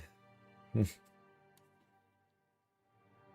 F2, and F1 staging slam of cooldown for now. It's better just to have their cooldowns rolling to leave them unpressed while learning the build. Okay, let's do that. And F2 stance is that. And that is piercing stance. That is just probably use it off cooldown, I kind of guess. Hey Rune, how's it going? Welcome, welcome in Raiders. My name is Connor, or ConnorConCarne, and you may also know me from my YouTube channel where I've got a bunch of Guild Wars 2 guides. Rune, what is up? I hope you're having an excellent day. Everyone, make sure you go check out wonderful Rune over on Twitch. What'd you guys get up to today? Hope you're having a good one. We are doing some raids right now, learning some power Alack Luminary. I don't really run to pick up part. That's all good. Hope you have a great rest of your day. Thank you for trusting us with your community. Who told you to came in here and riot? Such a bad influence. No Alack for anyone right now. Where are you from? I'm from Australia. Okay, let's just get these going.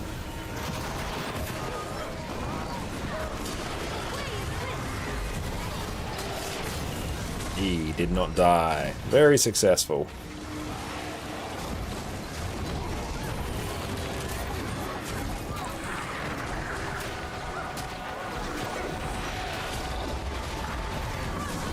Yeah, just keep them off cooldown.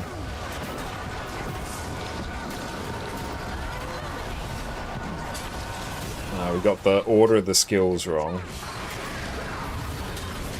My guy, what you doing out there?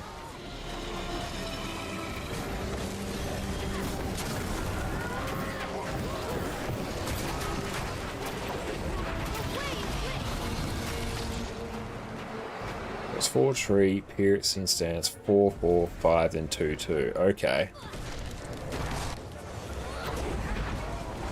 Let's wait until we get here.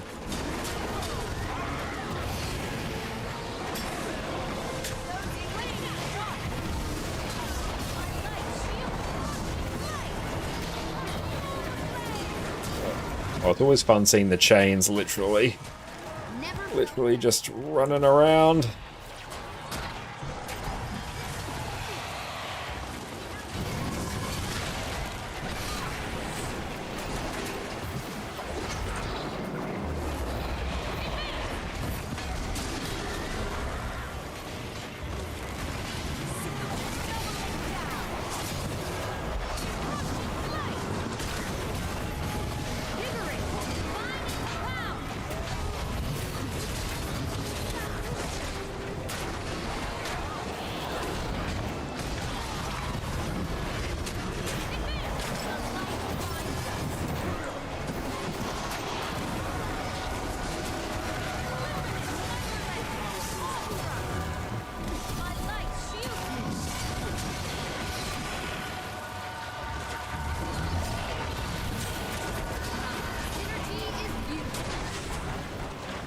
He move with me.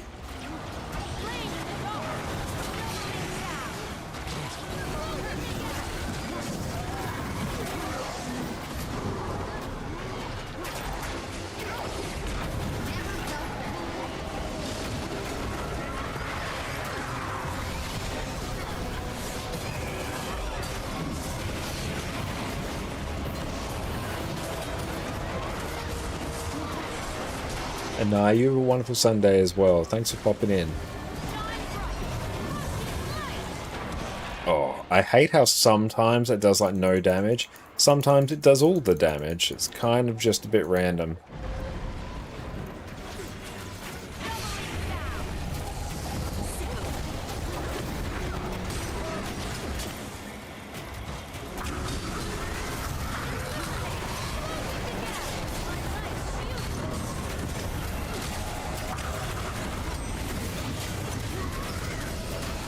Sorry your connection's lagging.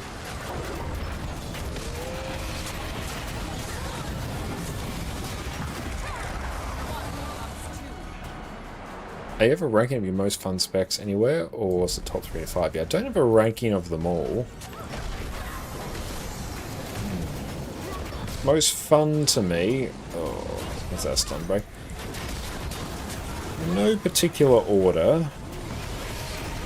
Probably Power Vindicator, especially with Sigil of Stamina in open world. That is insanely fun. I really like Condi Spectre with Spear, especially in open world. You run like all of the wells, Relic of the Chronomancer. So you have like basically every boon in the game on you. That's really fun. I love that. Kind of at the moment, my Power Spellbreak is pretty well up there actually. That one I have like a real soft spot for. Condi Scourge I also really like. It's not so much if that's a... I don't necessarily know if it's as much of a fun spec as it is a spec that I'm very good at and I know is useful, so I get the fun from the sense of being good at it rather than it inherently being fun. But yeah, Power Vindicator, Condi Spectre with Spear, and I'll say Spellbreak. It's kind of my top 3 most fun right now. If you have Spear on Thief, Pirate Queen Relic is better for Christmas, since every Spear form will proc unless your target specifically has stab. That's a good point, yeah. I think, yeah, I just also like the... I like the Wells in particular because Well of Bounty is just such an absolutely cracked skill.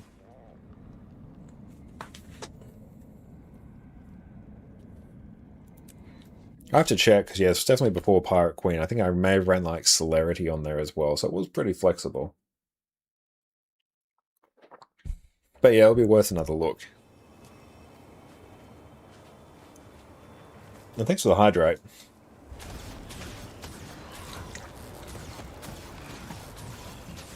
Which do I prefer, Condi Quick Herald or Power Quick Herald? I play them both somewhat equally. If I'm doing more challenging content, I'll run the Condi one because it's much easier to swap to Celestial and still have the build function properly. Whereas if I'm just running around in open world or something, tagging things, or I need to burst things down quickly, I'll go Power.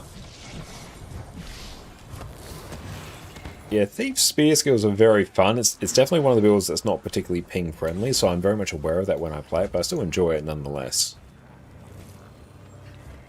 But yeah, use your skills in different orders to trigger different combos. Functions quite similar to Assassin from Guild Wars 1. It's cool. It's a good time.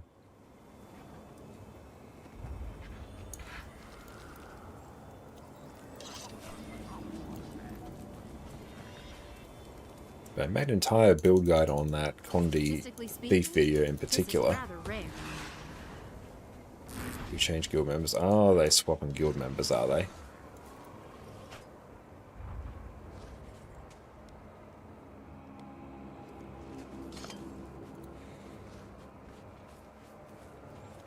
How are we doing on shards? Not great.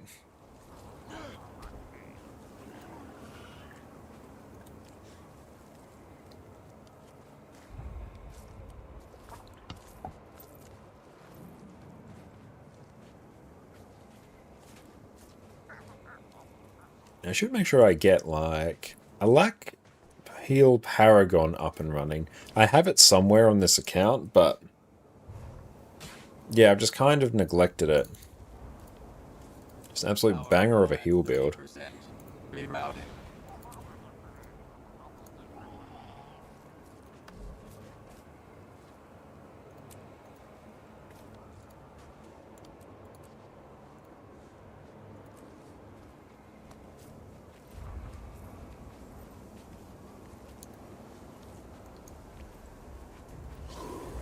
Oh, this one's going to be cursed for the providing boons at the start. Although I don't actually need to... I don't actually need to target an enemy to use my Forge Guild, so that's actually okay.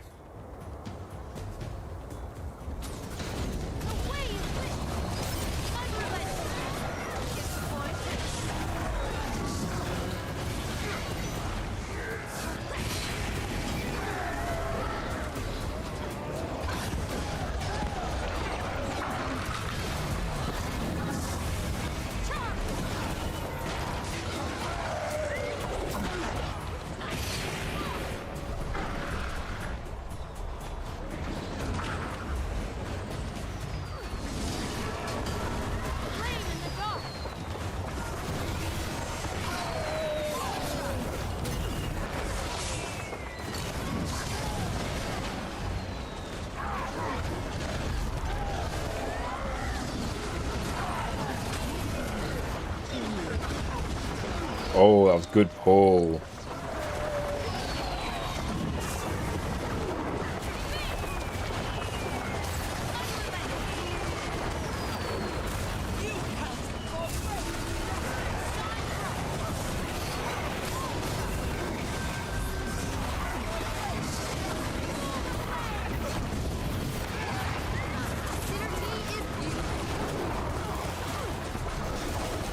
He just did a little bit too late there.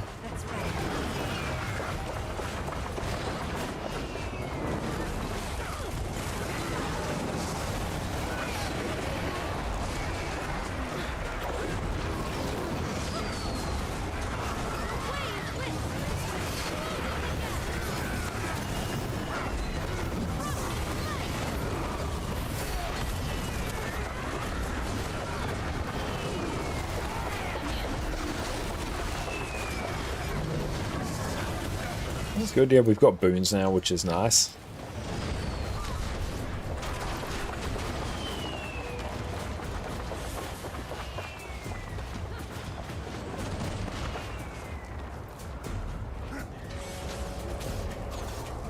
Oh, miss? Nonsense.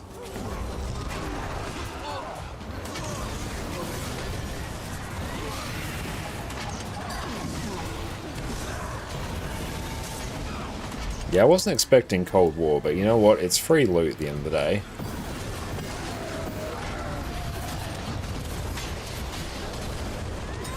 It's a very cool skill. That elite skill, not quite sure what it does, but I like how it looks.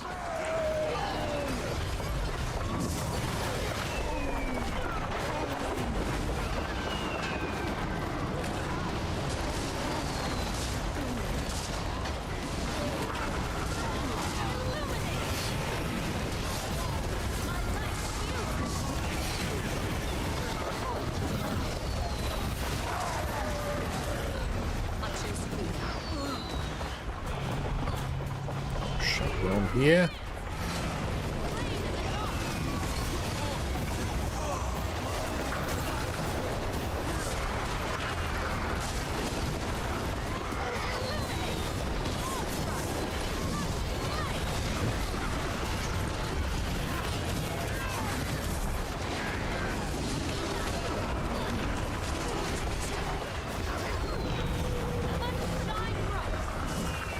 Why did it go out here?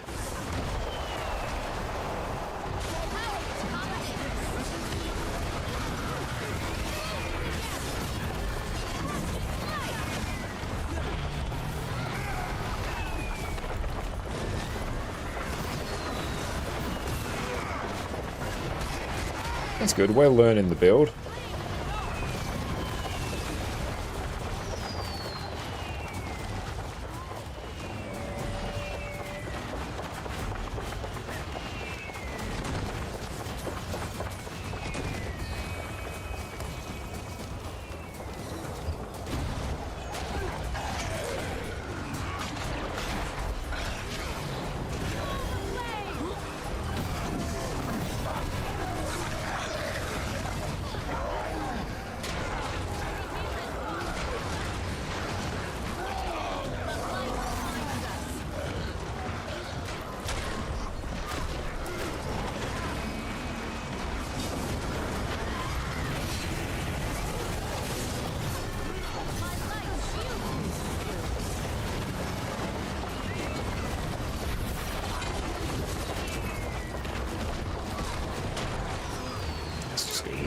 here.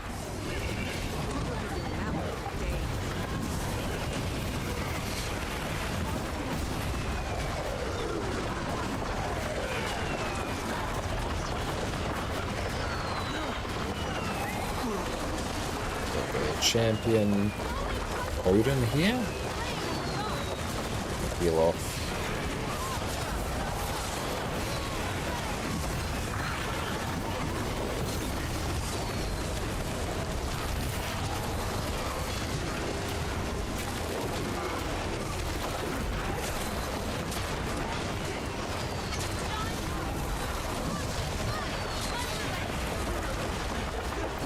Knockback is rough.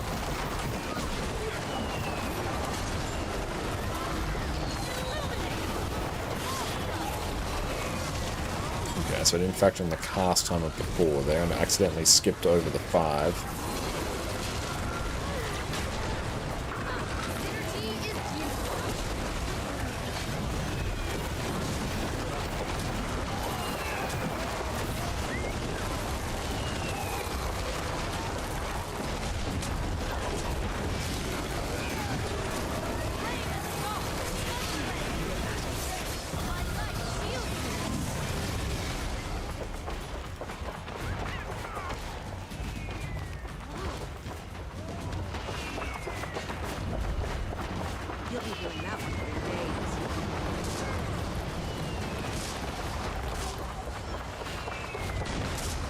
Chess earn. Yeah, we're really not earning many chess here.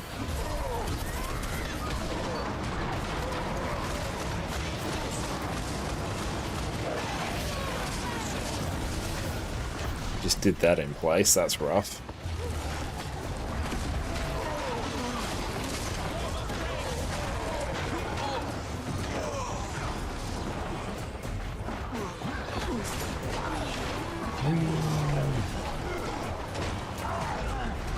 I will actually start pumping out some alacrity now.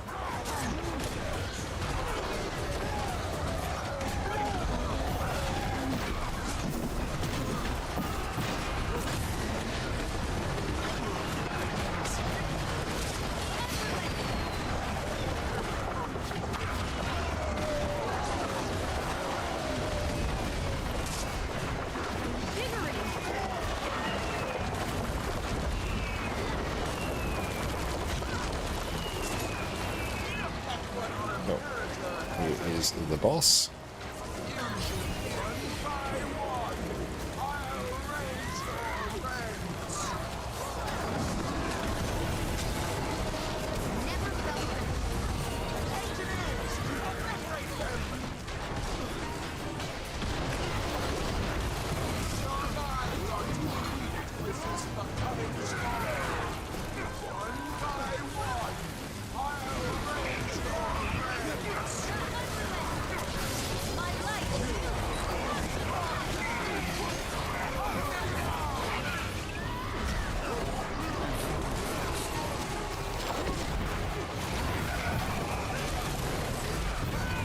Got to use hammer from Radiant Forge when I'm in Great Sword. And then we use the full kit and caboodle when we are in Spear.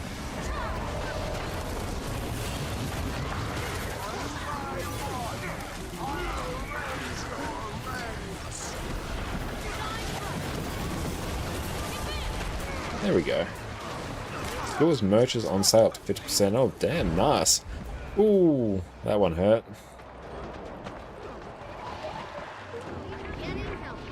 Do we just straight up wipe here? There we go.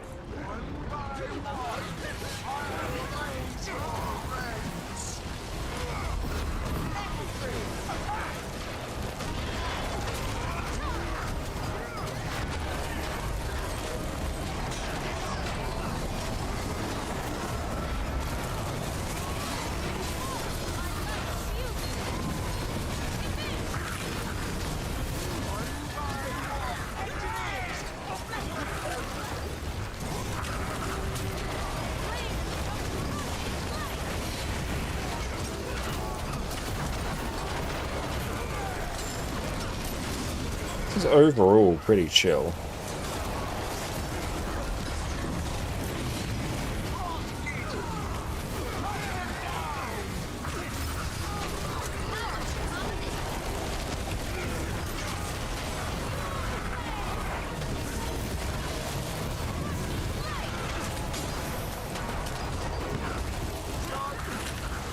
Nice. Got it. Oh, I know of a good use for this.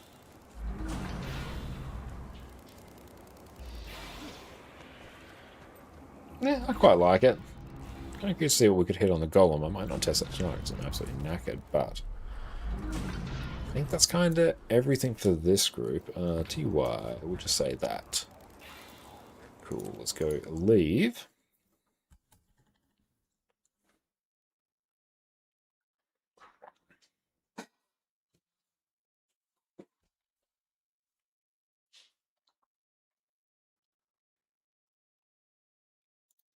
Let's go suss out what we got. Yeah, I might hold on to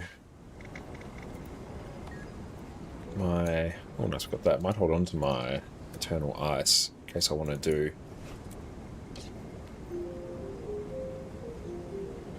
Yeah, in case I want to do those massive bags, 32 slot bags. There we go. Took a moment for my brain to get there, but it did eventually.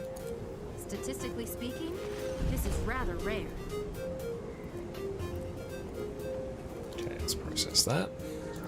Begin destruction protocol.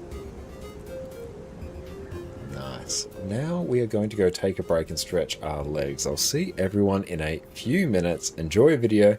I was TP bugged for anyone else trying to buy order something and it's still spinning. That happens periodically. You may just need to exit the trading post and go back in, or potentially restart your game. It does happen occasionally. But awesome, we'll be right back. Quickness Deadeye is a build that is surprisingly easy to play, easily covers permanent quickness for your group, and pumps out enough DPS to make everyone else in your squad exceedingly nervous. So sit back and let's get cracking with the highest damage of any boon provider in Guild Wars 2, and keep every other DPS player on their toes. Quickness Deadeye has returned from the Shadow Realm and is easily the highest damaging boon provider that Guild Wars 2 has to offer. But damage isn't the only thing you bring. Baked into your build for free, you have immense levels of CC to carry break bars all by yourself. You can more or less pick and choose whatever weapons you prefer to suit your refined taste. And if you can stomach a small DPS loss, you can load up this build with so much self-healing you won't even notice when your healer's pizza delivery arrives and they need to go AFK to answer the door. So with all the wonderful things ahead of us, let's dive in. First up, Deadeye is the elite specialization for Thief that came out with Path of Fire. The biggest change you'll see once you become a Deadeye is that your steal skill is now replaced by Deadeye's Mark, which will grant you new stolen skills, and when you use a skill that uses initiative, you'll generate Malice, these orbs sitting above your health bar. You'll either gain 1 Malice when your initiative skill hits your mark target, or 2 if the skill crits. So critting all the time is going to be super important for us. Malice interacts with a lot of Deadeye's traits and skills, but the main impact on today's build is that when you use a stolen skill, when capped at 5 Malice, you'll enter stealth. This will actually be very important when it comes to our rotation later. Aside from that, you'll be able to use the new cantrips, which we'll be making great use of, and rifle as a new weapon, which is a great ranged DPS option. With our trait choices today, we're going to be focusing on using our stolen skills as much as possible, which will end up providing quickness to ourselves and our allies. That's all we need to know to get started, so let's jump on into the gear. For our gear, we're going to be rocking Berserker's gear with an Assassin's back piece. Ideally, you'd also add in 5 precision infusions to perfectly optimize your build, and then fill out the remaining slots with power infusions. I've included a version of the gear that doesn't need any infusions in the description below. You'll add in Assassin shoulders and gloves, but honestly, the difference is so minor that I'd recommend just going for the fully optimized gear set. It's simple to gear, the difference is minimal, plus you don't need to worry about stat swapping your armor later if you want to be a greedy little DPS goblin. Hello, my dear. Now, that was a bit of a segue, but back to the rest of the gear. You'll want to use Rune of the Dragon Hunter, which will give you slightly better results compared to Scholar Runes. Again, the difference is tiny, so if you already have Scholar Runes, just keep them honestly. For our sigils, we'll be using Sigil of Force and Impact, just the go-to power DPS options. And for our Relic, we'll be using Relic of the Deadeye, which will give you an extra 10% damage for 8 seconds after you use a cantrip skill. A nice change you can make if you want to trade some damage for survivability is to swap in the Relic Pipe of Zakharos, which will convert 4% of your critical strike damage into healing. This also stacks with your trait Invigorating Precision, which lets you easily out-heal the extreme damaging AoE in the Golem room, which is absolutely bonkers on a build like this. We'll be making use of a ton of cantrips in this build, so the Relic of the Deadeye is great value though. For our food and utility, we'll simply be taking the best power and ferocity food you can afford. So sous vide steaks ideally, as well as superior sharpening stones. For our weapons, we actually have a ton of flexibility. If you want the most damage possible, then run Staff and Dagger on swap. However, you could run either Staff or Daggers by themselves and you'd be totally fine. Personally, I like running one or the other. It simplifies the rotation massively. On Staff, your auto attack chain will simply deal some damage and vulnerability on the last strike. The last strike also has a very satisfying sound. Weakening Charge is your highest damaging skill on Staff and what you're going to be burning all of your initiative on. You'll spin forwards, attack 3 times, and apply weakness. It's also a whirl finisher for good measure. Just be aware that you can't move while performing this animation, so try not to spam it when you think you'll need to move out of harm's way soon. Debilitating Arc will deal damage, cripple your target, and cause you to evade backwards. It then flips over to the skill Helmet Breaker, which will simply daze your target. The cool thing here though is that if you land Helmet Breaker, you can use it again immediately. This means that you can spam ungodly levels of CC just by spamming your 3 skill. Dust Strike will blind enemies and give you a short 1-second projectile reflect. Vault, in my opinion, is one of the most fun skills in the game. You'll leap to your targeted location for a nice spike of damage and an evade in the process. Unfortunately, it's a bit expensive in terms of initiative, but you can use it to position yourself during combat. Plus, it's incredibly satisfying. Your stealth attack, Malicious Hook Strike, will knock down your target and is a nice source of CC. It is a DPS loss compared to spamming in Weakening Strike, so just keep that in mind. For Dagger, your auto attack will simply deal some damage and inflict bleeding and poison. Heartseeker will cause you to leap at your target, strike them, and does more damage the less health that they have. Once your target gets below 25% health, when this damage bonus caps out, you'll want to start burning all your initiative spamming Heartseeker. Death Blossom and Dancing Dagger aren't particularly relevant for today's power build, but you can use Death Blossom as an evade in a pinch, which is very nice if you run out of endurance. Cloak and Dagger will damage your target, inflict vulnerability, and stealth you, which opens the door for Malicious Backstab, which will deal a huge spike of damage, which doubles if you hit your target from behind or the side, or if they have a Defiance bar. It will also grant 10% extra damage depending on how much Malice you consume when you use it. So ideally, we want to use this when you're capped out at 5 Malice for a spicy extra 50% damage.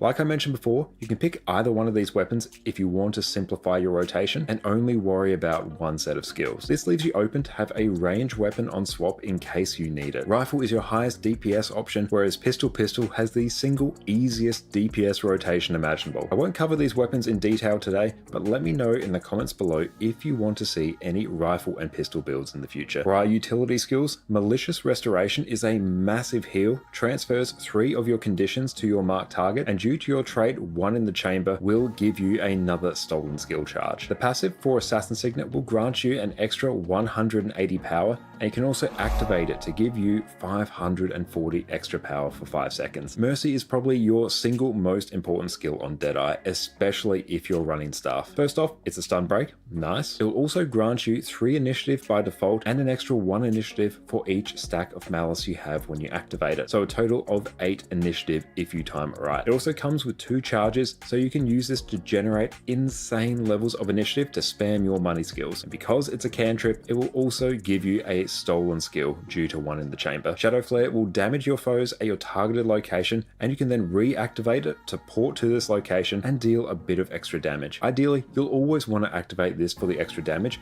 as long as it doesn't put you in a dangerous location. Once again, it's a cantrip, so you get another stolen skill. Thieves Guild will simply summon up a few friendos for some extra damage. Take this if you don't need any extra CC. Binding Shadow can replace Shadow Flare if you need some extra CC and don't want to deal with activating Shadow Flare twice. It can also remove 2 boons, which is becoming more and more useful with each new encounter ArenaNet releases. Basilisk Venom is a god tier CC skill, which allows you to share a venom with your allies that turns your target to stone and deals 150 breakbar damage each, for a whopping total of 750 breakbar damage. Shadow Meld will give you extra stamina stealth to trigger malicious backstab, and is another cantrip for extra steal time cast. This is a great thing to use on Dagger if you have a charge of steal time ready. So you can do Cloak and Dagger, backstab, steal time, shadow meld, backstab again. Taking this allows you to easily overcap on quickness, so if you're struggling with boon uptime, this is a nice option. For our traits, Deadly Arts is here to grant you a bunch of damage modifiers as well as some extra power. Dagger training will grant you some bonus power and even more when you have a dagger equipped.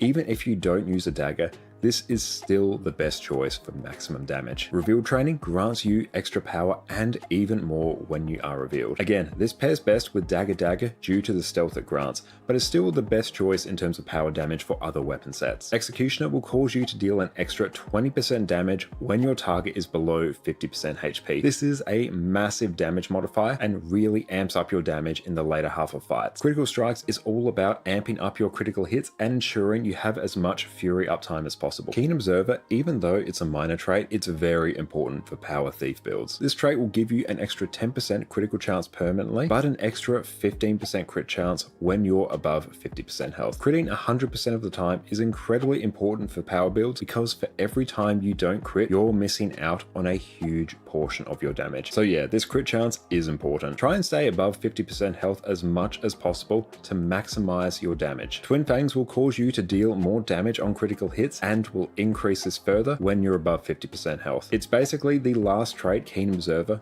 but for critical damage instead of critical chance. Practice Tolerance will simply grant you extra ferocity based on your precision. A nice, simple damage increase. And No Quarter will make it so that when you crit, whenever you have Fury, you'll extend the duration of your Fury as well as grant you an extra 250 ferocity whenever you have Fury. So this simply amps up the damage of your crits and grants you more Fury, so you can crit more often. If you want to trade some damage for insane survivability, feel free to swap out No Quarter for Invigorating Precision. This will make it so that you heal for a percentage of your critical damage. You will definitely notice this as soon as you equip it. Deadeye is where the magic happens when it comes to quickness. So everything we pick here is going to be focused on applying as much quickness as possible.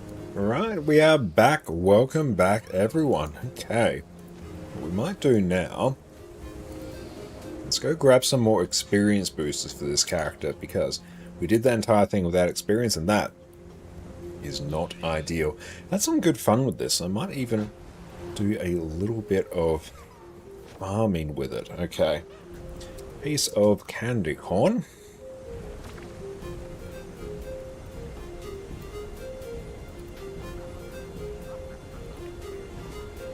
Give that a moment. Are there any convergences popping up? Do you have a gift of battle? I do, yes.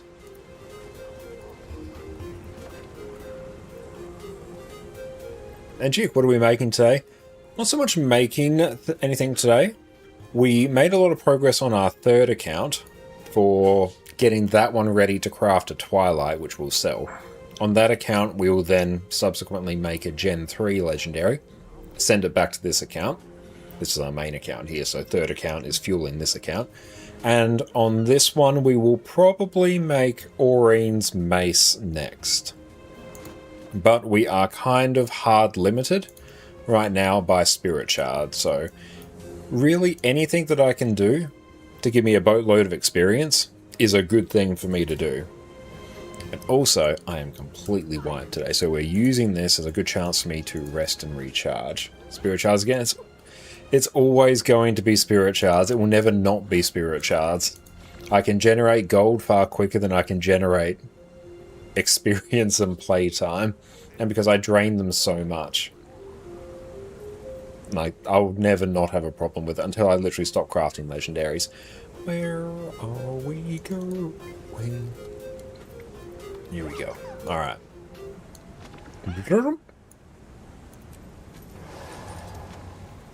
Well, thank you so much. Just bought me a wheat bag. Keeps my toes nice and warm.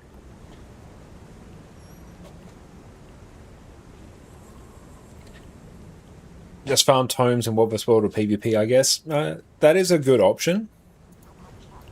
But I can also generate them far quicker in PvE. I'm missing Guild XP booster? Yeah, let's do that. Let's go into They have everything. I will need to spend time in World vs. World for more gifts of battle anyway, but even the time it takes me to get a gift of battle, I might also probably only get 30 or so spirit shards, even with like all the tomes and everything. Whereas I could farm Griffin Adventures, and I could get, 15 spirit shards in like 10 minutes by doing that. And XP gain. How am I doing for laurels? I might also be able to swing, maybe, depending on how many I have, an experience enrichment.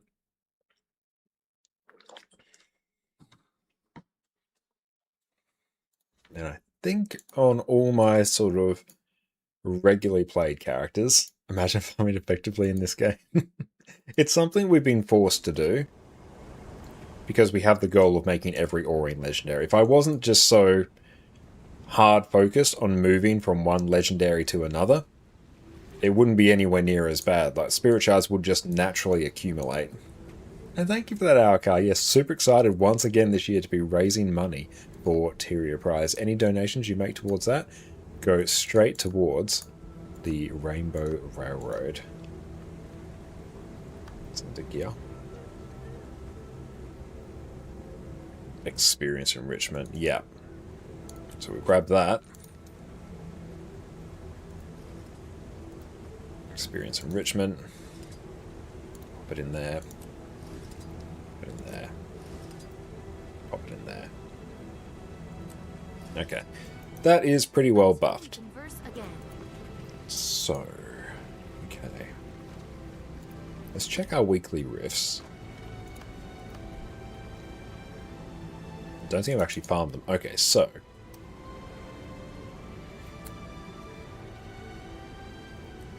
Let's go here.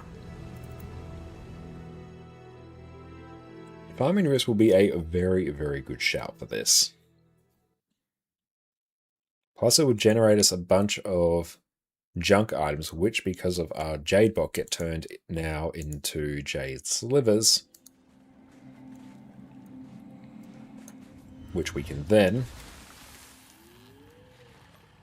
Where are we going? Where are we going? Which we can then turn into Imperial Favor, which is the other big gate.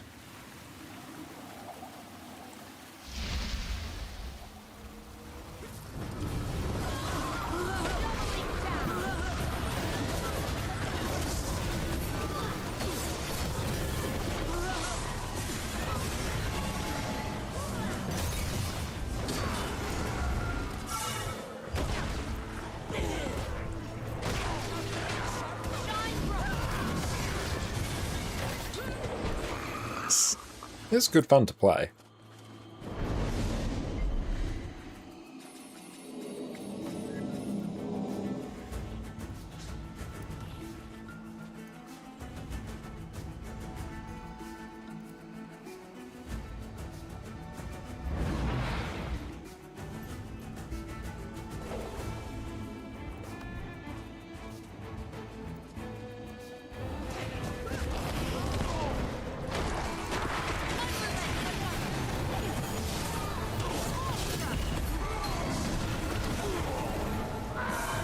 What are these skills and traits and stuff I should be taking? Well, so it's kind of it. Alright. So maybe subbing that out for Bane Signet.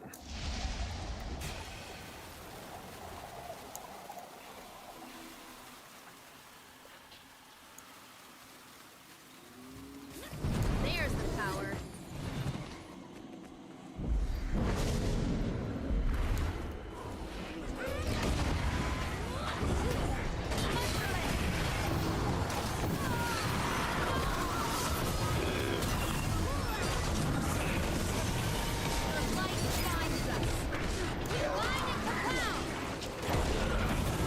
Oh, thank you so much, Jess.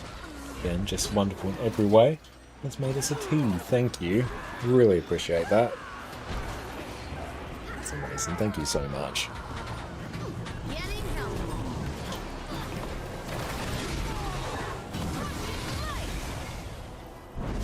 That's good. We have like a boatload of boons here.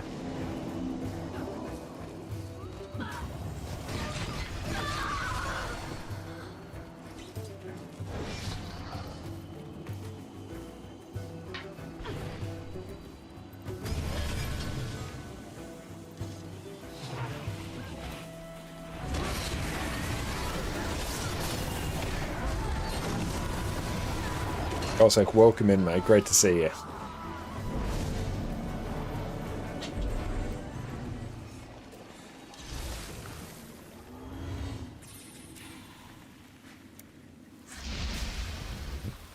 We mustn't kill them needlessly. I don't know, maybe I might pop this one. Maybe, where can you all see it? Right about there.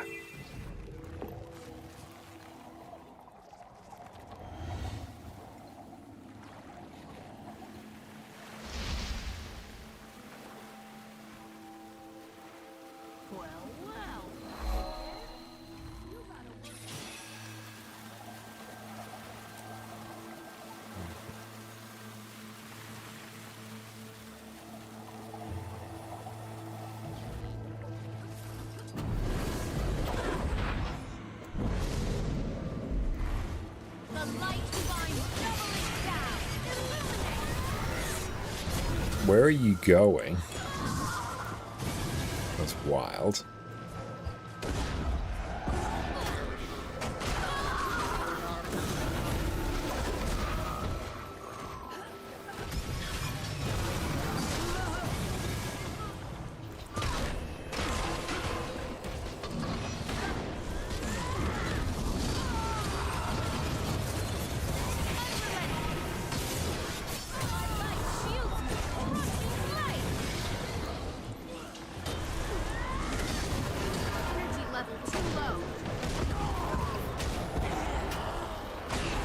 Should have probably tagged up for this, actually.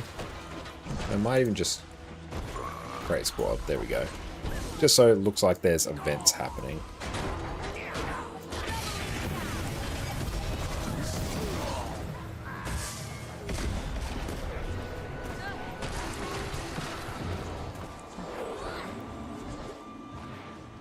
So we get a bunch of jade slivers there, which is good.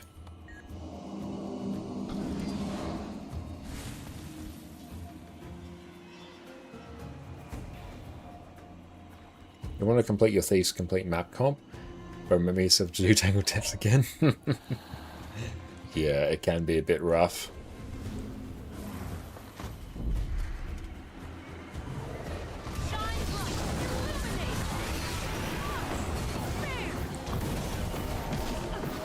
Oh, that stun. It's not stopping.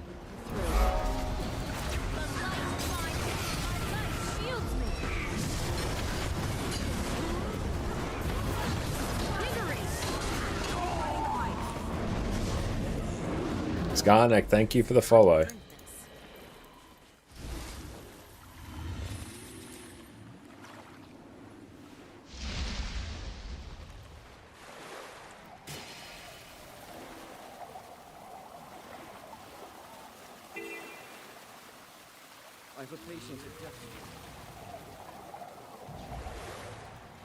Yeah, we might as well just do the weekly rifts, just across like all the maps that we kind of can.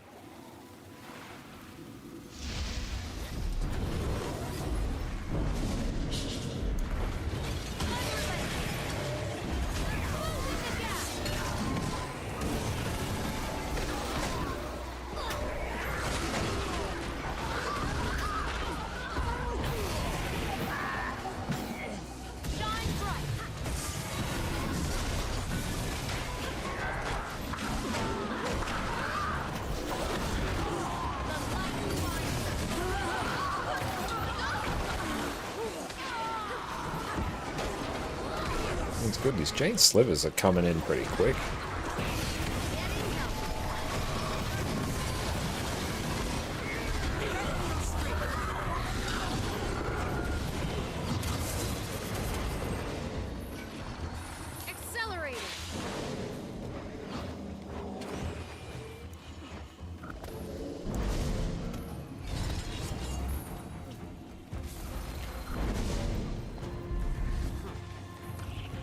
think it's every 50 jade slivers I can get another thing of Imperial paper.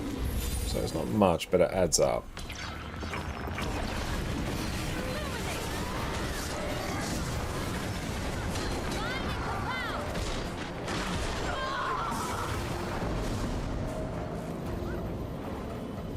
Another testament to my greatness.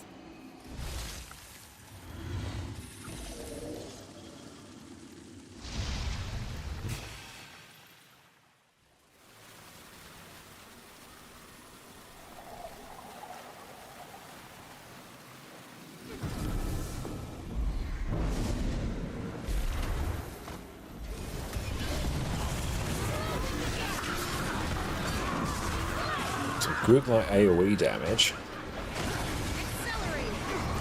Varon, welcome in. Great to see you. What weapon set am I even on? Spear.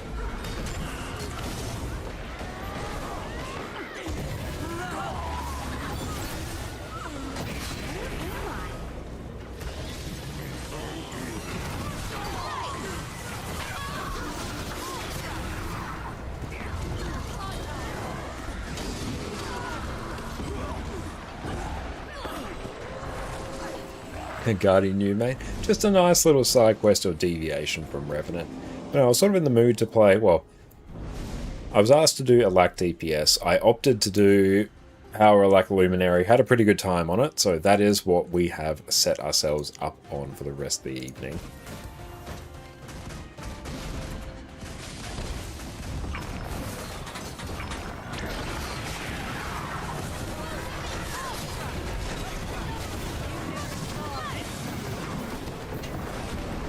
Do we know when the Shark JP will be weekly? No idea.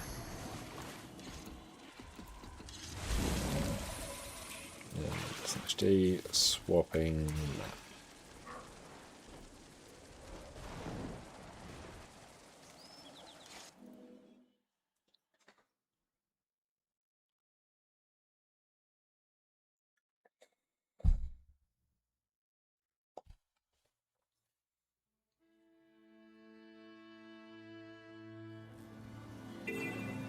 Okay. Good to see you again, Wraith. Any more to do?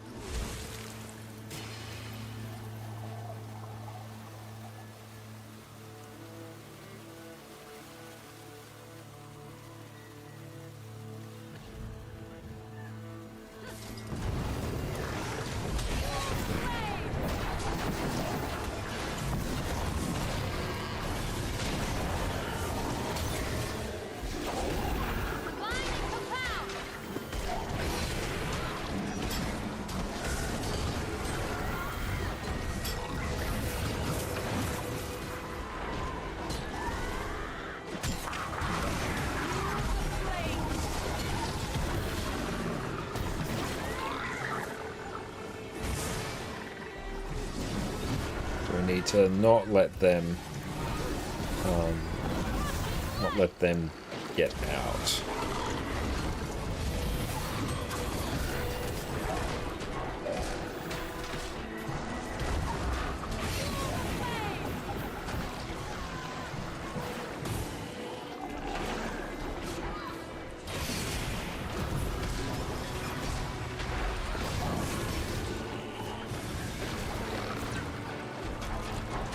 Quite a lot of these are getting out.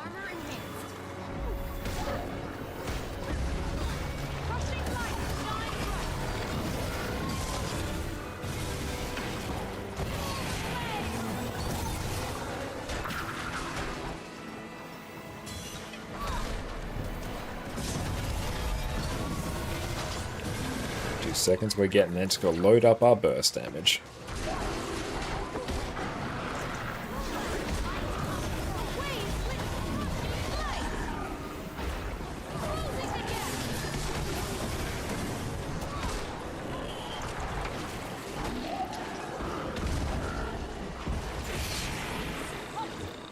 Got it, nice.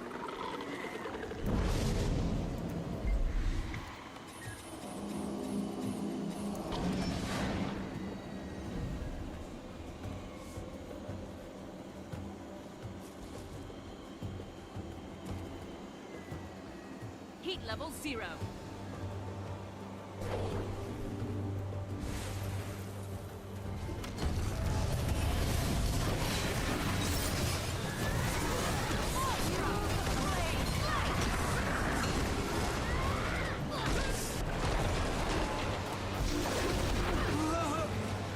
Go.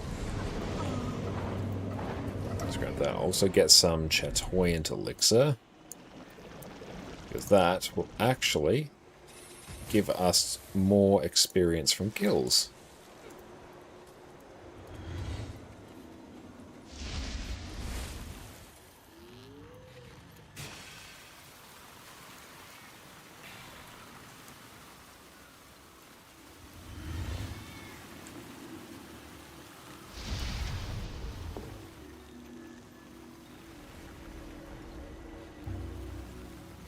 I really should get in the habit of doing more convergences. My defenses are down. Illuminate! The light finds us.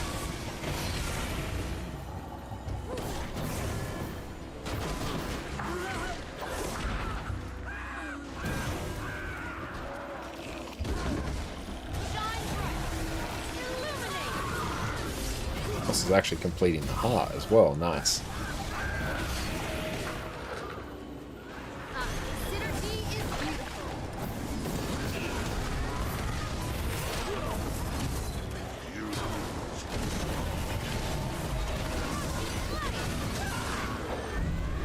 Another shard, great.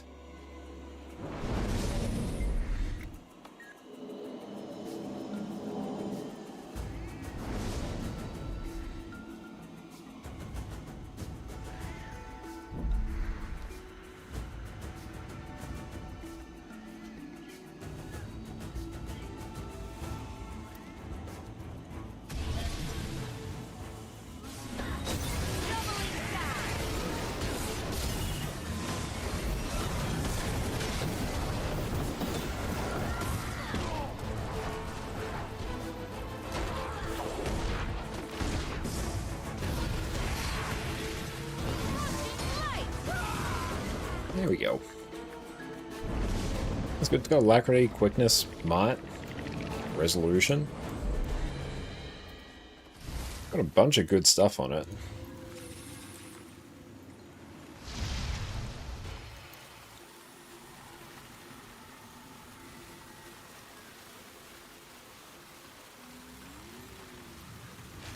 Aparo, thanks for the hydrate, mate.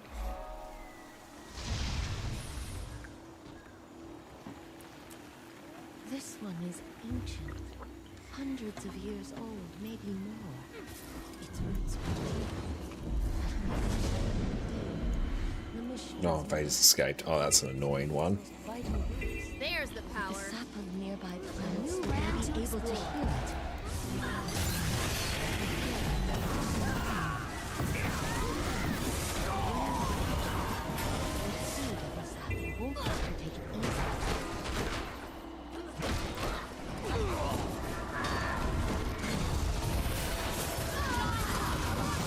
Have to actually be pretty on point with our burst damage.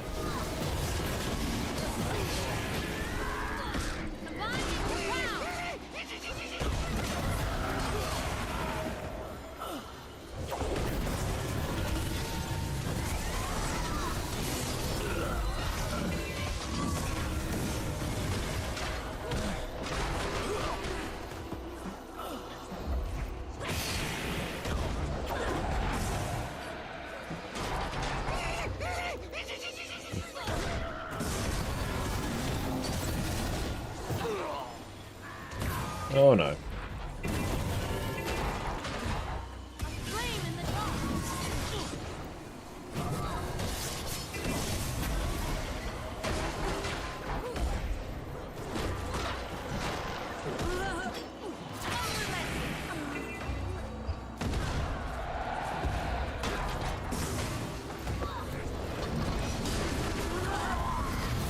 There we go.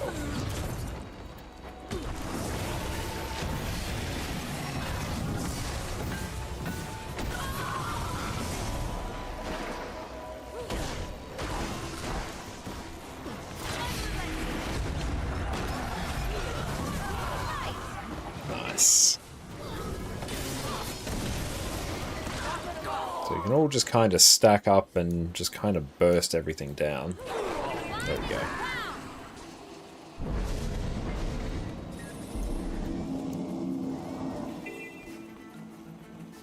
We'll probably make this even better by getting a bunch of motivations as well. Might look at that on the next map.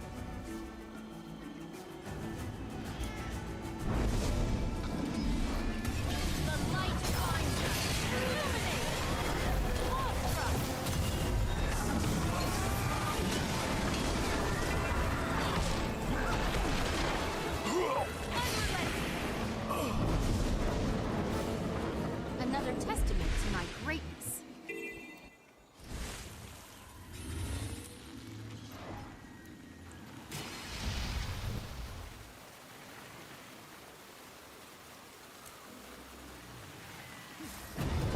There's the power. Oh good, it's just Inquest defeated one. And Darwell, welcome in. Thank you so much for that. That's really kind of you to say. I really appreciate that.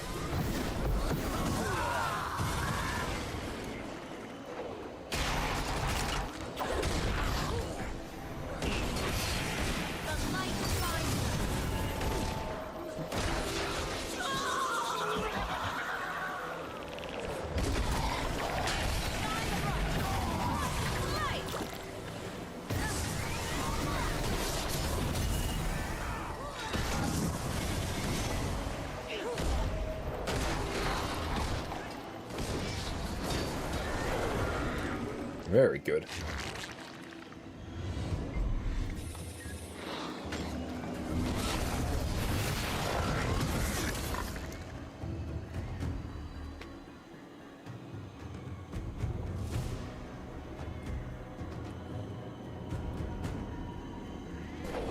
What's the most diverse profession guild will suit in terms of play style with the different elite specs? That's a very good question. It kind of depends on how you define play style.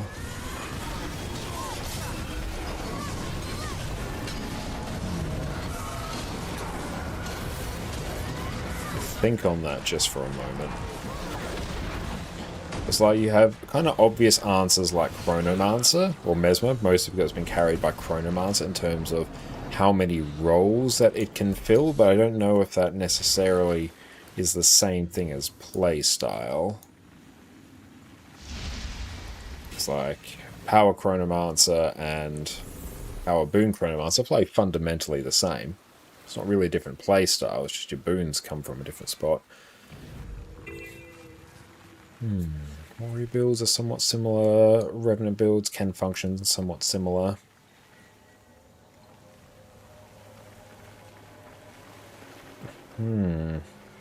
Different play styles, and like power necro builds all kind of function the same. Guardian is quite diverse. I think Correct Describer can be a fun one. It's one of the few builds where you really want to use combos.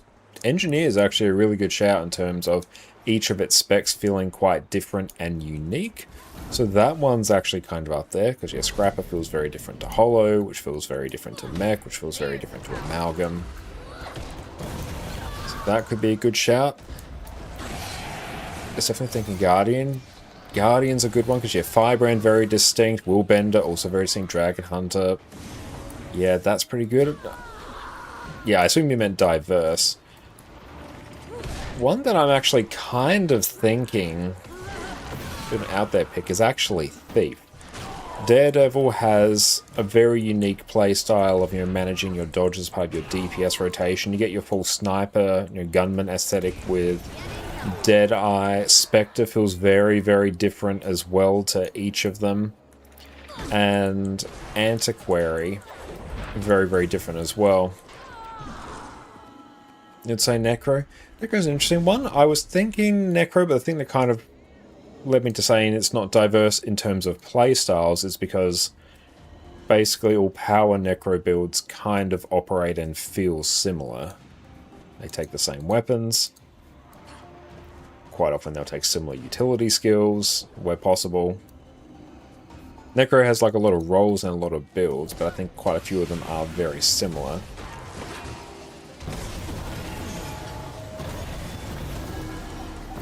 But yeah, Guardian is very diverse. Oh boy. Okay, these amalgams are actually dangerous.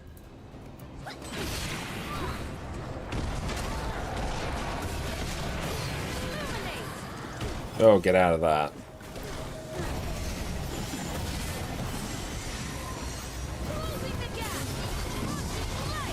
Yeah, these amalgam enemies are actually, like, really gross.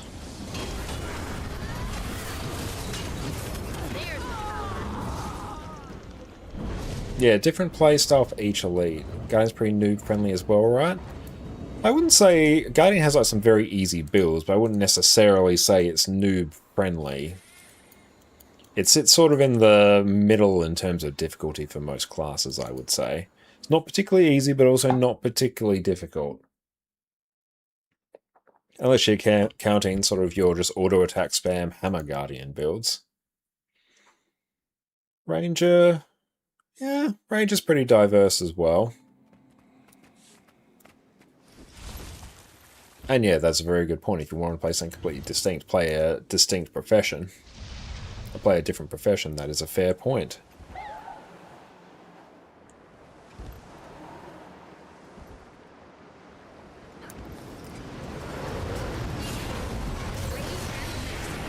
Difficult is one thing, but they do survive a lot. And yeah, it's the thing, a lot of, well, basically every class in Guild Wars 2 can have its really survivable open world builds in particular.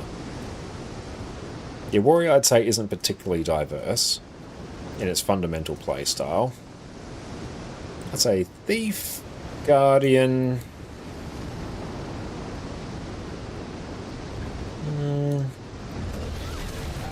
Thief, Guardian, Engineer are probably the most diverse ones in terms of playstyle within their class, if I was to pick them.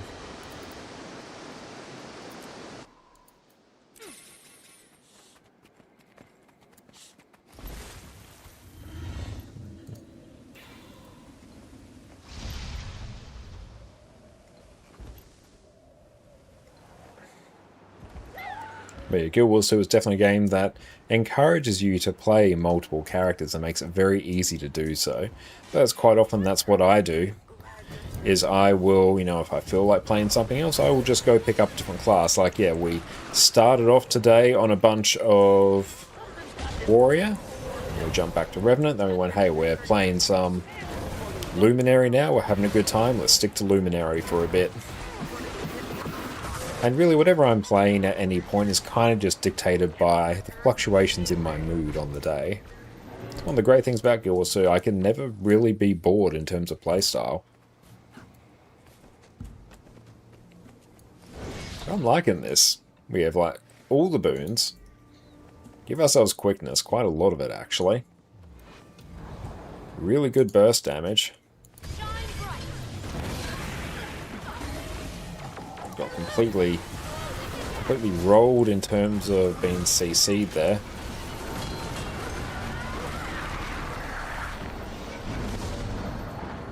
Still getting used to the actual timings of the class.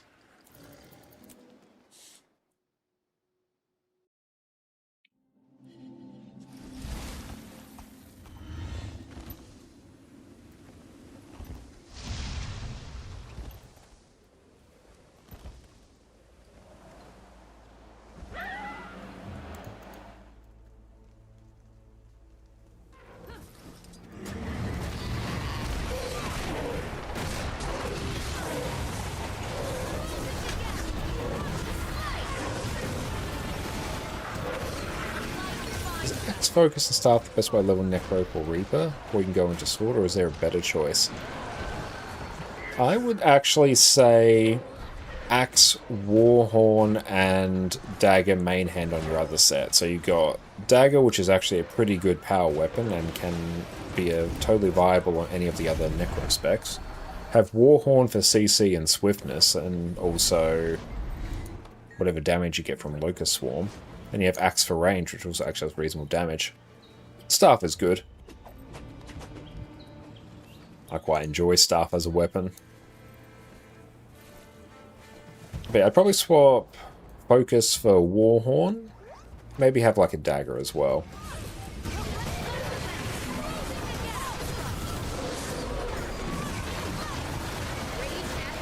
No, that's alright. I sort of picked up on what you meant. And your English was very, very good.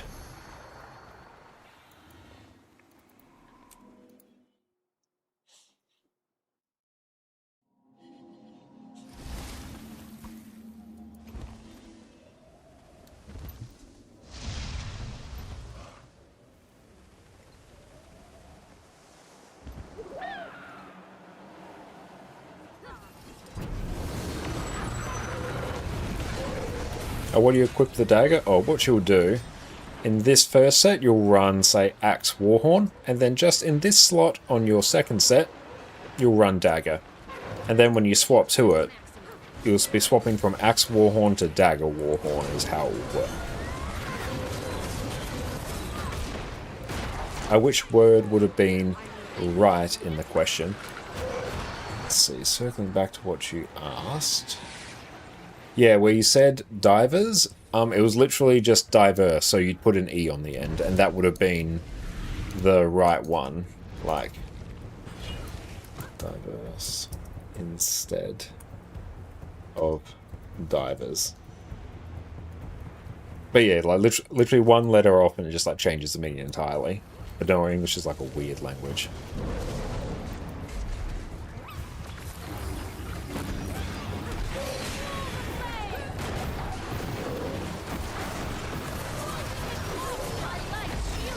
No, like you literally just like made a small spelling mistake. It's fine. I picked up on what you meant. Like there's so many cases with English in particular when you try and explain to someone why, there's even a whole series of TikToks about it, where you try and explain why a word means what it is or why it is pronounced the way that is, and it's just like, oh, because it just is.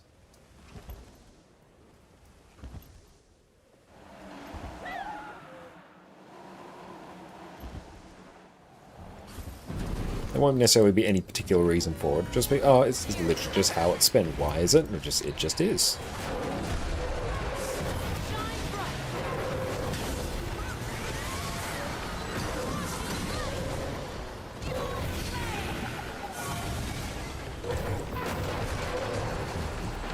What are we doing on these? 72? We have enough. We have enough for one writ of Saitung province.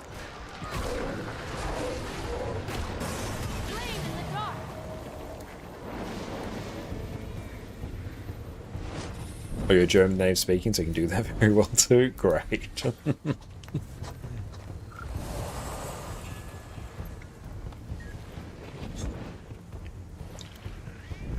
No, I think I and most people could tell what you meant just by the context. You got like everything else in there, right? So then we can sort of just infer the context from everything surrounding it.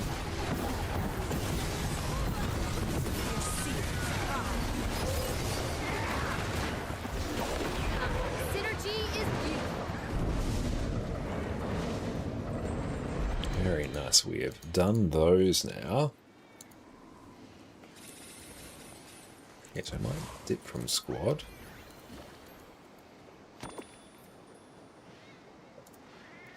Oh, what a pleasant surprise. Let's open up all of them. We can sell these off.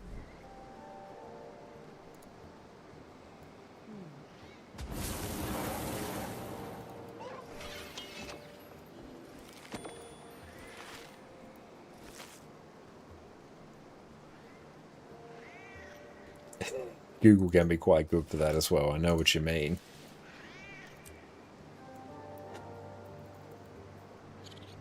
Okay, so we've got a bunch of Shipwreck Strand tokens. These I haven't banked, those I haven't banked, those I haven't banked. Cool, that's good. We can stockpile those.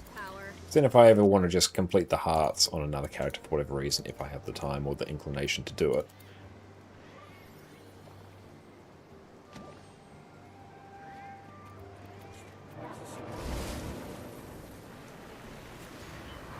And sometimes you feel like German language is pretty good with just putting words together, and then you've also had 2 years of German lessons and you still struggle with der, die, das, die. Yes, I don't know German, so I don't know the context behind that, but I assume they're probably like basic grammatic rules or something like that.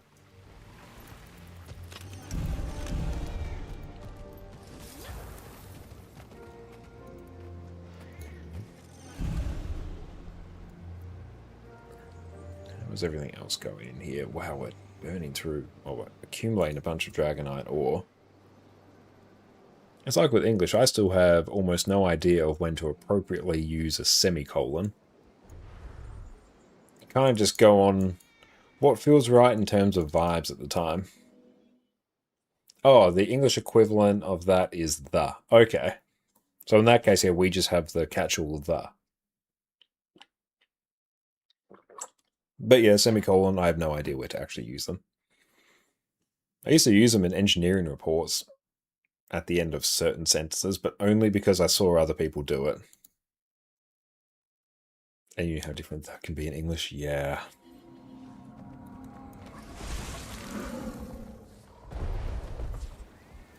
And how different words are spelt the same but pronounced differently depending on the context? Yeah, it's a fun language. Although I imagine all languages have their quirks like that. They split their complexity into different words. Okay. Now honestly, that kind of makes sense.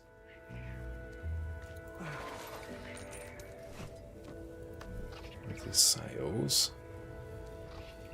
Yeah, let's chew through... yeah, a bunch of that. Then we can gobble up these. Oh, I know of a good use for this. Oh, cool, we've got some charged low zones. That's always nice. Like the word umfahren, depending on the pronunciation, you drive around someone or you hit him. Well, I imagine it's only a slight change in direction from you drive around them to you hit them, so that kind of that makes sense. It's very on point. Oh, depends on the context. There's an inadvertently funny quirk there.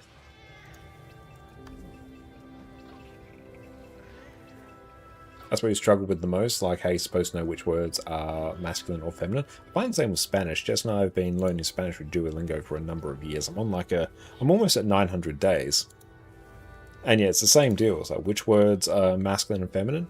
Well, just these ones are. It's the same with, well, English doesn't really have masculine or feminine terms, but yeah, a lot of the rules with English is like, oh, just cause. It just is.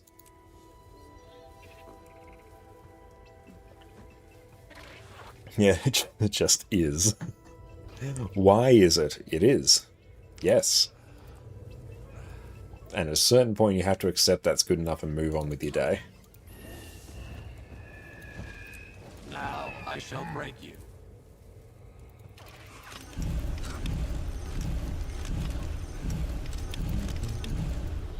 Okay. You're going to need a redemption for Josh to speak Spanish for a couple of minutes. It's the kind of thing where like I can read a bit, and if I'm given a sentence, maybe a sentence that I've learned, maybe recreate it. But if you ask me to speak off the cuff, I just freeze like a deer in headlights.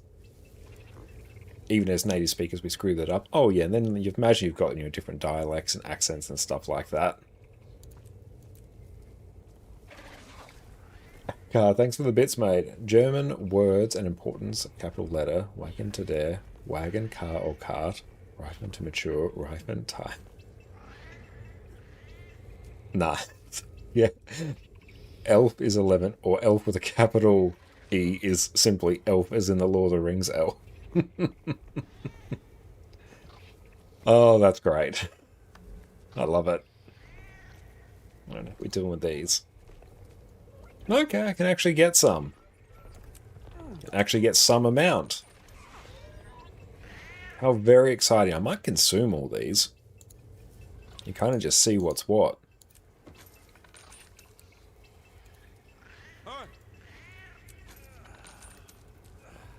See how close we're kind of getting. Not the most optimal thing for me to do, but you know what? It doesn't matter. Does not matter.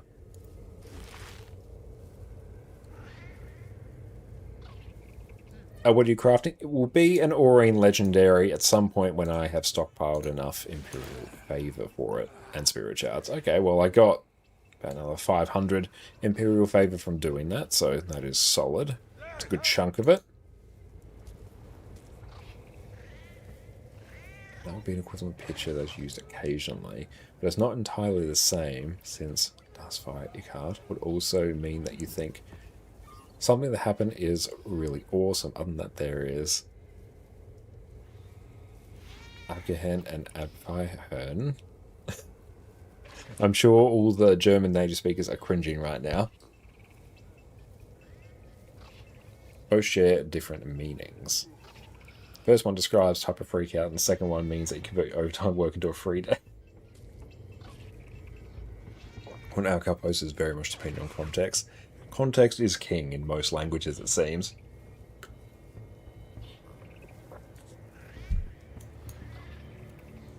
Until we converse again.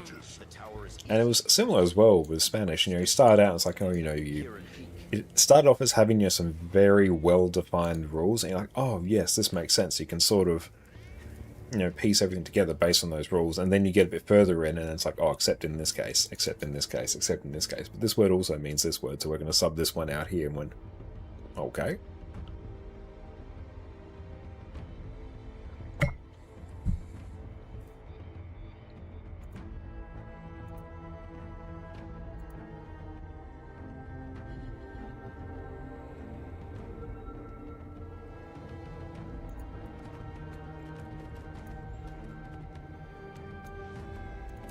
Let's go purchase some things from Spender here. I mean, I love the extra experience we get from the Chatoyant elixir. So many cats. And some things are also not really said without that context, so you'd not have that issue in a real conversation. Okay. I get one more.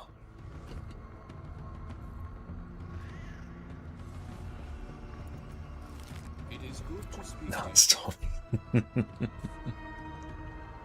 Alright, let's go take a look and see who else is on right now.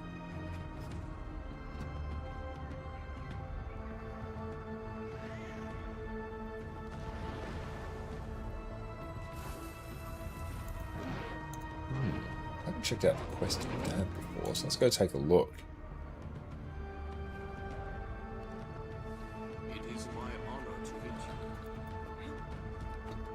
Alright, let's go tee this up. Alright, thank you all so much for hanging out with us this evening. It's been very, very nice. And thank you for giving me the space to be able to ease into today's stream and recharge. It's been a very flat out few days, but I'm glad to be back streaming some Guild Wars 2 with everyone. We're coming back same to actually an hour earlier than what we started at today. We started a bit late today, but we're coming back tomorrow, generally same time as usual. And it should be the weekly reset. And let's continue our farming, because yeah, we are not that far off. We've been able to craft another legendary on this account. And we are very close. Well, again, once we get the World vs. World rush coming in very soon, we'll be able to craft 2 legendaries on account number 3 and funnel all the proceeds and everything back to this account. So there's a whole thing. The plan is coming together. Aurine legendaries are rolling in quicker than we can really generate spirit shards, so we're blasting that. But yes, looking forward to catching up with everyone tomorrow. I'm going to go have a very big night's sleep tonight, big old sleep in tomorrow. But yeah, you will take care, team. Have fun with the questing, Dad, and I'll see you all tomorrow, and cheers. Now there is a time for complicated and sweaty DPS rotations, and then there is a time for sitting back and pressing 3. So let's dive in with one of the most relaxing DPS builds in Guild Wars 2, Pistol Thief. Welcome back everyone. Pistol Thief is one of the easiest to play DPS builds in all of Guild Wars 2, and despite the need to press hardly any buttons, it actually does a surprising amount of DPS. Now most full DPS builds in Guild Wars 2 will do somewhere over 40k at their absolute maximum. We're not going to be reaching that, but getting above 30k is easily achievable, and that is enough for you to clear almost all areas of Guild Wars 2 endgame. And another unexpected benefit, the fact that this build is so easy to play means that it's very hard to mess up. There have even been times where I've found myself at the very top of the DPS charts, all while playing a build where I can literally spin around on my chair while I play. But there is more that you can do with this build, so I'm going to be covering all the different versions of this build, one where you can press literally 0 buttons, one where you can support your team with boons, and another where you can get surprisingly competitive DPS, all while spamming one skill. So let's dive in. Now for Pistol Thief, we must first equip 2 pistols. Now the entire build functions while spamming one skill. That is Pistol 3, Unload. Now the way Thief weapon skills work is that instead of having skill cooldowns like you would on other classes, you instead have initiative, these little diamonds above your skill bar. Now each skill will cost a set amount of initiative, so a lot of different Thief builds actually boil down to just spamming the highest damaging skill per initiative as much as possible, filling time and then spamming again. We're going to be taking that to the extreme here with Unload, which is going to cost us 3 initiative, and if all of your attacks hit, you are going to regain another 2 initiative. Now this combined with your inherent initiative regeneration rate means that you can spam Unload indefinitely, provided that all of your attacks hit. Now one of the first things you're going to want to do is change your auto attack from Vital Shot to Unload. To do that, you can simply hold Control and right click on Unload. And with that, your auto attack icon is now changed, and that is honestly the main skill you need to know about on Pistol. It completely replaces your auto attack, so there's no need to worry about Vital Shot. Bowler Shot is good for a little bit of immobilize, but because we don't have any condition duration baked into this build, the immobilized duration is not particularly long. Headshot is an incredibly useful CC skill, so make sure you at least are aware of what it does. That 2-second daze is quite handy, even if it does cost 4 initiative. And Black Powder is going to create a smoke field which can blind nearby mobs, but because we are a fully ranged build and this is quite expensive in terms of initiative, you'll find yourself very rarely making use of this. Now when it comes to the builds and the different options we have available, I'm going to start with the traits